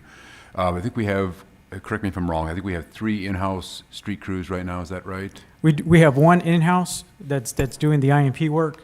We have a base repair, and then we have another one for utility cuts that I need to fill. I see. So it's, you need to still hire yet for those positions? Yes, sir. Right. Yes, sir. Right. For one crew. Right. I have 2 other crews working. So what I'm wondering is if it would be practical to expand that from 3 to 4. Again, this is a budgetary issue as well, but I'm wondering, I guess, about your equipment availability as well, whether you have the equipment available that you could keep 4 crews busy, or whether it's impractical without purchasing more equipment. We have not been able to fill the 3rd crew.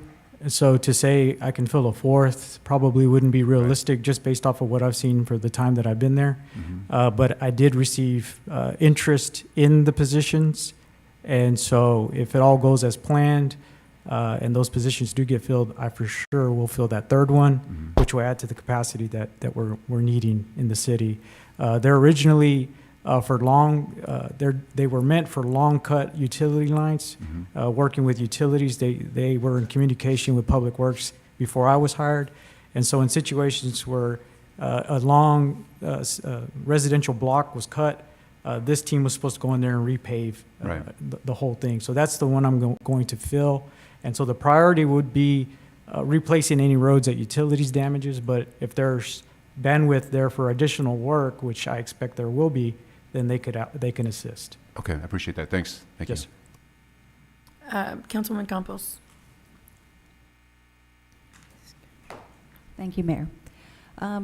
Ernie, can you just clarify again what the costs will be? Because I think Councilman Suckley said that it would be more expensive. Was it you that said that? Okay. Because I'm looking at the recommendation, and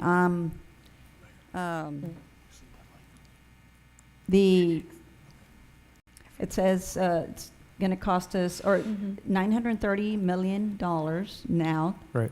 And the pavement-only approach is $180 million. So I'm just trying to clarify, because I thought you said that it would cost us more. No, ma'am. No. No, okay, go ahead. What Councilman Suckley was mentioning was that if we do not put the right fix immediately, then it won't be a durable fix. Okay. And so then that cost would be transferred down the road if it only lasts 3 years.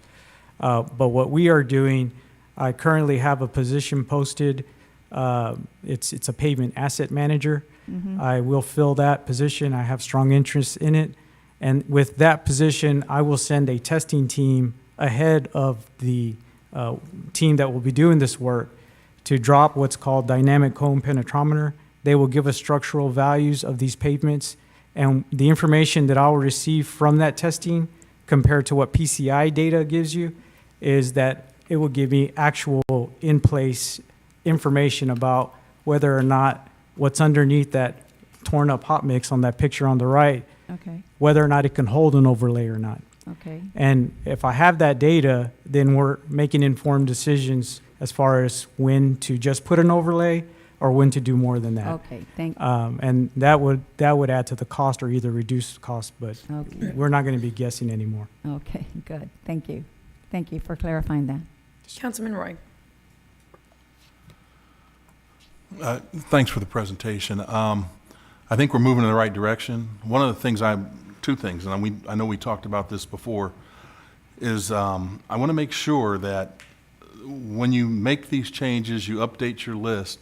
We really need to work on and I hate using the word website, but we got to work on our website, because I get people that call every day and they're asking me, hey, I can't find my street. I can't look it up.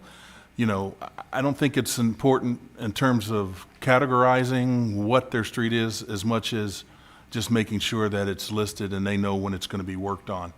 And if you don't have a time frame for when that street is going to be worked on, then use something else like, to be determined or something, because I think every street should be listed if possible.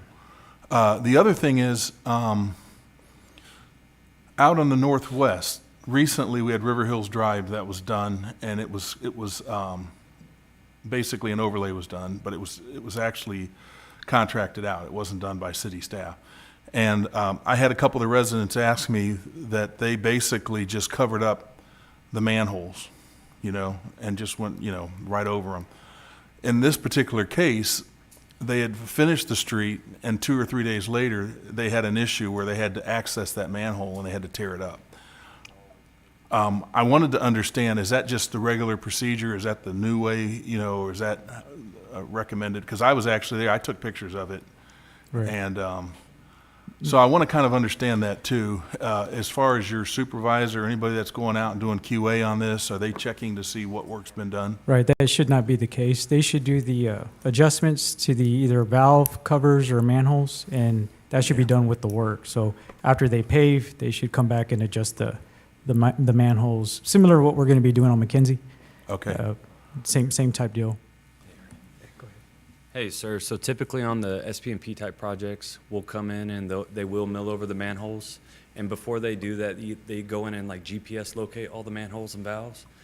And then they'll send a crew in after that to actually cut them out and Okay. raise them. That's good to know. They just, I guess something happened, they didn't have time to do that. Yeah, it So- may lag a little bit, sometimes a week or two, you know, behind when they complete the road, but they'll come back, cut them out, extend the collars up, and adjust the manholes. Yeah, you can imagine this guy's out there cutting his grass, and he's watching them cover up the manholes, and he's freaking out, and he's calling me. Yes, But sir. anyway, that's good to know.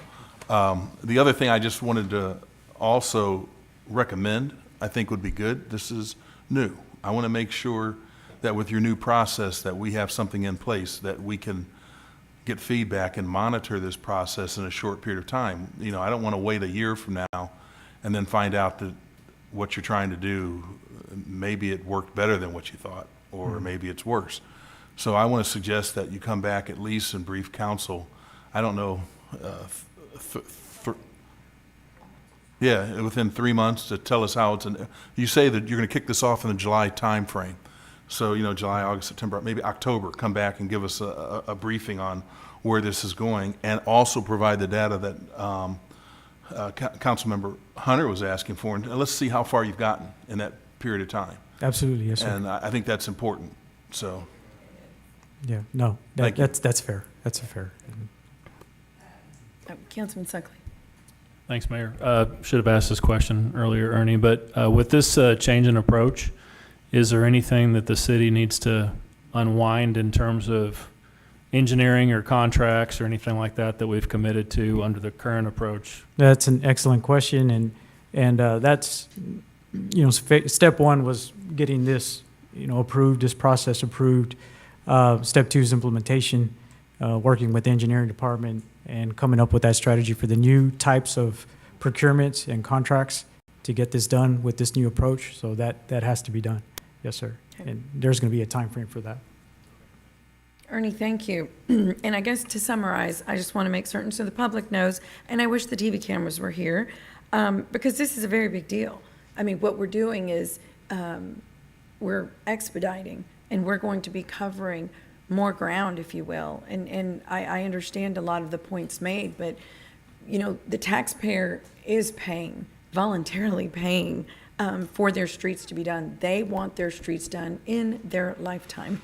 And so this helps that endeavor. So we are amending the city's street work approach to focus more on street rehabilitation, which is going to cover and address more neighborhood streets at a faster pace. That's exactly what people want. They want their streets fixed now. And so this is the day. You know, this is what you are presenting to us. This is what we are trying to move forward. So please do take all the points that were made today. We want to make sure the streets are listed and that they stay on, right? The original IMP streets. We want to make sure the progress, you know, we're apprised of that in a timely manner so that we can make sure we're on top of whatever it is, you know, you're working on, and we're apprised. So thank you for the presentation. We truly appreciate it. With that, I'm going to open public hearing. Is there anyone in the audience that would like to make comment on item number 12? Okay, there being no one, we will close public comment. We have a motion, I believe. Do we have a second? We have a second. Okay, any further discussion? All in favor say aye. Aye. Any opposed say no. The motion carries. Item number 13, thank you. Thank you, Ernie. Thank you. Item number 13 is a resolution authorizing the negotiation and execution of 13 professional services contracts for civil engineering services for the Bond 2022 street projects. Good afternoon, Mayor, council members. Jeff Edmonds, Director of Engineering Services. And for those of you that were on the council back then, this is the exact same process that we did with Bond 20 to help shave some time off of execution on those projects. And by doing this, you rather than bring the contracts back to council individually, you're giving staff authority to negotiate these contracts up to a cumulative amount. And that probably saves a minimum of 2.5 months off of each contract that we don't have to prepare agenda back up and bring it back to council for approval. So all the selections are in there. There's 13 contracts with 10 engineering firms, and I stand ready for any questions. Councilman Hernandez.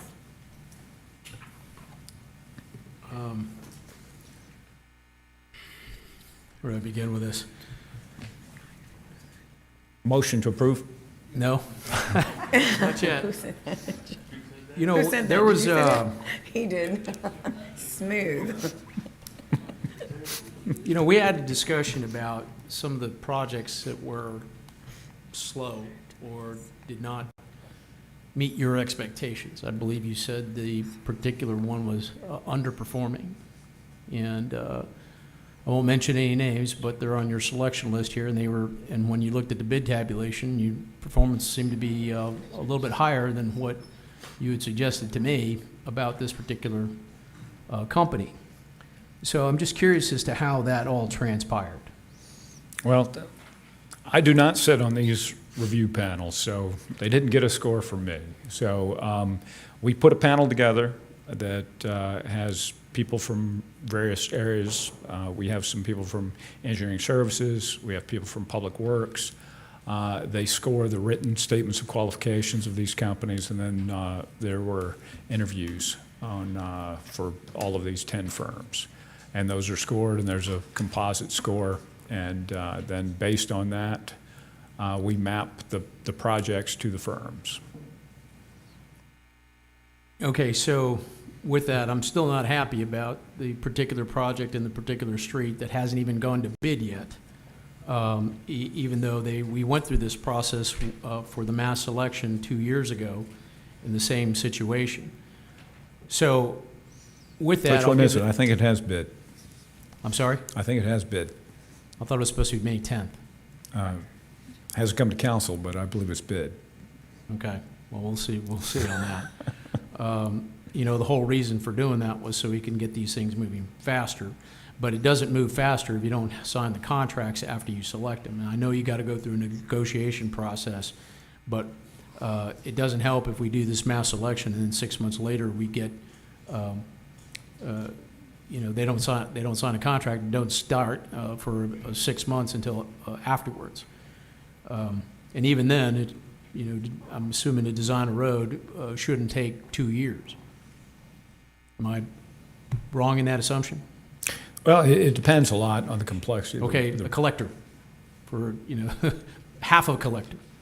I'll leave it at that. Shouldn't take 2 years in Greenfield. Am I correct? I would think that would be longer than it should take. Okay, well, sir. needless to say, I'm voicing my displeasure in the delay on that particular road. Acknowledged.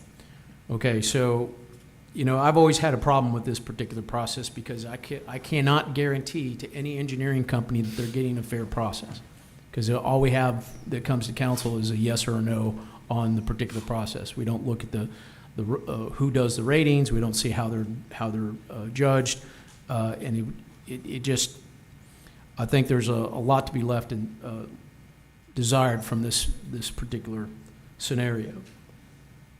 It's one of our least favorite activities. Okay, so what is, just to wrap this up, what is the expected time frame to get these contracts written once we approve this? Well, I would love to have it happen within a week, that all of them submit proposals that are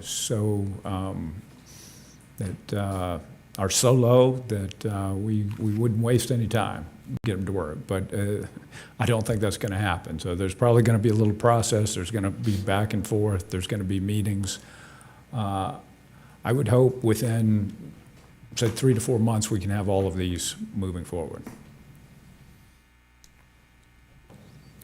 Can you come back to us and let us know when all the contracts are signed?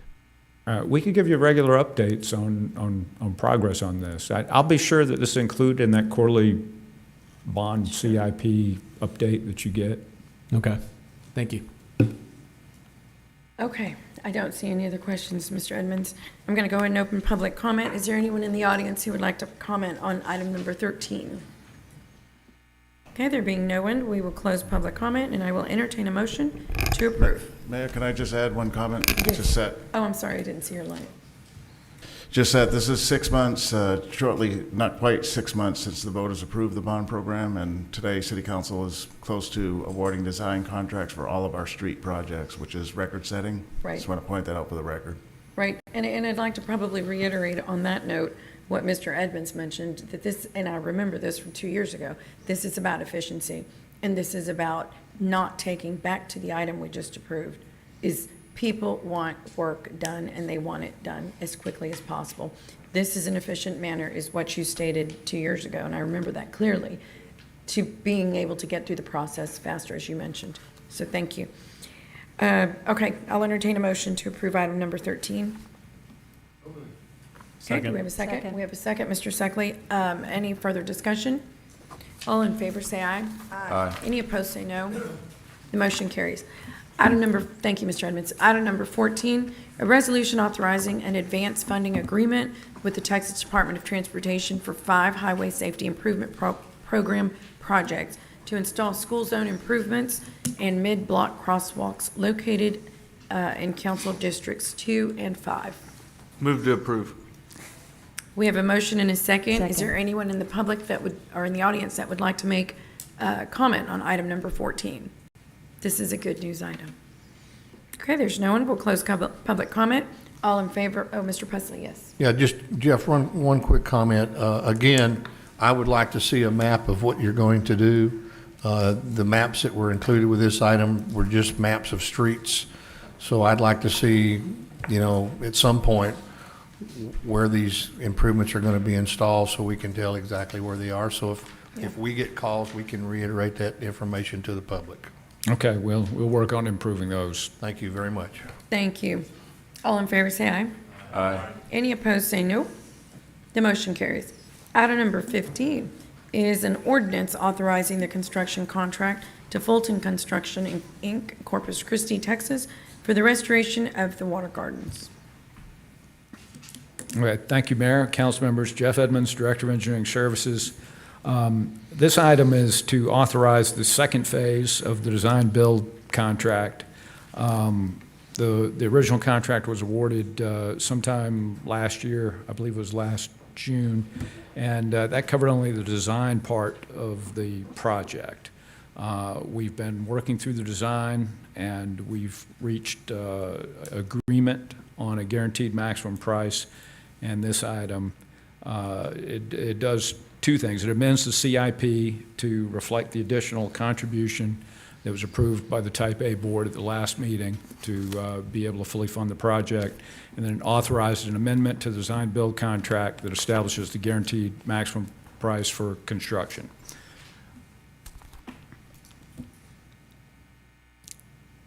I'm going to You're done? stop there and Okay. take questions. Okay, Councilman Hernandez. This is why I don't like design build. It seems like we're writing a blank check and then we're adding $3.5 million to this. And I was actually at the Type A funding, and it's not Type A, it's actually the seawall fund, right? Type A, seawall CIP. It's called Yes, sir. Type A, Councilman. No, the Type A is the board that governs it, but the funding comes from the seawall fund, the Correct. That's correct. tax for the seawall, correct? Right, you were at the Type A board meeting, though. Right, Yeah. right. So I just want to be clear, it's not, maybe say Type A, but that's a way to say that it is the seawall fund. Okay, well, I can clarify that a little bit. So there was resolution several years back where the Type A board voted and approved that this is part of that scope within the seawall, and bond council approved that. So it's been reflected in the CIP for several years. There was one year it came out, city manager went and asked them to fully fund the project, and they actually pulled it out a couple of years ago, and then they put it back in a reduced funding level, and then at the last meeting, they upped that funding level to cover this guaranteed maximum price. Okay, just to clarify what you said, our bond council authorized that anything connected to the seawall is part of the seawall, therefore we are authorized to use seawall funding for this water feature. That's correct. Okay. You know, I've made my statement known that I'm not for spending $8 million or any amount of this kind of money, millions of dollars, on a water feature like this, when I think there could be better uses for that funding. So I will be voting against this. Thank you. Councilwoman Campos. Thank you, Mayor. I think you made, I don't know if everybody read the background and findings of our water gardens, but it's worth reading. And just to summarize that, you know, we've had this, our water garden since 1987. Here we are in 2023. It's, you know, we could have done something about it years ago. And just like we've had a history of putting things off and putting things off. This is one of those things. And yes, you know, some people will, or some of my fellow council members may not agree that it's worth this amount of money. And I tell you what, it is. I mean, you know, $7-8 million is a lot of money. But to that point, we have our community that has been, you know, looking and praying. I mean, you know, my sister was just here earlier, and she said, Sylvia, I really do pray that y'all will, you know, be able to do this, because I walk on that, you know, water gardens, you know, just about every other day. And it saddens her, and I know lots of people that don't see it on. And to be honest with y'all, I mean, this is a major tourist attraction that doesn't work. Do we want to continue to be that city that has things that don't work? I mean, thank God that we now have, you know, a really nice pier, you know, at Cole Park. We really are doing things, and like you've said, Jeff, we can have nice things and the streets. We can do both. And so I hope with this project that my fellow city council members will approve this.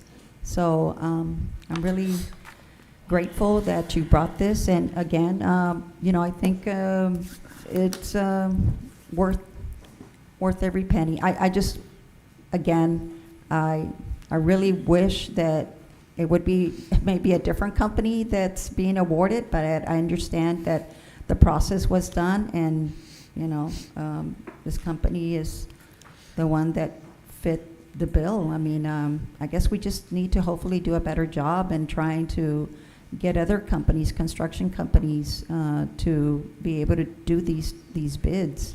But with that, I make a motion that we approve this. Yes, Mayor, can I just Smith? add to the record? So, Yeah. Councilwoman, I think we put this out to bid like 4 different times. And the last time we did extensive outreach to contractors statewide. So our purchasing director's here, but I'm not sure we can get anything better than that. The first time we got But, 0 yeah. bids. Second time we had 1 respondent, then the third time we got 2 respondents. I remember when you were telling me, so yes. And you know, the Fulton team has been great to work with. I really like to thank them. They've done an excellent job on this. They've been very cooperative, and you know, we wouldn't be here without their collaboration.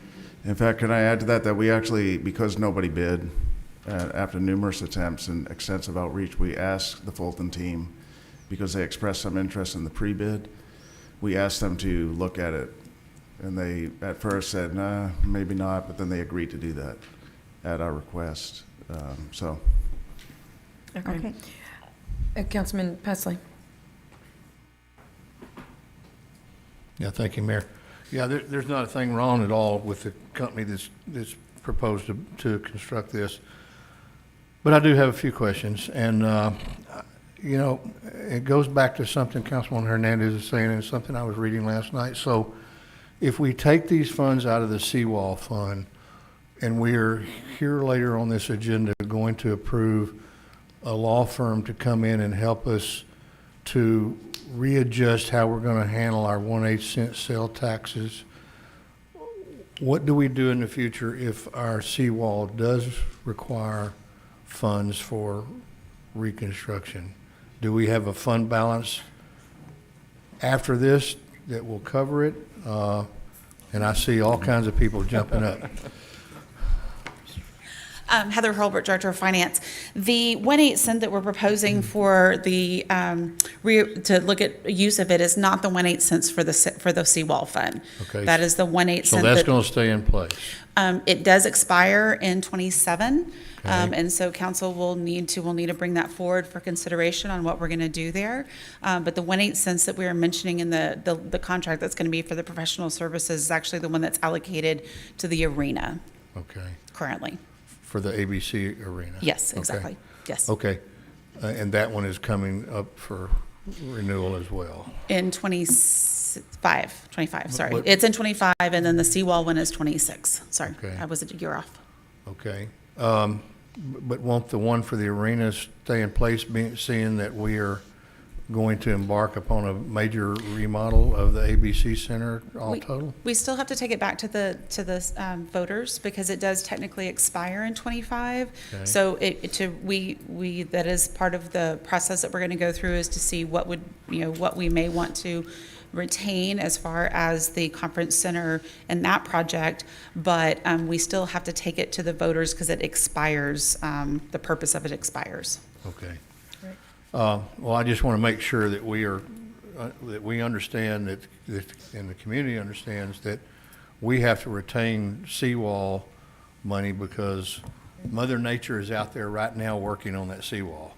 And we'll continue to do that 24 hours a day, 7 days a week. And we will have to have money for, repairs to that in the future. Right. And I'd like to comment on that a little bit. So I think everybody's aware there's a major project that put $40-some million into the Yes. seawall in the early 2000s. And Yes.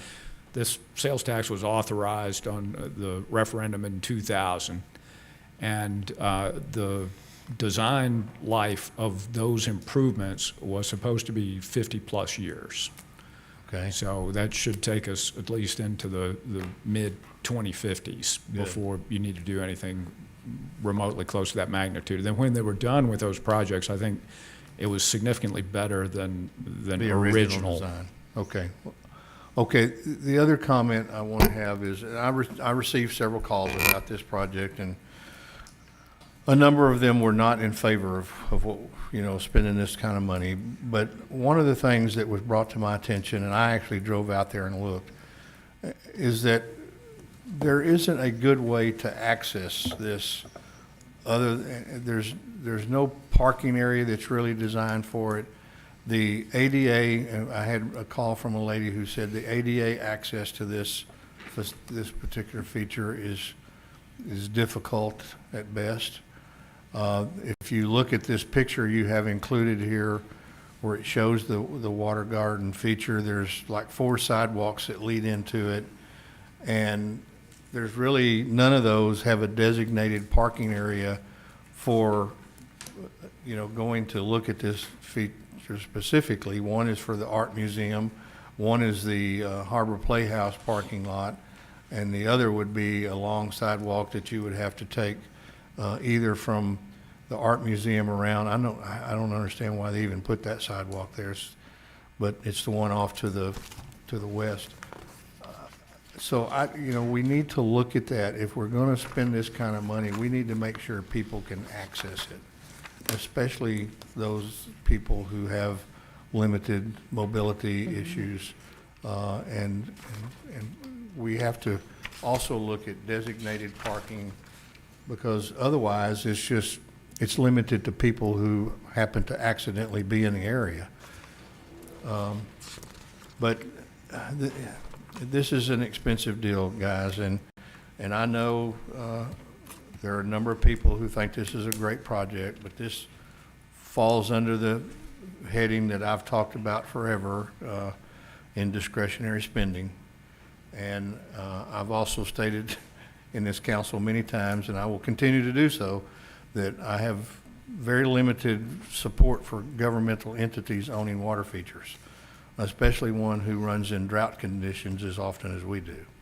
So anyway, I just want to make those statements. But I'm going to support this, but we have to get this right this time. We can't come back here in a few months and say, well, wait a minute, we forgot this or we forgot that.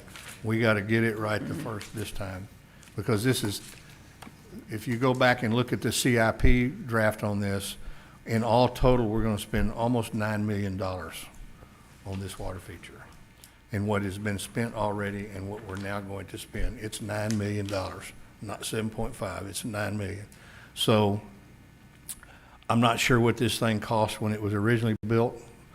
And $2 million. I don't suspect it was $9 million. It was $2. $2 million? Yeah. 2 streets. So it's like the old courthouse. We could almost dredge it up and build a new one cheaper than we can fix this one. So we have to get this one right. We have to make sure the equipment room doesn't flood. Whatever we got to do, we have to get this right, because this also is going to require some $300,000 a year in maintenance, and all of that's going to be paid for by taxpayers. And so I guess the one saving grace of this is the majority of this expenditure is coming out of sales tax. So people outside of this area are helping to pay for that, and that's probably the only reason I'm supporting it. So, Well, I'll make a few commitments to you while we're here. Thank you. We're going to look at the accessibility issues, and if there's any low-hanging fruit there, we'll be sure that's included in the scope. The maintenance of this facility is going to be far easier to carry out with this current design, and the things that are vulnerable are going to be in above-ground buildings and not susceptible to flooding. I think the thing is going to be better than it was brand new when we're done with this, and there's also going to be a little bit of additional functionality with the programmable. Right. Well, I just want lights. us to all remember the couple that was here this morning pushing that young man in the wheelchair, and what it would take for them to get him to visit this facility, and how difficult that would be under the current method as designed, with no specific parking or handicap parking designated for this particular feature. So if we're going to spend $9 million on something, we need to make sure it's accessible. Yeah, so are we absolutely certain it will be ADA? That has to be stated today. Do you know if it's accessible today, Jeff? I'll make that commitment. I've got Well, we one man have- here that is going to make sure that happens. So we'll make sure that you can get accessible routes. Right. Now, getting down to the inside on the steps, that might be a little bit Right. different story. But getting around the facility, yes. No, I'm talking Getting about around. getting to it. Yes, sir. And designated parking and especially designated handicap parking that's designed for this facility. Because if you all remember, if you go over there most nights, the Harbor Playhouse folks, they rope off their parking lot. They don't let anybody go in there. So, and that's one of the sidewalks that leads to this facility. Okay. Thank you, Jeff. Councilman Suckley. Thank you, Mayor. I'm in support of a lot of the things that were already said. Councilman Pusley, I agree completely. This is a tough deal. I understand this is a symbolic part of our community for the past 35 years, and there's a lot of emotional attachment for some to it. Clearly, where we sit today faced with $7, $9, whatever it is, $1 million investment here, it's not ideal. Back to the access and who's going to utilize it. I had made comments to staff earlier that I think there needs to be some sort of component as to who's going to manage it in terms of allowing it to be a wedding venue or a festival or what have you. So certainly there's going to be a tourist and a hot tax element to that. People coming here to see it or to utilize it. So you probably can't quantify that, but certainly that is some benefit. And then also thanks again to Fulton for being a partner, like you said, Jeff, and participating in this with us. Thank you. Councilman Hunter. Thank you, Mayor. Very well said by the rest of the council. I just want to say that if we would have done this when we did get it passed a long time ago, it would have cost us $2.8 million. And then if we would have gotten it done the second time we passed it, it would have been $4.5 million. So how much is it going to cost for us to pass it if we don't pass it now? Right. And I have voted for it every single time, just for the record. So now I'm stuck, right? And here's the other thing. We've been talking about seawall funding. The seawall was designed in 1910 to 1920. It's a 512-acre plot of land that a lot of that goes out into the water. And everything in that 512 acres is designated seawall funding. Or we can decide what we want to do with it as long as we keep that seawall up. It's basically what it says. In fact, our Chamber of Commerce and a lot of different state departments helped us figure this out about 6 years ago. So the money is good. I think that we need to get this done, because if not, it's going to cost us $15 million the next time it comes up. So, I agree. yeah, I plan on supporting it, but if I am here on the next vote on this, I probably will not. Councilman Hernandez. All right, Councilman Hunter, you know, I know that your mom would get mad at you if you didn't support it. So, actually, the first iteration was $288,000. When I first got on council, that was the cost to repair what was existing. $288,000. So now we're at $9 million. Speaking of which, who's going to be taking care of this property? What department is this going to fall? It's going to be under the Parks and Recreation Department. Okay. One of the things at the Type A board that was mentioned is that the support from the Type A was that there was going to be preventative maintenance, right? And I was thinking to myself, well, there was supposed to be preventive maintenance for the splash pads too, and that didn't happen. Okay, so I don't know who we have to beat in order to get this put into preventive maintenance, but if we're going to be in the situation where we're going to spend $9 million for a water feature, we better damn well take care of it. And I don't know how many times I've preached about preventive maintenance. And specifically, and we had this conversation about the splash pads. We have 4 splash pads, building a 5th one, and we have done nothing to put preventive maintenance in place. Now, I hope that's not the case for this particular item, because, damn it, I'm going to yell at somebody if that's the case. I'm sorry I'm raising my voice, but I have preached about preventive maintenance and taking care of what we have, and I don't know how many times we've been told we can't have nice things because we don't take care of it. Well, we better take care of it. Well, Councilman, and if I may, the last time we had a conversation about this feature, it was said that we were going to have a maintenance program included in the, I don't know if it's the construction or the, I don't know where it falls, but I don't know if you recall that, Peter. It was a maintenance program that was going to be included so that, to Councilman's point, it wouldn't be, left uncared for. Yeah, that's the price tag that we gave. What was it, Jeff, annually?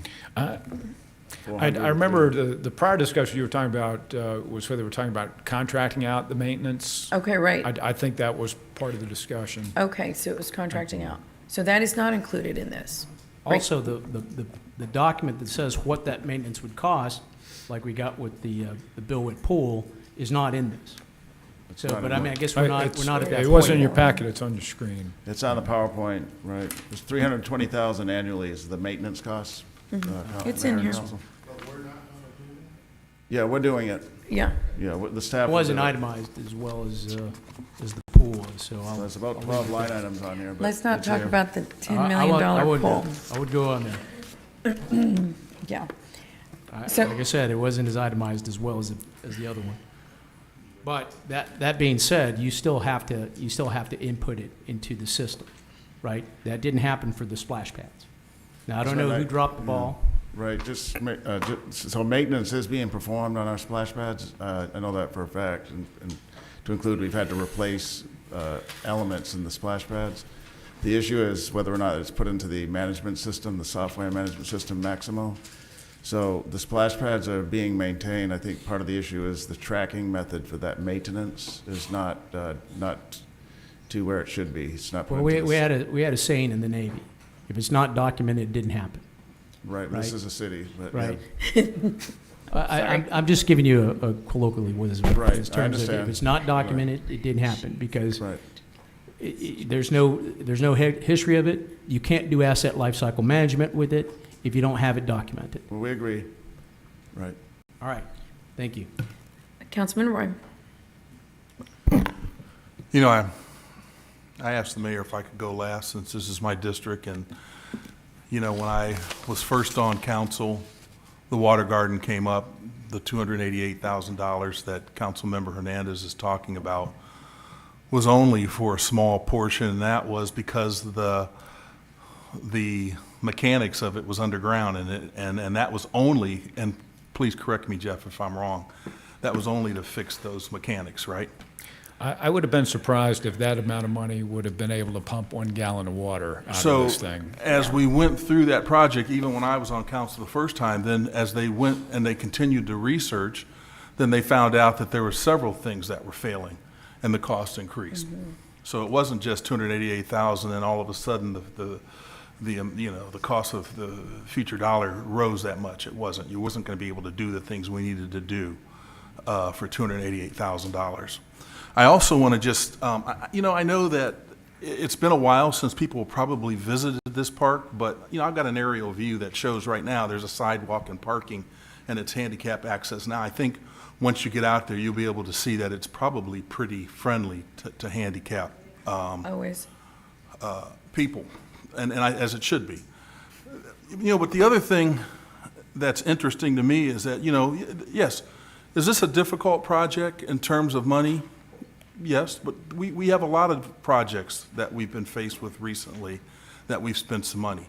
If you take a look at the council member's pool that he's building over in Bill Witt, per capita, the South Side probably has more pools than anywhere else in the city. Do they need a pool? They're getting a pool. Are they paying for maintenance? They're getting maintenance. And I've heard from a lot of District 1 council, or for my constituents, that have asked, this particular feature is the most, it hasn't been, it's the most photographed feature in the city. It's photographed more than the U.S. Lexington and the aquarium.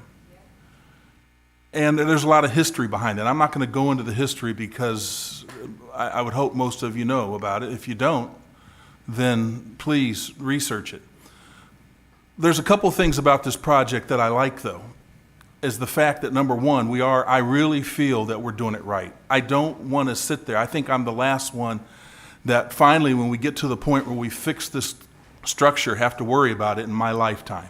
Right. And I do have confidence in the contractor that's going to work on this project to get it done right.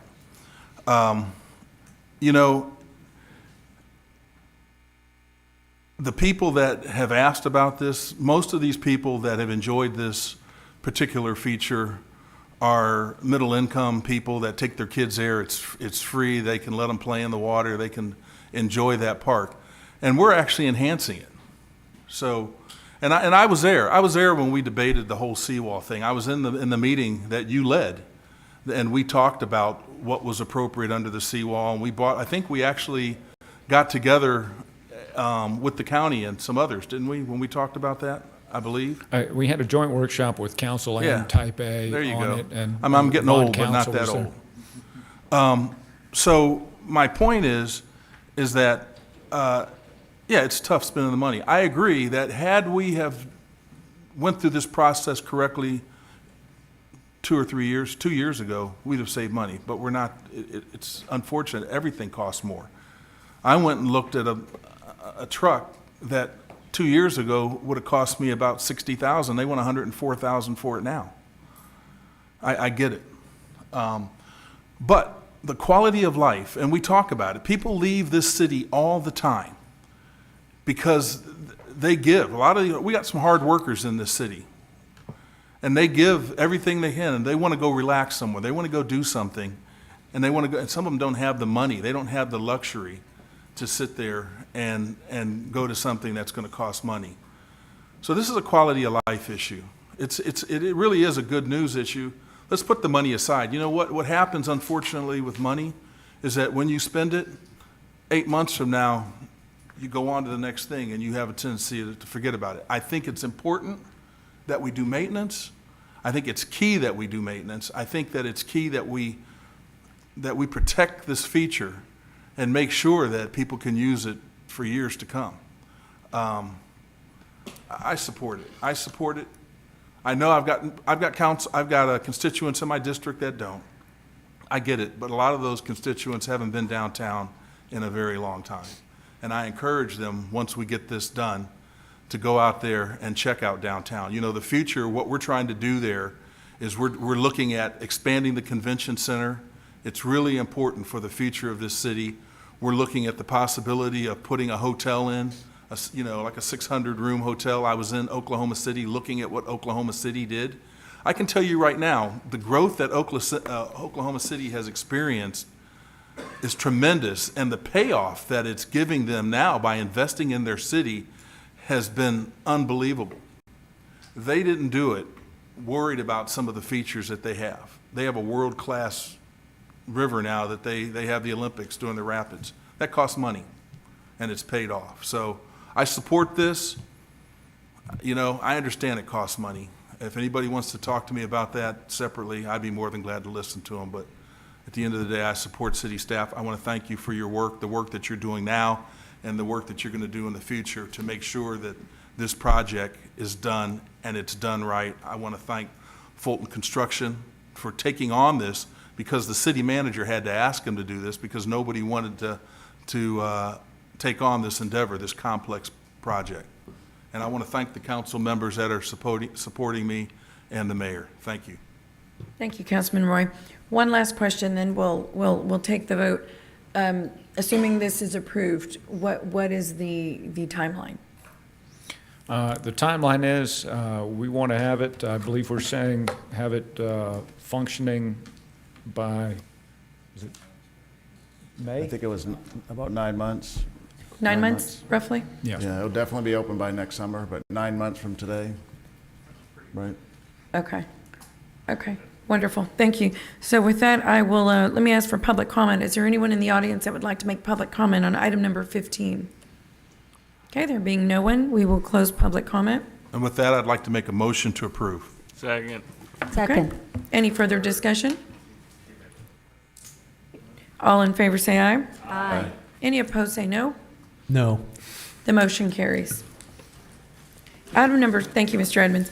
Item number 16 is a motion awarding a construction contract to CSA Construction, Inc. for O.N. Stevens Water Treatment Plant, Clearwell Number 3 project.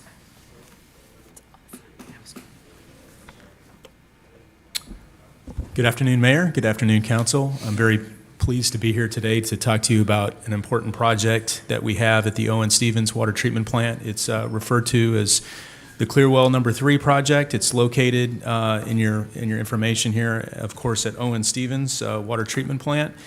What is this project? Well, it's really for us to replace an old 1954 4 million gallon Clearwell tank. We're going to replace it with a new 10 million gallon Clearwell tank. Just to kind of take a little bit of a step back, what is a Clearwell? Clearwells are ubiquitous in the water industry. They're really the last part in the water treatment process before water goes into the distribution system.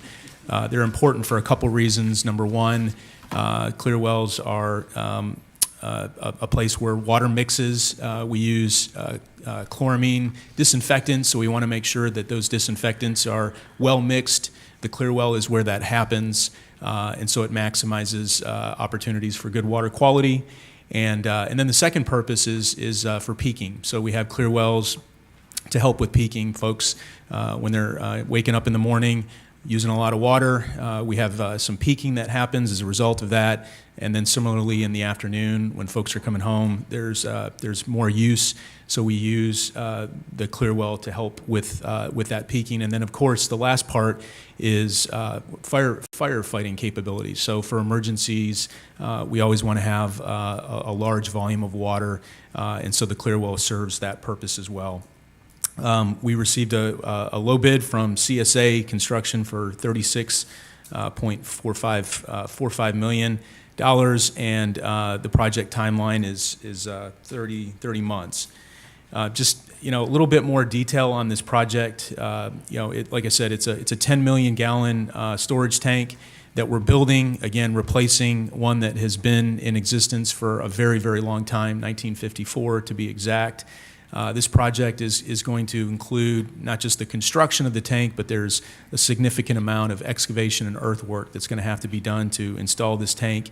There's some extremely large pipe that's going to be installed as part of this, 72-inch pipe, 6 feet in diameter, so most of us could probably walk through that pipe. There's of course, fittings and valves that are associated with this that are expensive equipment. We've got electrical instrumentation, SCADA. And then there's also going to be some, as I mentioned earlier, about the fact that there's mixing that goes on in these clear wells. Clear well 2, which is also a 10 million gallon tank, it's going to be retrofitted with some baffling to help the mixing in that tank. And then lastly, there'll be some stormwater improvements to make sure that if we get a deluge of rain or a hurricane of sorts, we've got the ability to move water off the asset itself. And then CSA Construction, they've had some experience here working in this part of the world. They've had 3 projects that they've successfully completed. The Nueces River Water Pump Station Improvement Project is one example, as well as the Oso Wastewater Treatment Plant Headworks project, and then lastly the Greenwood Wastewater Treatment Plant UV System Improvement Project. And as mentioned, this project, it's been in design for a couple years. And so if we're able to approve this project, we'd be looking at about a 30-month construction project, and we'd have this completed in December of 2025. And with that, if there are any questions. Councilman Pusley. Yes, sir. Yeah. Drew, were they the only company to bid? Yes, sir. Why is that, you think? I mean, are they the only ones doing this kind of work? Well, I've asked that question quite a bit, and I did talk to, and I'm joined here, of course, by Jeff Edmonds, our Director of Engineering here. And so Jeff and I talked a little bit about this before the meeting today, and Jeff pays close attention to CivCast, and there were 149 firms that downloaded the plans and specs for this project. So not entirely sure why there wasn't a little bit more interest in this project. But it's kind of back to contractors. There's a lot of work going on out there in the industry, and so these contractors are really picking the exact right projects that they want to work on, and unfortunately, I think we're having a little bit of difficulty in trying to attract some of those top brass contractors coming down here. Well, it goes back to everything we're trying to do today. We're having to pay more money for it because of delivery issues and construction materials, and contractors are picking jobs close to home because they've got more work than they can do close to home, so it doesn't really pay them to travel to our area to do those kind of jobs. If I could, real quickly, if someone, on the CIP page, there's a edited or second rendition of the CIP. Can you go through real quickly where the funding came from for this project? Sure. So, the project was originally funded with, I want to say $28 million is what we originally budgeted in our adopted CIP plan. And so, of course, the project we do have a budget shortfall. So what we did was we worked with our finance group, and there was some funding in a project. It's actually 17047. It's a future project. It's in design. It's a little bit behind schedule. We had funding budgeted for construction for that project in this fiscal year. And so we're going to use $8 million from that project to supplement the costs needed to do this project. Okay, so did we do a bond for this originally back when we first proposed it, or was it just come out of general fund? It's a the revenue bond? No, it's coming out of the water fund, so it's revenue bonds paid for with the water rates. With the water rates. Yes, sir. Okay. It's not geo bonds. Okay, Yes, that's sir. all I had. Thank you very. Okay, that's all the, Second. okay. We have a motion and a second. I'm going to go ahead and open public comment. Is there anyone in the audience that would like to make comment on item number 16? Okay, there being no one, we'll close public comment. Mr. Zanoni. To highlight again, this is another great news story for Yes. investment in our community. This fits with many pieces that we're doing at Owen Stevens to make more water out of that plant. So today, the maximum is 100, 110, 120 million gallons a day. With this investment and others that are coming, it'll be up to 200 million gallons. Between 160 to 200 is probably the stretch, but that's a significant increase in water production out of this plant. So this doubles the size of the clear well that we have today that's nearly 70 years old. This is a huge investment for the community and for our water infrastructure. I want to thank Dan Leindecker with Adora for being the design consultant and helping us get to this point, and our team as well. So big investment. Thank you, Peter, and thank you for making those comments, because that's extremely important. It's not the sexiest subject matter, but it's extremely important. So thank you for all the work. Mr. Leindecker, thank you for being here as well. So with that, we have a motion and a second. All in favor say aye. Aye. Any opposed say no. The motion carries. Thank you. Thank you, Mr. Molly. Yes, sir, thank you. Item number 17 is a motion awarding a construction contract to Gerling Contractors LLC, Corpus Christi, Texas, for the council chambers modernization project. Good afternoon, Mayor, council members. Jeff Edmonds, Director of Engineering Services. And you may recall we had a briefing on this by Nick Janak, who is the project architect. I believe it was last September. I'm going to use some of his slides from that prior briefing. So there's actually two projects that are part of this. So it's the construction project, which is going to modernize all of the interior, upgrade the lighting, replace all of the finishes on the floors, walls, ceilings, and make the relevant electrical, mechanical improvements, and provide support for the new AV equipment. But there's also a project that's being managed by Peter Collins, which is going to upgrade all of the IT infrastructure. So I'm going to go through the construction part, and then I'm going to turn it over to Peter Collins and let him talk about the IT features. So these are some of the renderings of what it's going to look like after construction, and these are some of the same material that Nick went over last year. It's going to replace all of the public seating. We're also going to rearrange it a little bit. We're going to have permanent seating all the way to the back, and we're going to have some spaces allocated for ADA seating. That's a view from behind the dais. And that's the floor plan. So pretty much a complete facelift of everything in this room. We're also making some improvements back there at the same time to the executive session room. I'm going to turn it over at this point to Peter Collins and let him go over the IT improvements. Thank you, Jeff.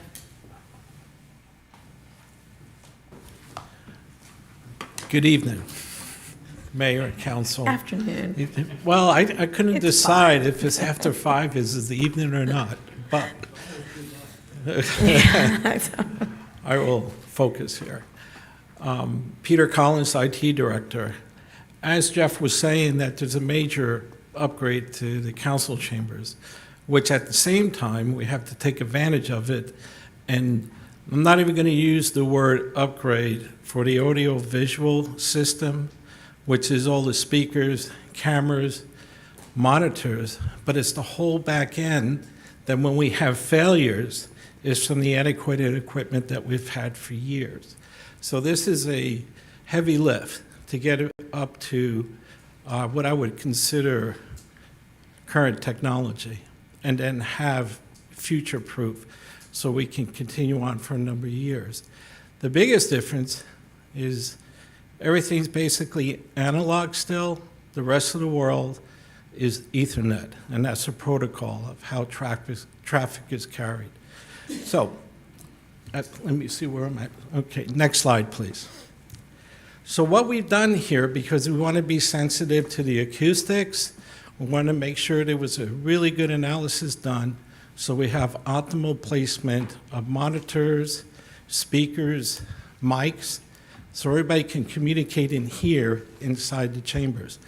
So the first thing we did is we had a company that specializes in audiovisual. They brought lasers down and they did a 3D model of the chambers themselves. With that information, they were able to analyze it and pick optimal placement of monitors, speakers, mics, but also work with the architect that is designing all the changes that Jeff was talking about, because that actually affects it too. Even what the seats are made out of, even the carpet that's going to come down off the back wall, it all impacts the acoustics. So we are paying attention to that. Next slide, please. So we are replacing it with high-quality speakers. These speakers are extremely old, tinny, can't really control much of the sound to them, and they crackle sometimes in the back. So we'll have really high-quality speakers being utilized in this system. The other thing is when you're having feedback, now it's the state-of-the-art, it's called noise canceling software. So it's able to be smart enough when it's being overfed.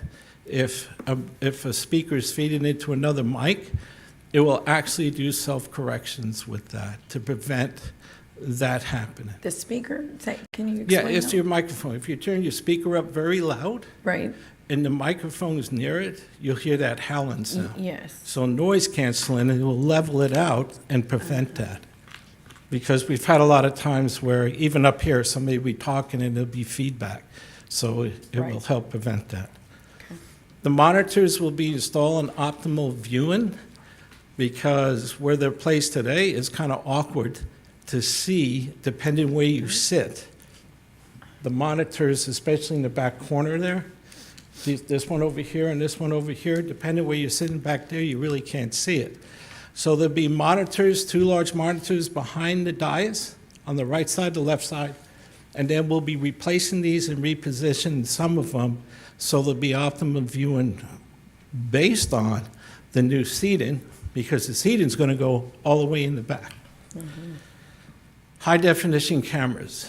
So all the cameras are going to be replaced too. Next slide, please. Most important, what do you have that is behind the dais so you can actually view presentations, communicate? This is an all-in-one conference solution, that's what it's called. If you look in the presentation on the left-hand side, there's a microphone, high-definition screen, there's a speaker, but the beauty of this, the software that's embedded in it, this is where you request to speak, you can vote. Now when you vote, it will show up on the monitors who's voting and whether they voted yes, no, or they, abstain. Oh, can that turn off? Can that turn off? It's well overdue. We turn it off. Click. But this is important too, and I've talked to Councilmember Pusley, is you're able, in the new device, is attach an external speaker where you can actually control the volume to, just like you do today. So the noise canceling, if the volume gets a little bit too high on the speaker and the mic's a little bit too close, it'll help prevent that. Now, if you put them both together, it may be a little difficult to prevent it. But all of them will have a speaker attached, but once you attach the speaker, then the speaker within the device that's at the dais, that speaker won't work anymore. It's all the external one. So there's not a competition, it's not competing for sound. And then the other part, if you look in the presentation, digital nameplates. Very easy to program. So you would have, and we looked at this based on how the future will look with the dais. So the nameplates fit just perfect. So you have the mayor, Councilmember Hunter, Councilmember Pusley, everybody would have a nameplate. But if you have another meeting in here, you're able to rename those very easily to the appropriate positions and the name of the people that are going to be at that meeting. Where do those sit, Peter? Right in front. Like up here? Right, but they're not like this. They're low. You can still read them, but they're not going to block you seeing anything out or people seeing you. Right, okay. Okay? Wow. Next slide, please. Nice. The most important part is we're replacing the heart. Because if we do this work out front here, we have nothing to connect it to in the control room. So I've showed a illustration or a photo of what a control room looks like. This helps Cameron deliver a quality production, and I call council meetings a production, or anything we do, it is a production. It should be professional, and it should go without a hitch. There's been a lot of frustration because the heart of the system is so old. I mean, we've had council meetings where it just died, and it was nothing for us to try to correct it with, and then try to overnight parts if we can find it. But this is going to be fully upgraded. It will interact correctly with the high-definition cameras. It will allow Cameron to direct certain types of functions during the council meeting to give a better impression and inform the public better on what's actually occurring during council. You have, I have to put my glasses on, I can't see the last page. Live hardware, so live broadcasting. This helps with live broadcasting because the back end can truly support it. Live broadcasting today, we have to do certain conversions to get there, to even get it out to the carriers, okay, Grande, or put it out to YouTube. And then broadcast automation, and then we have backup system. That has not been something that's been familiar to the city since I've been here, and I've been preaching it. And we want to make sure we have a backup to the system because we have no backup. And then most support, 24/7 support. Our operations is 24/7. We don't know, we learned from COVID. Saturday afternoon, the first COVID briefing, followed by a Sunday, whatever. We have to be ready on demand to do a broadcast. And also, if it's somewhere else. Next slide, please. And this is Jeff's schedule. But can I stop for a second, Jeff? Are there any questions from me, council? Councilman Yes. Hunter.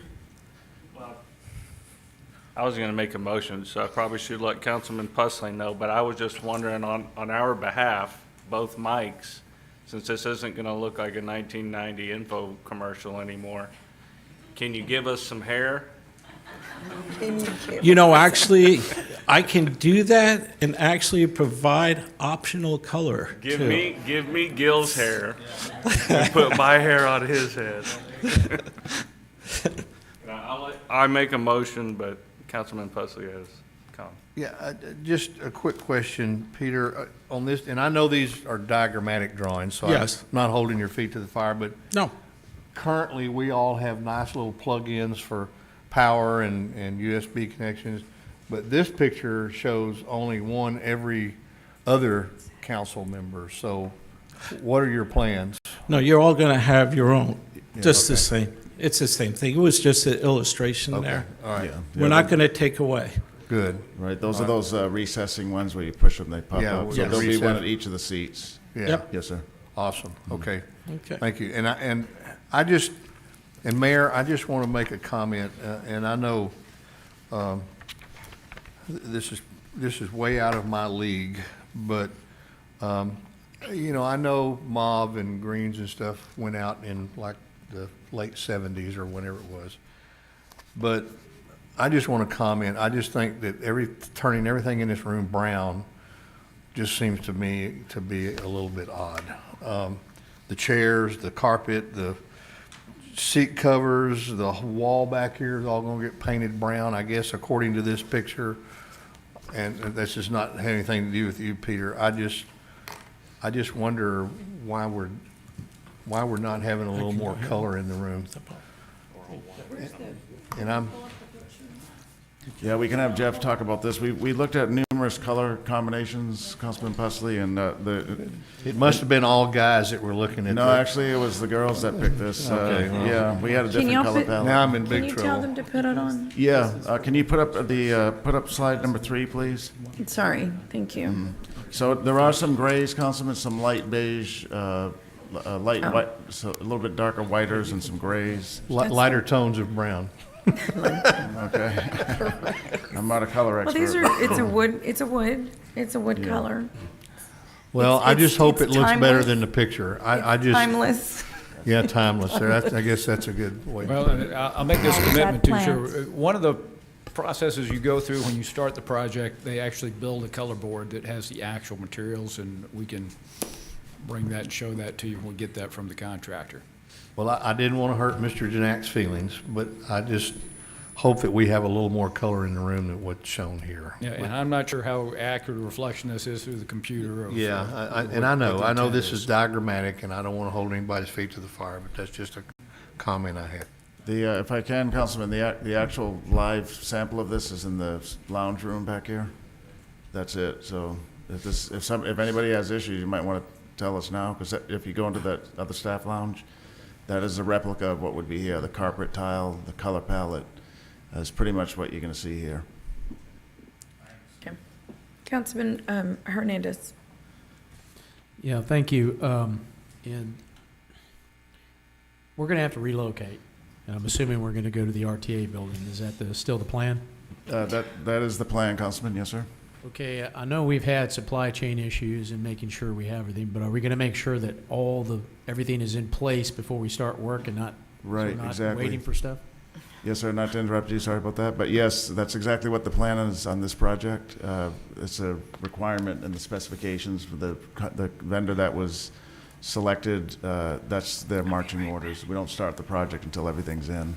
Because as Peter said, there's some pretty technical devices and lighting, sound systems, even carpet tiling. You want to make sure all that's And ready. we're going to authorize them to work on weekends? Whatever it takes, yeah. I mean, because, the idea is that we want to kind of, get this done as quickly as possible so we can come back here. Right, in November. So the plan is May through November. And they're still shaking their heads, so that's a yes on that, yeah. May through November. And RTA is, we looked at with the city secretary numerous alternative locations, and we got input from the council. The first recommendation was to use the 6th floor, but there was a lot of, I don't think that's going to work, right? So RTA did spent several hours with us in their facility, and I think it will accommodate us well. It has everything we need, the AV systems to broadcast, to record. It has, it's a similar setup. What you're going to see when you go there is we really are in some antiquated facilities, because there's a real nice, brand new, good systems. Yeah, it's brand new, yeah. So, and then there are 17 meetings that are held in these chambers, not just the city council. So we do have in the agenda material, and we're coordinating with the city secretary. Most of them will be on the 6th floor, the smaller meetings like the planning commission, the veterans committee, and so on. But the city council meetings and our reinvestment zone meetings will be at the RTA building. Are the reinvestment zones that large? No, but generally it's the council with a few other people, so just to keep them all. Oh, okay, I'm sorry. right, I was thinking yeah. the type A, type B. No, the type A, type B will be in the 6th floor. So the Okay. TERSs, I should say, will be at the RTA. Okay, thank you. Councilman Suckley? Sorry, this is probably more of a question for Jeff potentially, and I don't want to seem to be a council diva up here, but we do have 3 council members that are 6'4" or taller, and I can tell you that my 3 months of experience sitting here and having my feet crunched up, it would be nice if there was a little more depth underneath the counter here for our feet. Just saying, if y'all could check that. Okay, good point. We'll have to see if Janek contemplated that. I know he's... Good point. You guys have that noted? Yes. Okay, good, Mayor?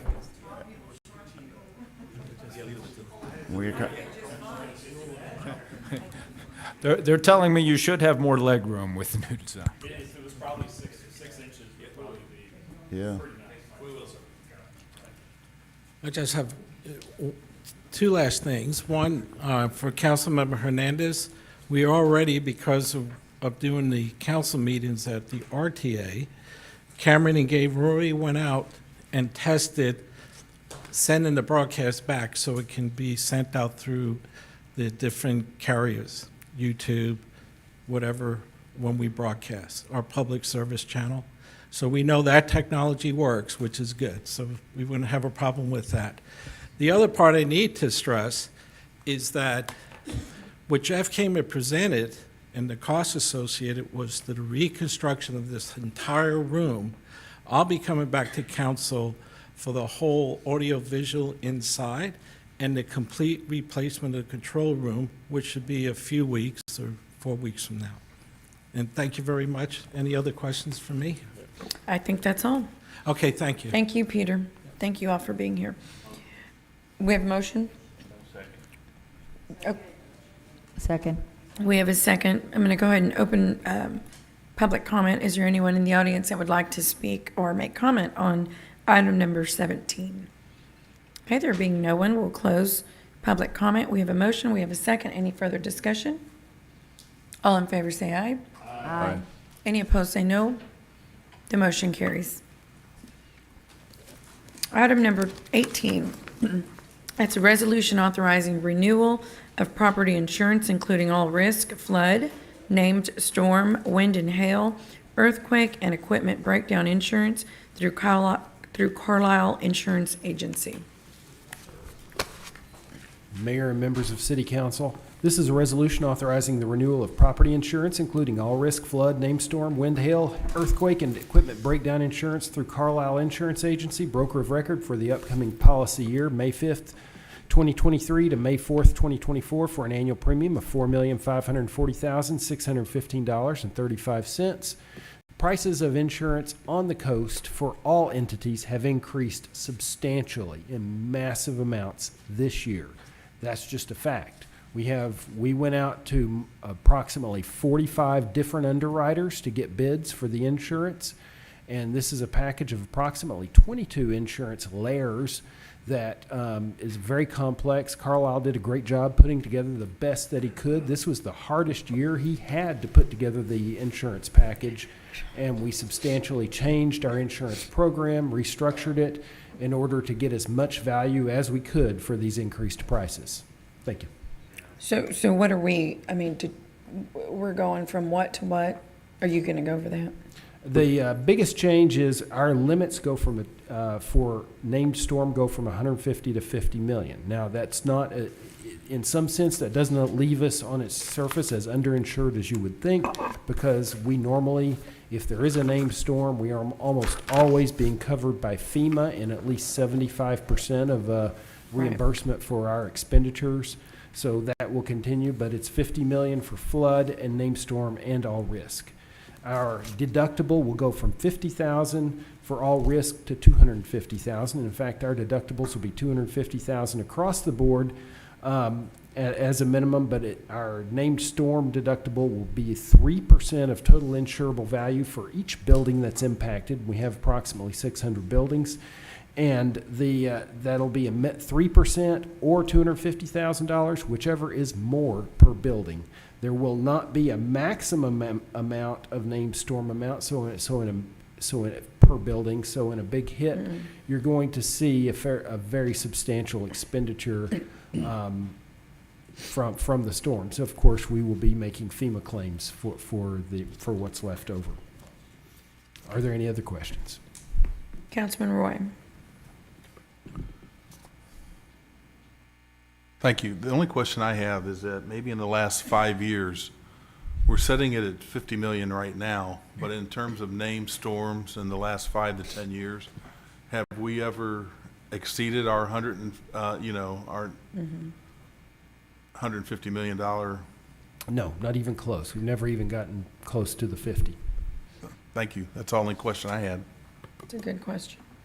Councilman Suckley. Yeah, in the event, what would the 3% amount to, Miles, in the event of a catastrophic, if every building was damaged of our insurable value, what would that be? Do we know? The total insured value for all the property in Corpus Christi is set, and it was reassessed this last year at $854 million. So the 3% of that total of that $854 million would be, let's see, 8.5 times 3 would be approximately $27 million. So, Peter, and I do agree, and I visited, and we've chased here in the back. We appreciate your work on this, because I know it's not easy layering, and I mean, it's unbelievable, you know, what insurance is doing commercially anyway. This all happened residentially years ago. But I guess, are we looking at it, Peter, in a sense, and on the city side, we can only, it becomes a true affordability issue. We can only afford so much. And other cities I saw across the state are doing the same thing, Right. where you're actually insuring just a portion of of your assets. But Right. what would we do, and how would you handle it if, let's say, there were multiple buildings and it was over the 50 million? We go into reserve, or what? How does that work in terms If of? there was an And event? are we okay across the board, or is that something we'd have to really build up on? Because this is not going to go the other direction. So this is going to continue to go up in premium, and we're going to have to self-insure more than anything. Right, so just to that latter point about it not coming back down, the trend that we met with Tom Carlisle and Chase as well, as did you, and they probably showed you that graph where it's gone up and come down and gone back up. So it's cyclical, so it could come back Okay. down.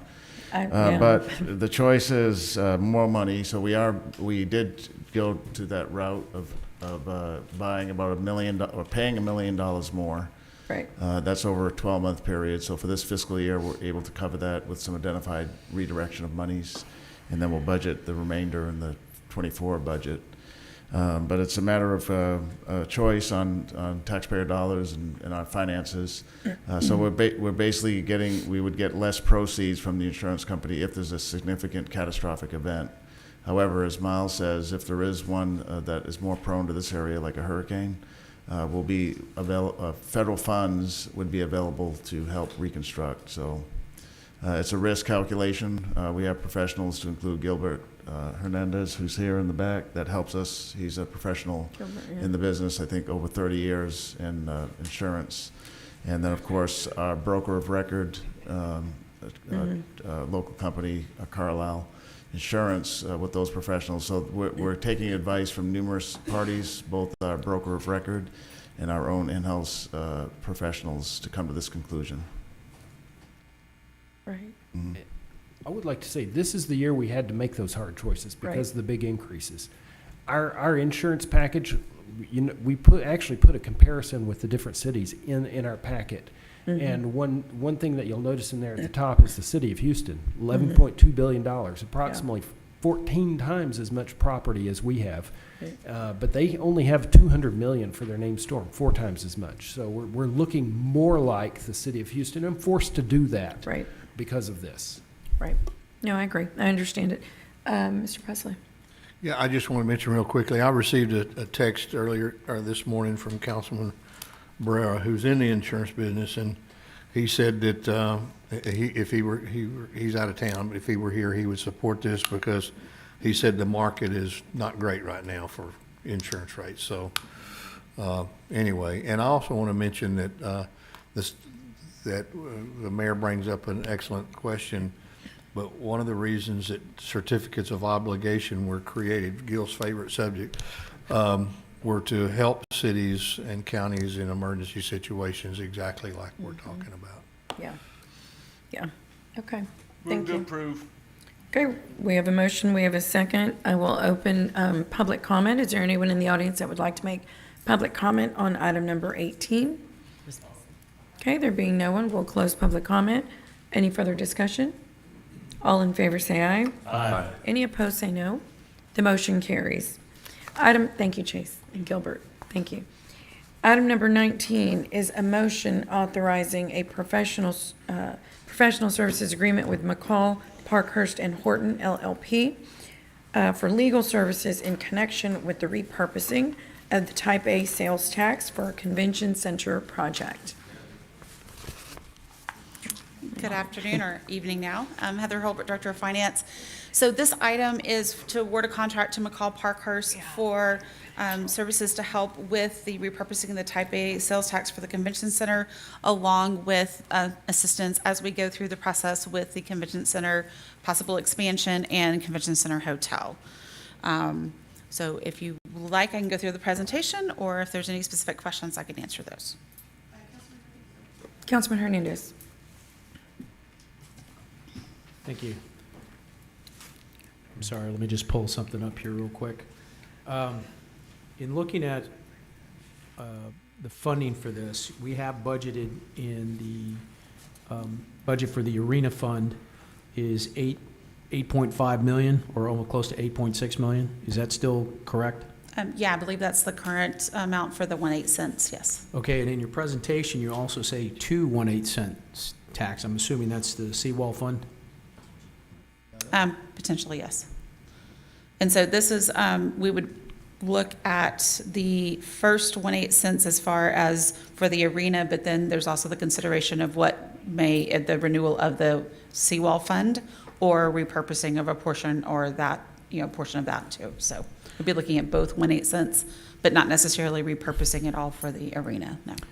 Okay, so with regards to the arena fund, we did some jujitsu, financial jujitsu to get it paid, so we can pay it off along at the right time, so we don't have to, because it's supposed to pay it out all the way through the end. We right? refunded the bonds, so yes, Right. so the maturity date's maintained the same as it was previously. Right, okay, so what we're looking at is to, once this is all done, we just move that funding over to deal with the convention center improvements. That's what we would be looking at, is it the full 8 cent, is it a portion of that, and then how do we take that to the voters? Okay, and so we're not going to do these both at the same time, right? We're going to do these individually, the 8 cents individually, right? I think that has yet to be determined as we go through the analysis. Okay, I know on some of these things, I mentioned the seawall because, when it was intentioned for the seawall, to Councilman Hunter's point, there was some bond, it was worded in such a way that it could be expanded to other areas, right? So that's how we're paying for the water garden with funding that was originally for the seawall. Okay, so I think we need to tighten that language up to where it doesn't expand it beyond things that it was never intended to pay for. So that's my concern with that. Also, looking at the seawall, we still have to fund projects with the seawall. I know there's a lot of stuff that hasn't been done yet, especially the other side of where the on the other side of the art museum, Right. and where On the ship channel side. on the ship channel side, there's still a lot of work that needs to be done. I believe there's some discussion on that here coming up, right? Right, and there's a project in the capital budget to Right. at least bulkhead it. So and I know it extends all the way into the ship channel and around where that I guess a better lack of it's a ditch over on the side. Yeah, the Salt Flats levee. The Salt Flats levee, Yes, sir. right? So there's a lot of areas that still need improvements. So I mean, we still need to have some aspect of the seawall fund with that, but maybe to that point, maybe a little less amount towards it, and maybe we portion of that to streets. And that would Right. all be a portion, that would all be part of that analysis, yes. Okay, so that's what we're going to do, and I appreciate it. Thank you. Sure. Councilman Suckley.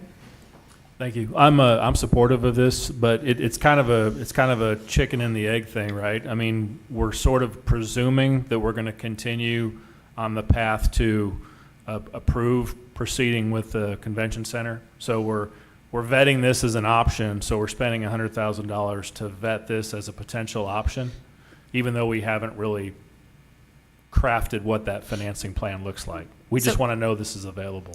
Exactly. So this is actually part of not only looking at this type of, it's part of the whole financing stack that we would take as part of the analysis. And then if the council decides at that point to go forward with the project, then we would then continue refining that stack and then move forward with possibly taking it to the voters on allocating it towards that project. Okay. So if we decided to not move forward with the project for whatever reason, then we would have spent $100,000 for naught, other than knowing that this could be reallocated potentially for another project in the future. So not necessarily for naught, because Okay. we still do have to take action. So the 1/8 cent for the arena does expire in '25.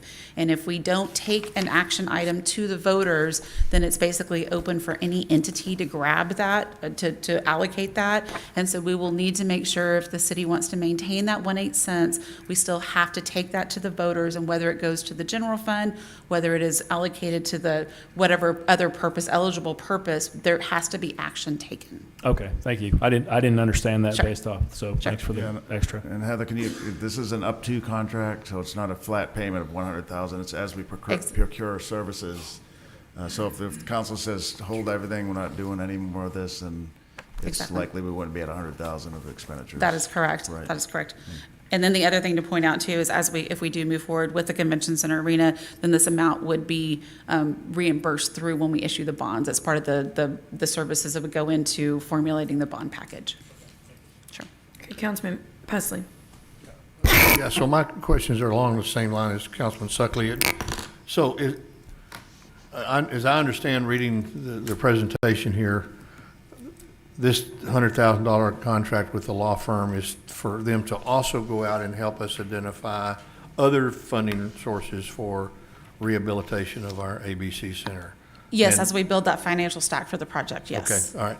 So the 1/8 cent sales tax that was dedicated to the arena, what you're saying is that we would possibly rededicate that to the overall facility and not just the Right. arena? That is Exactly. correct. Okay. Exactly. Because now it's designed just for the arena only. Exactly, yeah. Okay. That was the proposition that was Okay. taken to the voters, so yes, it's And just then for the the other arena. seawall fund, we would probably just extend that like it is. Look at that and And see it what would need expires to be in done. 26? 26, yes. 26, okay. Yes. Okay, all right, I'm clear now. Thank you. And Mayor, Yes. if I could, Clay Benford is our representative. Clay, can you come up and just introduce yourself? So it's where we know Clay. He's worked for the city of Corpus Christi before, but the reason we're excited about bringing this contract forward is he has some extreme experience in developing financial packages for cities that are in the business of expanding their convention centers or adding hotels. He has extreme experience. It's just, if you can just introduce yourself, because we'll be working with him. It's not some nebulous law firm. It's Clay right here, and he's got excellent experience. Yeah. Clay, why don't you introduce yourself if you could? Thank you, Mr. Zanoni. Clay Benford, representing the law firm of McCall, Parkhurst, and Horton. It is my great pleasure to be here tonight. I actually had the privilege and honor of representing City of Corpus Christi as bond counsel from 2009 till 2020, when I left my prior firm and went to McCall, who is the oldest public finance firm in the state. I've been doing public finance law exclusively, representing municipalities since 2001. We have had a number of successful, comprehensive, visitor-oriented developments that we've helped structure and finance. From Mr. Zanoni's days at City of San Antonio, we have great experience there. From Ms. Sanchez's time here with the city, have done the same. I'm very familiar with the various revenue streams. It is interesting that there are limitations associated with everything. So I know there's been focus on the 2 4A sales taxes, but those are just a component of a much broader comprehensive financing plan that we are advising the city on, which includes the possibility of special legislation, creating a package, finding the revenues that are going to fund that package, and ultimately bringing it back here to you for presentation. It's great. It's wonderful.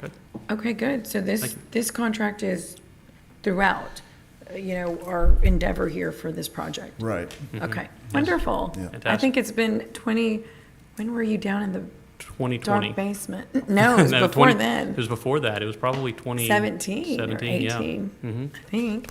Some of us might remember. I do. Thank you. Thank you. Move to approve. Okay, do we have a second? Second. Okay, is there anyone in the audience that would like to make comment on item number 19? Okay, there being no one, we'll close public comment. All in favor say aye. Aye. Any opposed say no. The motion carries. Item number 20 is a resolution authorizing the acquisition of 38 vehicles and equipment, of which 31 are replacements and 7 are additions by various departments through J.P. Morgan. Motion to approve. Second. We have a motion, we have a second. Is there anyone in the audience that would like to make comment on item number 20? Okay, there's no one in the audience, and for those of you who waited, because Robert Dodd has this look on his face. We're good, ma'am. Thank you much. He's good, yes. Mr. Klein? Thank you, Madam Mayor. Charles, you and I were talking about this last week, I guess. Yes, yes, sir. That in the list here that you brought forward, and I understand that there's a whole kind of process that you have to go through to kind of Yes, put sir. that list together. It's been going on since February, I guess. Yes, sir. Right. For future consideration, I would like to see maybe give greater consideration to electric vehicles, or in particular plug-in hybrids. It's kind of a bridge vehicle toward electrics. The knock against electrics is that their upfront cost is higher, but again, I think we need to take into consideration the lifetime cost of the vehicle. Maintenance is quite a bit lower on EVs, and even for that matter on hybrids as well.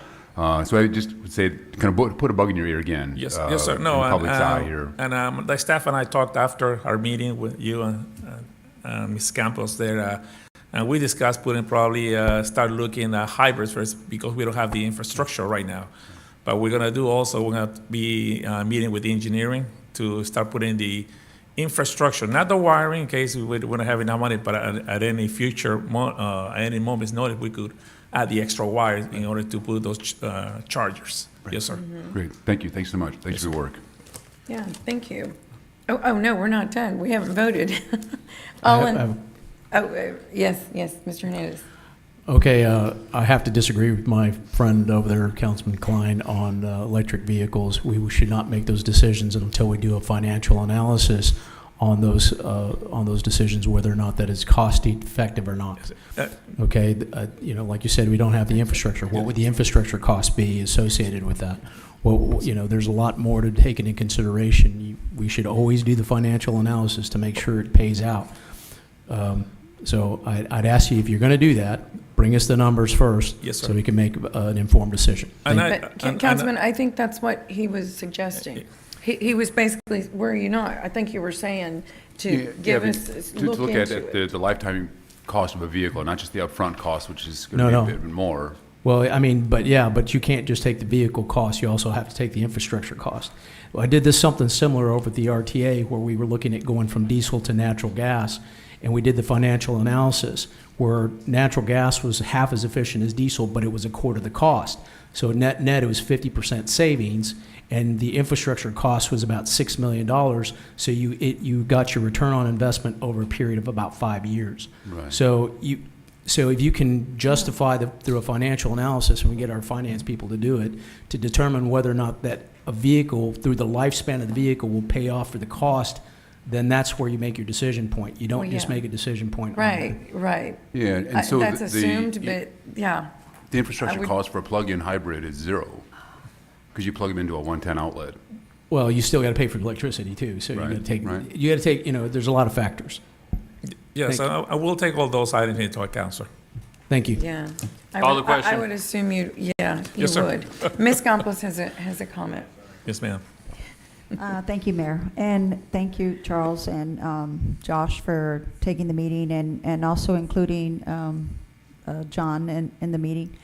I just want to say, again, to the point of Councilman Hernandez about looking into the costs, which I know that you will, and that's one of the things, that's one of the major things that John brought up in the meeting. And just to make it just aware that I think the federal government is making us, isn't it, go, what is it, the electric 2050? Yeah, in the year 2050, I believe. 2050. Yes, ma'am. So, you know, we need to start planning, even though we don't want to, you know, we need to. So, thank you. Yes, ma'am. Thank you. Yes, thank you, Ms. Campos. Great. I think it's a good initiative to look into.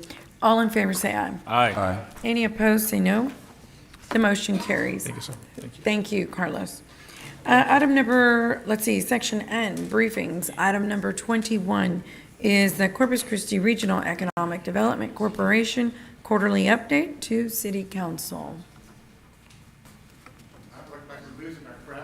Yeah.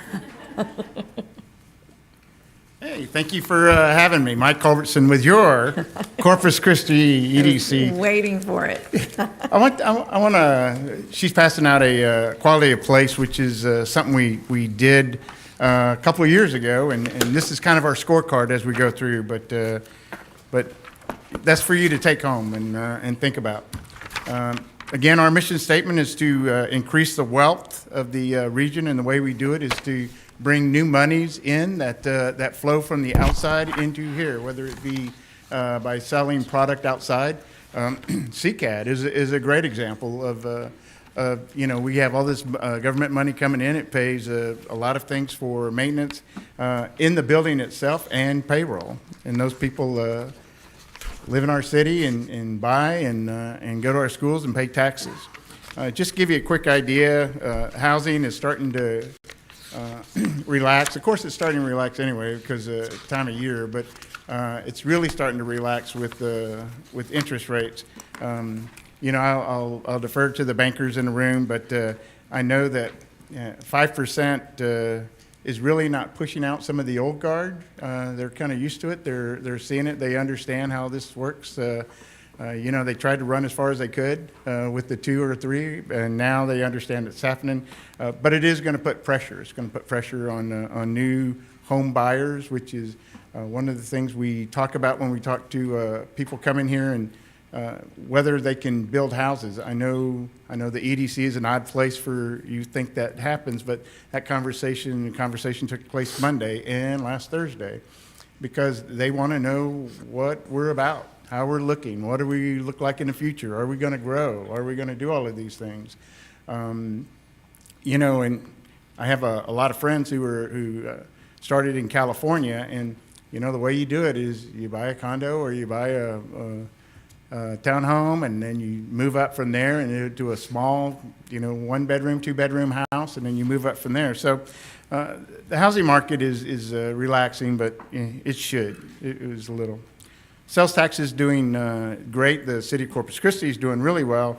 You see a couple of the reds. Some of them are just, they are actually high. They're average-wise. They're probably coming off a high, you know, just a blip in the radar.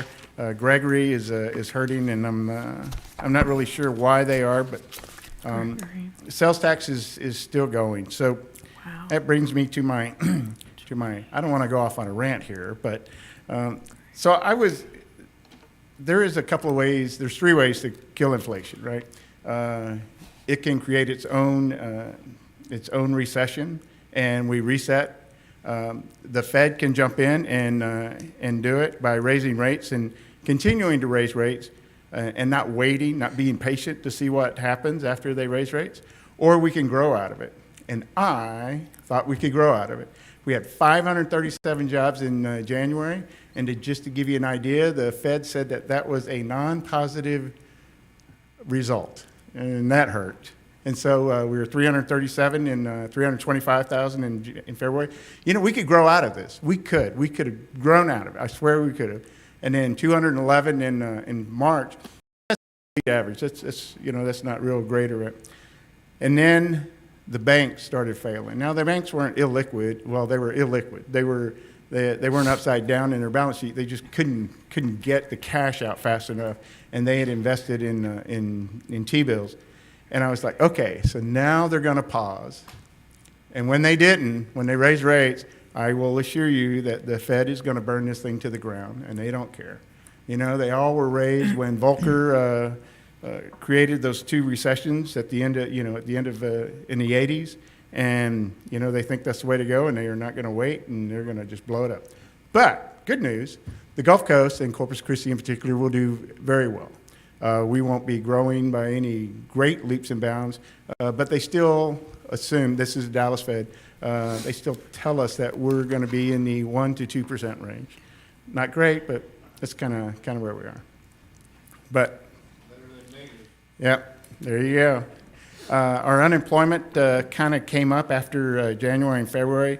I will tell you that our unemployment went down by 0.3% across the board for us, the state of Texas, and the U.S. So another, as the Fed would say, non-positive result. So I like it, and I think that's where we're going to sit. We're going to sit somewhere around here, somewhere in the mid-4s.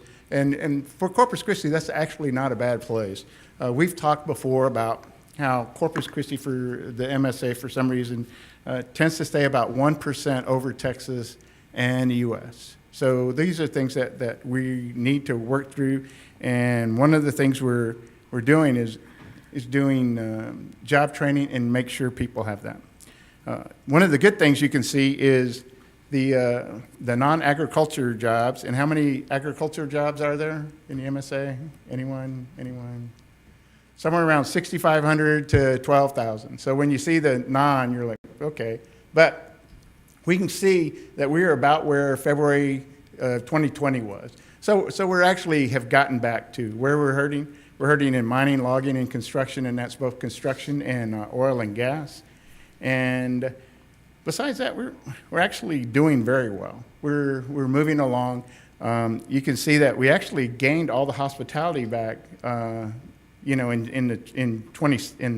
February 22, and then we're going through. I think that hospitality people wonder how the EDC is with tourism, and I'll tell you that we understand that is economic development. People come to your city, they drop money, and then they leave. What could be better than that?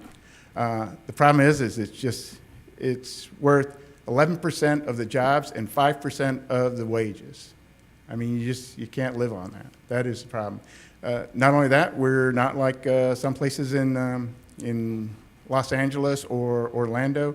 We're not a year-round vacation spot. Our sweet spot somewhere between May and September. So if you think that if we were going to be just a tourist town, think what would have happened the last 2 years of COVID and then a recession. We'd have 30%. Bankruptcies in small business. So we really need the backbone of industries and the great jobs that they provide. Our projects, we have you can take a look at the top one, battery storage. It's my view that I thought, and I'm a graduate of aerospace engineering and a CPA. I thought that you would make wind, which, isn't that great at night. It still is, if you've ever been out at night, or solar, and you'd store it in batteries, and then you would let it go. When we're talking battery storage, when these people are talking battery storage, they're actually talking about just being in a substation, buying power at night, and then selling it back during the day. Just the arbitrage. This does not move the needle forward. This does not move the needle. This is... I can't tell, and this is millions of dollars. This is $50 million, $250 million. This is a lot of money. But this is not what I thought the grid would be. So there are people and things that are existing in this space and finding spaces. And I think, so moved to Portland in 2005. It had two hotels. I don't know if we had a third or something. Now we have 14. But because of the housing, because of the construction boom with, Chief ECO, Vistalpina, which is now ArcelorMittal, Cheniere, Gulf Coast Growth Ventures, M&G, which is now CC Polymers, those have been full, and they're paid for. They're paid for.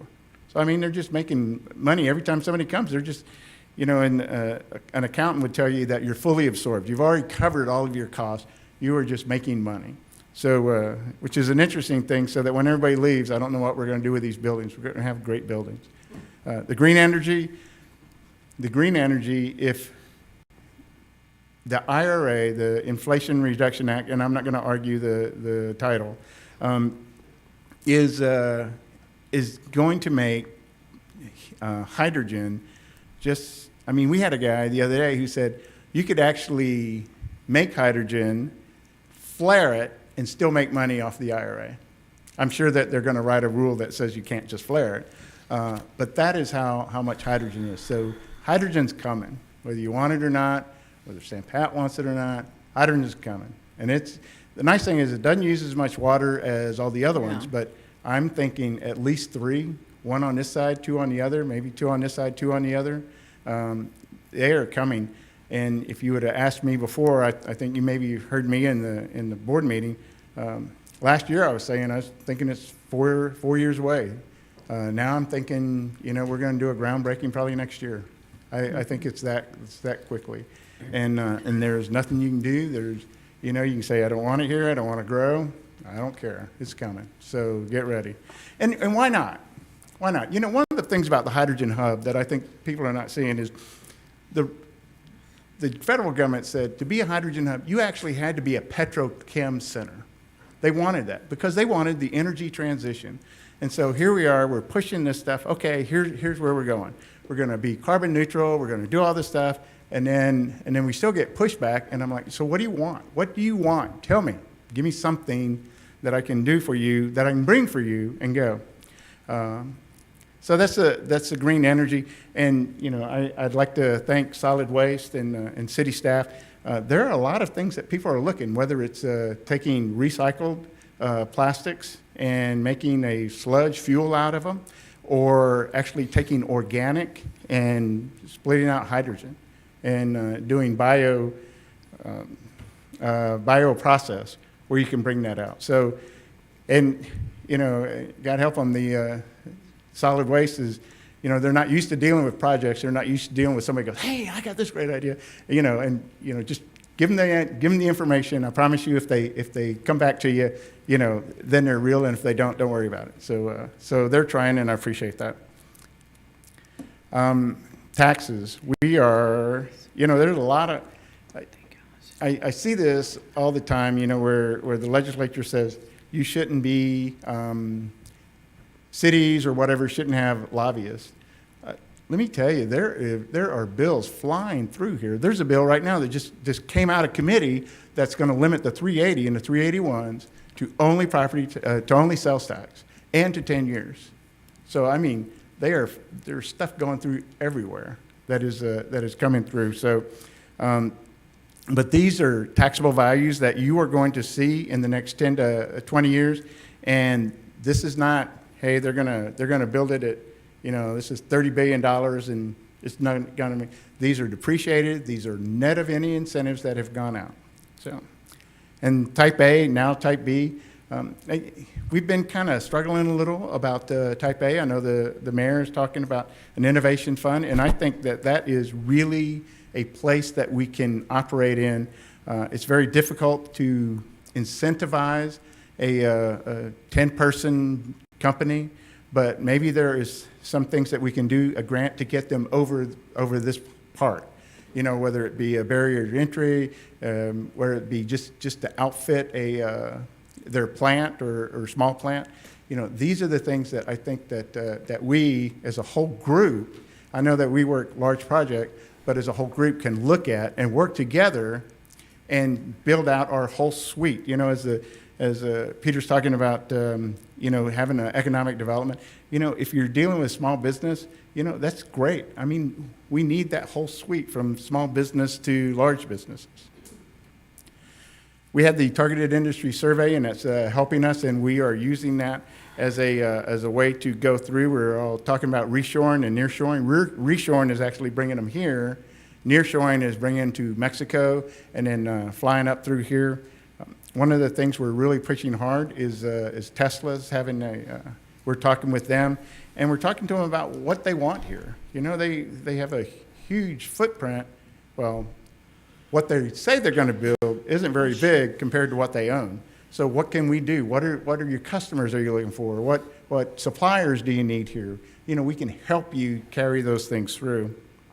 And then placemaking, stickiness, we keep going on that. We have quarterly meetings. We hold people accountable. We hold each other accountable to get that through, and we appreciate everything that the city's done as we go through this. Because we did the study, but there's not a lot of, CCRDC needs to do this. There's a lot of you on there, not a lot of me.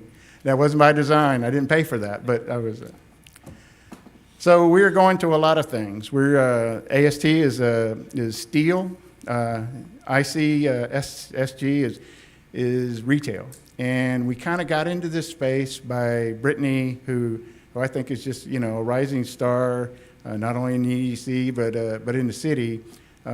She looked around and she sees all these little efforts, but what if we all get together, get one thing, and then go? So these are the things that we think. World Hydrogen and Clean Powder and Hydrogen, I think we'll do that this year just to get us up to speed. But like I said, it's coming, and I don't think we'll be expending a lot of that. I think there are places that we can play. I think that at some point we need to start thinking about not waiting for companies to look at us or getting leads from the governor's office or getting site selectors, but actually going out and identifying at least areas and bringing them in. Our biggest problem is getting a factory that makes something that has 2,000 people, and they're using less than 1 million gallons a day, and they're using less than 200 megawatts. Those are the things that can really multiply us and our retail space as we go through. You can see Steel Dynamics is the perfect example. Nobody else has customers here except Steel Dynamics. I'm sure somebody does, and they'll call me, but that's okay. But Steel Dynamics, they're 39 on their plant, and then by the time they're finished building out, there's going to be another 500 in customers that are going to be here. And so, that's great. The maritime career, sorry, I'm going to look this up just to make sure I got it right. So Brittany went on a BRE visit, and that's what we do. Actually, that's what she does.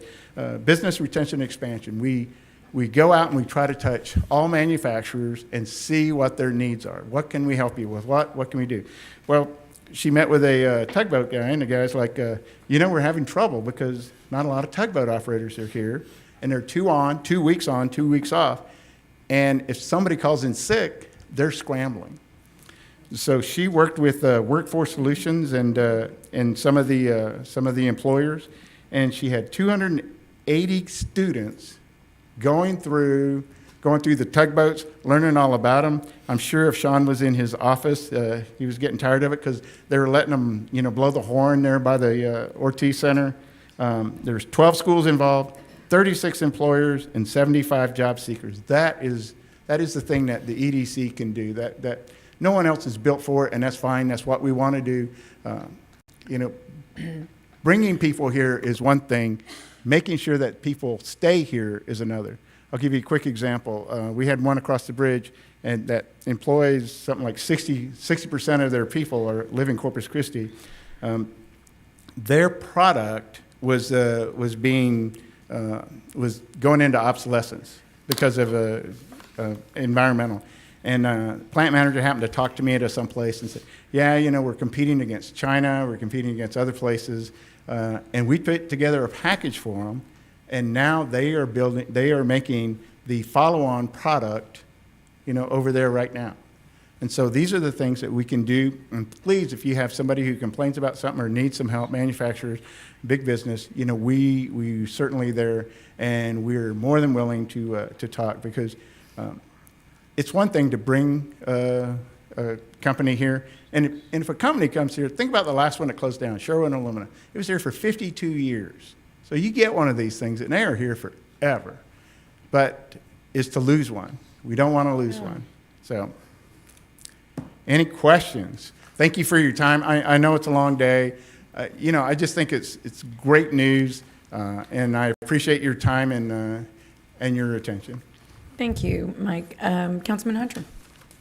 Thank you, Mr. Culbertson. I just wanted to say that it has been an honor to learn under you for the last decade or two. And you've done an excellent job. You've carried a lot of people on your shoulders. And a lot of people don't realize that a lot of our successes on these giant monsters or even some of the smaller companies moving here are because of you. Thank you. So thank you for that, and it was an honor to be able to have the opportunity to vote for you. I appreciate that. I appreciate it. Councilman Roy. I just thank you again for the presentation. Yes, sir. I always find them very useful and invaluable. One of the things I heard, I went to lunch with somebody a week ago, and they said that there was a presentation that they went to, and they're saying that in terms of our census here in Corpus Christi, that we're actually declining, and we're projected to decline. Have you heard anything like that? There is one that came out and it talked about out-migration, but it didn't include birth rate and it didn't include in-migration. So yes, we did lose some people, but I think the 2020 census will be out, well, should be out now, right? And we gained. I do not know of I've heard that, but we could not find the place where it is. And if you take a look at any of our slides, it'll tell you where we got the information from. Right. And you can click that and find it. Yeah, So I do not know. Yeah, they were just projecting that in the future. I mean, when you, in comparison to the other cities in Corpus Christi, that we were. Yeah. It just didn't make any sense to me. I'm not seeing it. Okay, thank you. Yes, sir. Councilman Hernandez. Well, Mike, congratulations on your unretirement. Oh, yeah, thank you. I don't know who's happier, you or my wife. So. I know we were, the 313, Yes, sir. but I want to get your perspective on what's happening with the state. So right now they have House Bill 5. House Bill 5, I took thinking that I was going to retire, I took the vacation in the middle of April, and of course we had, Sarah was up there testifying on House Bill 5. She did the senior executive breakfast. She hosted a Canadian delegation. She did the board meeting. I mean, so we went up there, and she went up there and testified. They did a small amendment change to it, and it came out of committee yesterday, and it is to the House floor Monday or Tuesday. What's going to happen in the Senate? Who knows? We're lucky enough to have Chairman Hunter carry that for us. Thank God we had somebody who with that amount of knowledge in the House. But that's where it is right now. There's a squabble about renewables. Some people don't want them because they don't make enough jobs, and some people don't. But imagine if you're in, say, a smaller town or smaller county or a rural county, and somebody says, "Hey, I'm going to put $100 million in your county that has something like $60 million already, only." I mean, that's pretty hard not to get them excited about it. So we're agnostic on that. Our thing is that we need that to compete. It would be great if nobody got incentives, right? And everybody just made a decision on business case. And I would posit to you that I think while incentives move a little bit, it is not there are other factors that become very important, depending on the industry. But that's what's going to happen. I don't know what's going to happen in the Senate. Okay, thank you. Councilman Klein. Thanks, Madam Mayor. Thanks for the presentation. I appreciate that. Yes, sir. Just need clarification on a couple of things. I think you mentioned at one point, one of the slides, you were talking about different job classifications. You mentioned mining and manufacturing. You said a lot of that's oil and gas. Yes. So on mining, manufacturing, and construction, we've gone down by something like 2,000 since 2020. 3 years, yeah. And a lot of that is oil and gas, and in the support services. And the other part is, we had TPCO, now Teta TPCO, and then Vistalpina, and then MNG, and then Cheniere, and Steel Dynamics was actually our last one. Large one, so that is probably a problem also. And the important thing about construction is during COVID, everybody still worked. Gulf Coast Growth Ventures was still getting built. Cheniere was still getting built. So, and then CC Polymers has mobilized, and they're looking for people, so. Yeah, so that makes it all the more surprising that the number of jobs went down, even though Gulf Coast Ventures came up online, I guess, during that period. Yes, it did. Steel Dynamics, I guess, was under construction. I guess they came up online, I guess, during that period as well. And yet they still dropped by just about 2,000, I guess. Well, they're in manufacturing, so they're in the one down below it. And you actually, I think we lost some small manufacturers that, you know, so when Steel Dynamics came on, we didn't get the whole 500, you know, we got the 300 or something like that. So I think that you can see it there. Oh, I see. Yes, sir. Oh, I see. So that might be account for some of the loss in manufacturing jobs. Yes, sir. The other question I had was regard to hydrogen. You talked about that there's a great deal of talk about hydrogen projects in the area here. This terminology may be outdated now, I'm not sure.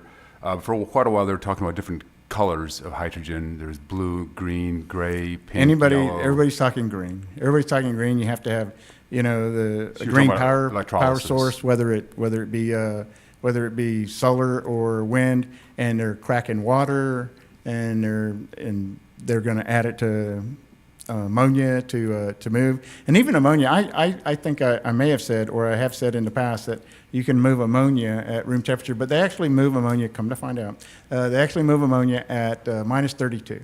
So they would make it and then send it down the line to close to one of the liquid docks at the port. They would put it in one of those tanks, take it down to 32 to minus 32, and then send it on the way, or 0 Celsius.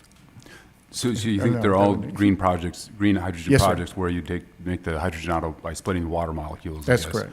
As opposed to in gray hydrogen where you make Blue is where you use a steam reformer. Right, steam gray you methane make it out reformer. of natural gas, Yeah. and then blue is where you do the same process, only you sequester the carbon below ground, CCS, as a part of all it. So you're hearing all just green here in the area, All rather than green. blue or gray. Right. All right, thank you. I will be honest. I do, you know, I can see like Infinium, you know, you pass that, and thank you very much for for your view of that.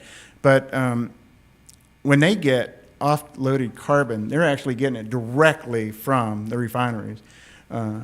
Putting a fan out in the middle of a field and sucking that, I'm impressed. If that's, you know, or the King Ranch catching cow farts, you know, whatever.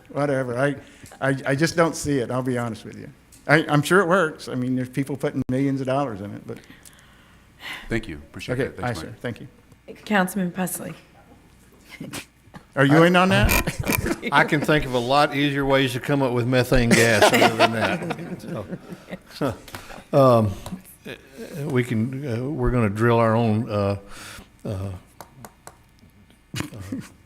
disposal area out here for methane. So, good job, Mike. I always appreciate your insight on all these figures. I did want to bring up how many. I know before you've given us projections, how many unfilled jobs do we have in Corpus Christi right now that you, I mean, I know that's always been a problem in the past. Yeah, that has. I would, as a data guy, I'd really like to get a hold of that database and see how many are really singles. We're still looking at 6,000, at least 6,000, that a company has put on there and updated in the last 3 months. So, but that's what we're looking at. Yeah, because everywhere I go, people are singing the same song. They can't find people to work, especially in, you know, the blue collar industries, if you will. But we've been having a consistent tough time with that. And like your example of the tugboat operators, I think that goes for a lot of different specialty jobs of that nature. And it just seems like our educational system is missing the boat here somewhere, excuse the pun. Yeah. But in many cases, I mean, we just aren't developing the training that we need for the jobs that are open. And when you have a community the size we are that has 5,000 or 6,000 unfilled jobs, that's a significant number. Certainly, and 2.5%, 3%. I mean, it's something that we have to look at. So hopefully, maybe we can in the future, address that with our educational, our high schools and You know, once we whatnot. went to, once they decided that everybody's going to college and we went to 4x4, there's not a lot of Yeah. room. There's not a lot of Yeah. room. My wife and I, she's a PhD in curriculum and instruction, and we were talking, you know, when she graduated King in 1975, she knew shorthand and how to type. Yeah. You They know? don't even teach that anymore. Yeah. Yeah. And, Yeah. you know, when I went to Roy Miller High School, they had the largest sheet metal training facility, auto mechanics, Right. auto body repair. All that was underneath the Buck Stadium over there. Yeah. And you go over there now and it's just vacant It spaces. used to be, Yeah. yeah. And so if you go back and look at a lot of the old time auto paint and body shops here in Corpus Christi, they're owned by guys who graduated out of that program. Yeah. Yeah. So, anyway, I also wanted to ask, as far as our industrial district agreements, are y'all going to be involved in that process at all? I would like to be, but it's up to.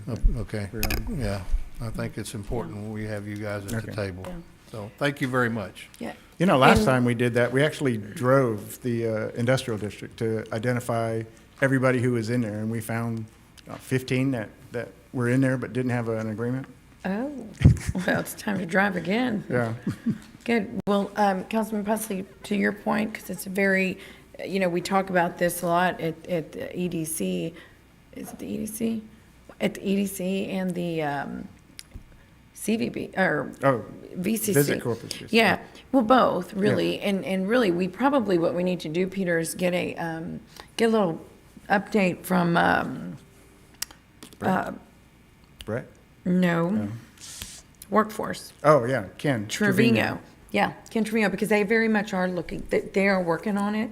They're working on the certifications, and remember, CCISD did that presentation where they are bringing back to the high schools, you know, the certificates in the shop and all of that. Right, Yes, vocational, vocab, yeah, thing. it's absolutely needed, I mean, in a very big way. So maybe we'll do that, Peter. We'll reach out to Ken Trevino. Yeah. Okay. I'll call Ken. Mike, thank you. Thank you very much. I Thank appreciate you it. for being here. We appreciate all this information. Very, very good for us. Hold Thanks. on, I still had a question. Oh, Ms. Campos, yes. Yeah, well, not a question, but just wanted to make sure that you had the correct information on the population. I did look it up because I had sent the article to my fellow councilman, Mike Pusley. And it is on KXAN Austin, and they did report that the Oasis County had gone down in population. So I wanted to point. Is that from 10 to 20 or 20 to now? 20 to now. Okay. Yeah, it's current. So I wanted to make sure that I said that. And also just to come back to, you know, how we were, you know, when your wife, you know, was in school, right, back in 1975, you know, things have really changed. And like you said, you know, back then she took, typing and shorthand, and now, you know, it seems like we're moving to where everything we require, you know, a college degree or you know, some kind of training. And I hope, again, just to make sure that I'm also in support of what you're recommending or suggesting, Mayor, which is to get more city, connect, you know, our education system with our city and what, you know, our city does need. It's not just industry workers, but I know that our city is also looking for an economic development person, right? So I know that you're the CC, the Regional Development Corporation, deals mainly with industry, right? So it's not the rest of the other types of businesses that we could also be attracting. So your focus is totally on industry, is that correct? Yes, it is. We get pulled into, in fact, former Commissioner Pusley pulled us in on the courthouse deal. Yeah. So, yes, but yes, we, that is where our attraction is. Okay. Well, Yeah. with that, I just want to say that thank you for your report. I do appreciate all the people that are working in industry. I know that they do work very hard, and we want to just make sure that they have the amenities that they deserve Yes. here in the city. So Yes, ma'am. just watching out for our workers. All right. Thank you. Thank you. All right. Thank you. Thank you. Oh, did you have something else? Real Mike. quickly, and this, Mike, this doesn't really, I just want, the problem here is back in the late 80s, because I was serving on the school board at that time. The problem is the state of Texas and the TEA decided that everybody needed to have a college degree. And so they started actually punishing school districts who had vocational education programs, because we had to start cutting them back at Toloso Midway, or they actually took money away from your school district. Wow. So it was like, we graduate thousands of kids every year that have business degrees from, high places, big universities, and they can't find a job because they have no skill. Yeah. So, we've got to turn that around, and so we've got to start lobbying our state legislators that we've got to return to the days where we teach kids how to do things when they get out of school. I asked my oldest grandson the other day, I said, have you ever changed the oil in your truck? He had no clue. Right, right. No. And so I'm going, how can you get to that 22 years old, you don't know how to change oil in your car? Yeah. So anyway. Yeah. But. So true. So, we'll put him on an electric car. Then he won't know how to plug it in. So, but, that's part of the problem. And Mike, to back up what you said, and I want to give kudos to you. When I was trying desperately to save the old courthouse, There you go. I reached out to you guys, and y'all really came to help, and I appreciate what you did back then. Thank you. Thank you. Maybe I ought to adjourn the meeting before I leave. I know.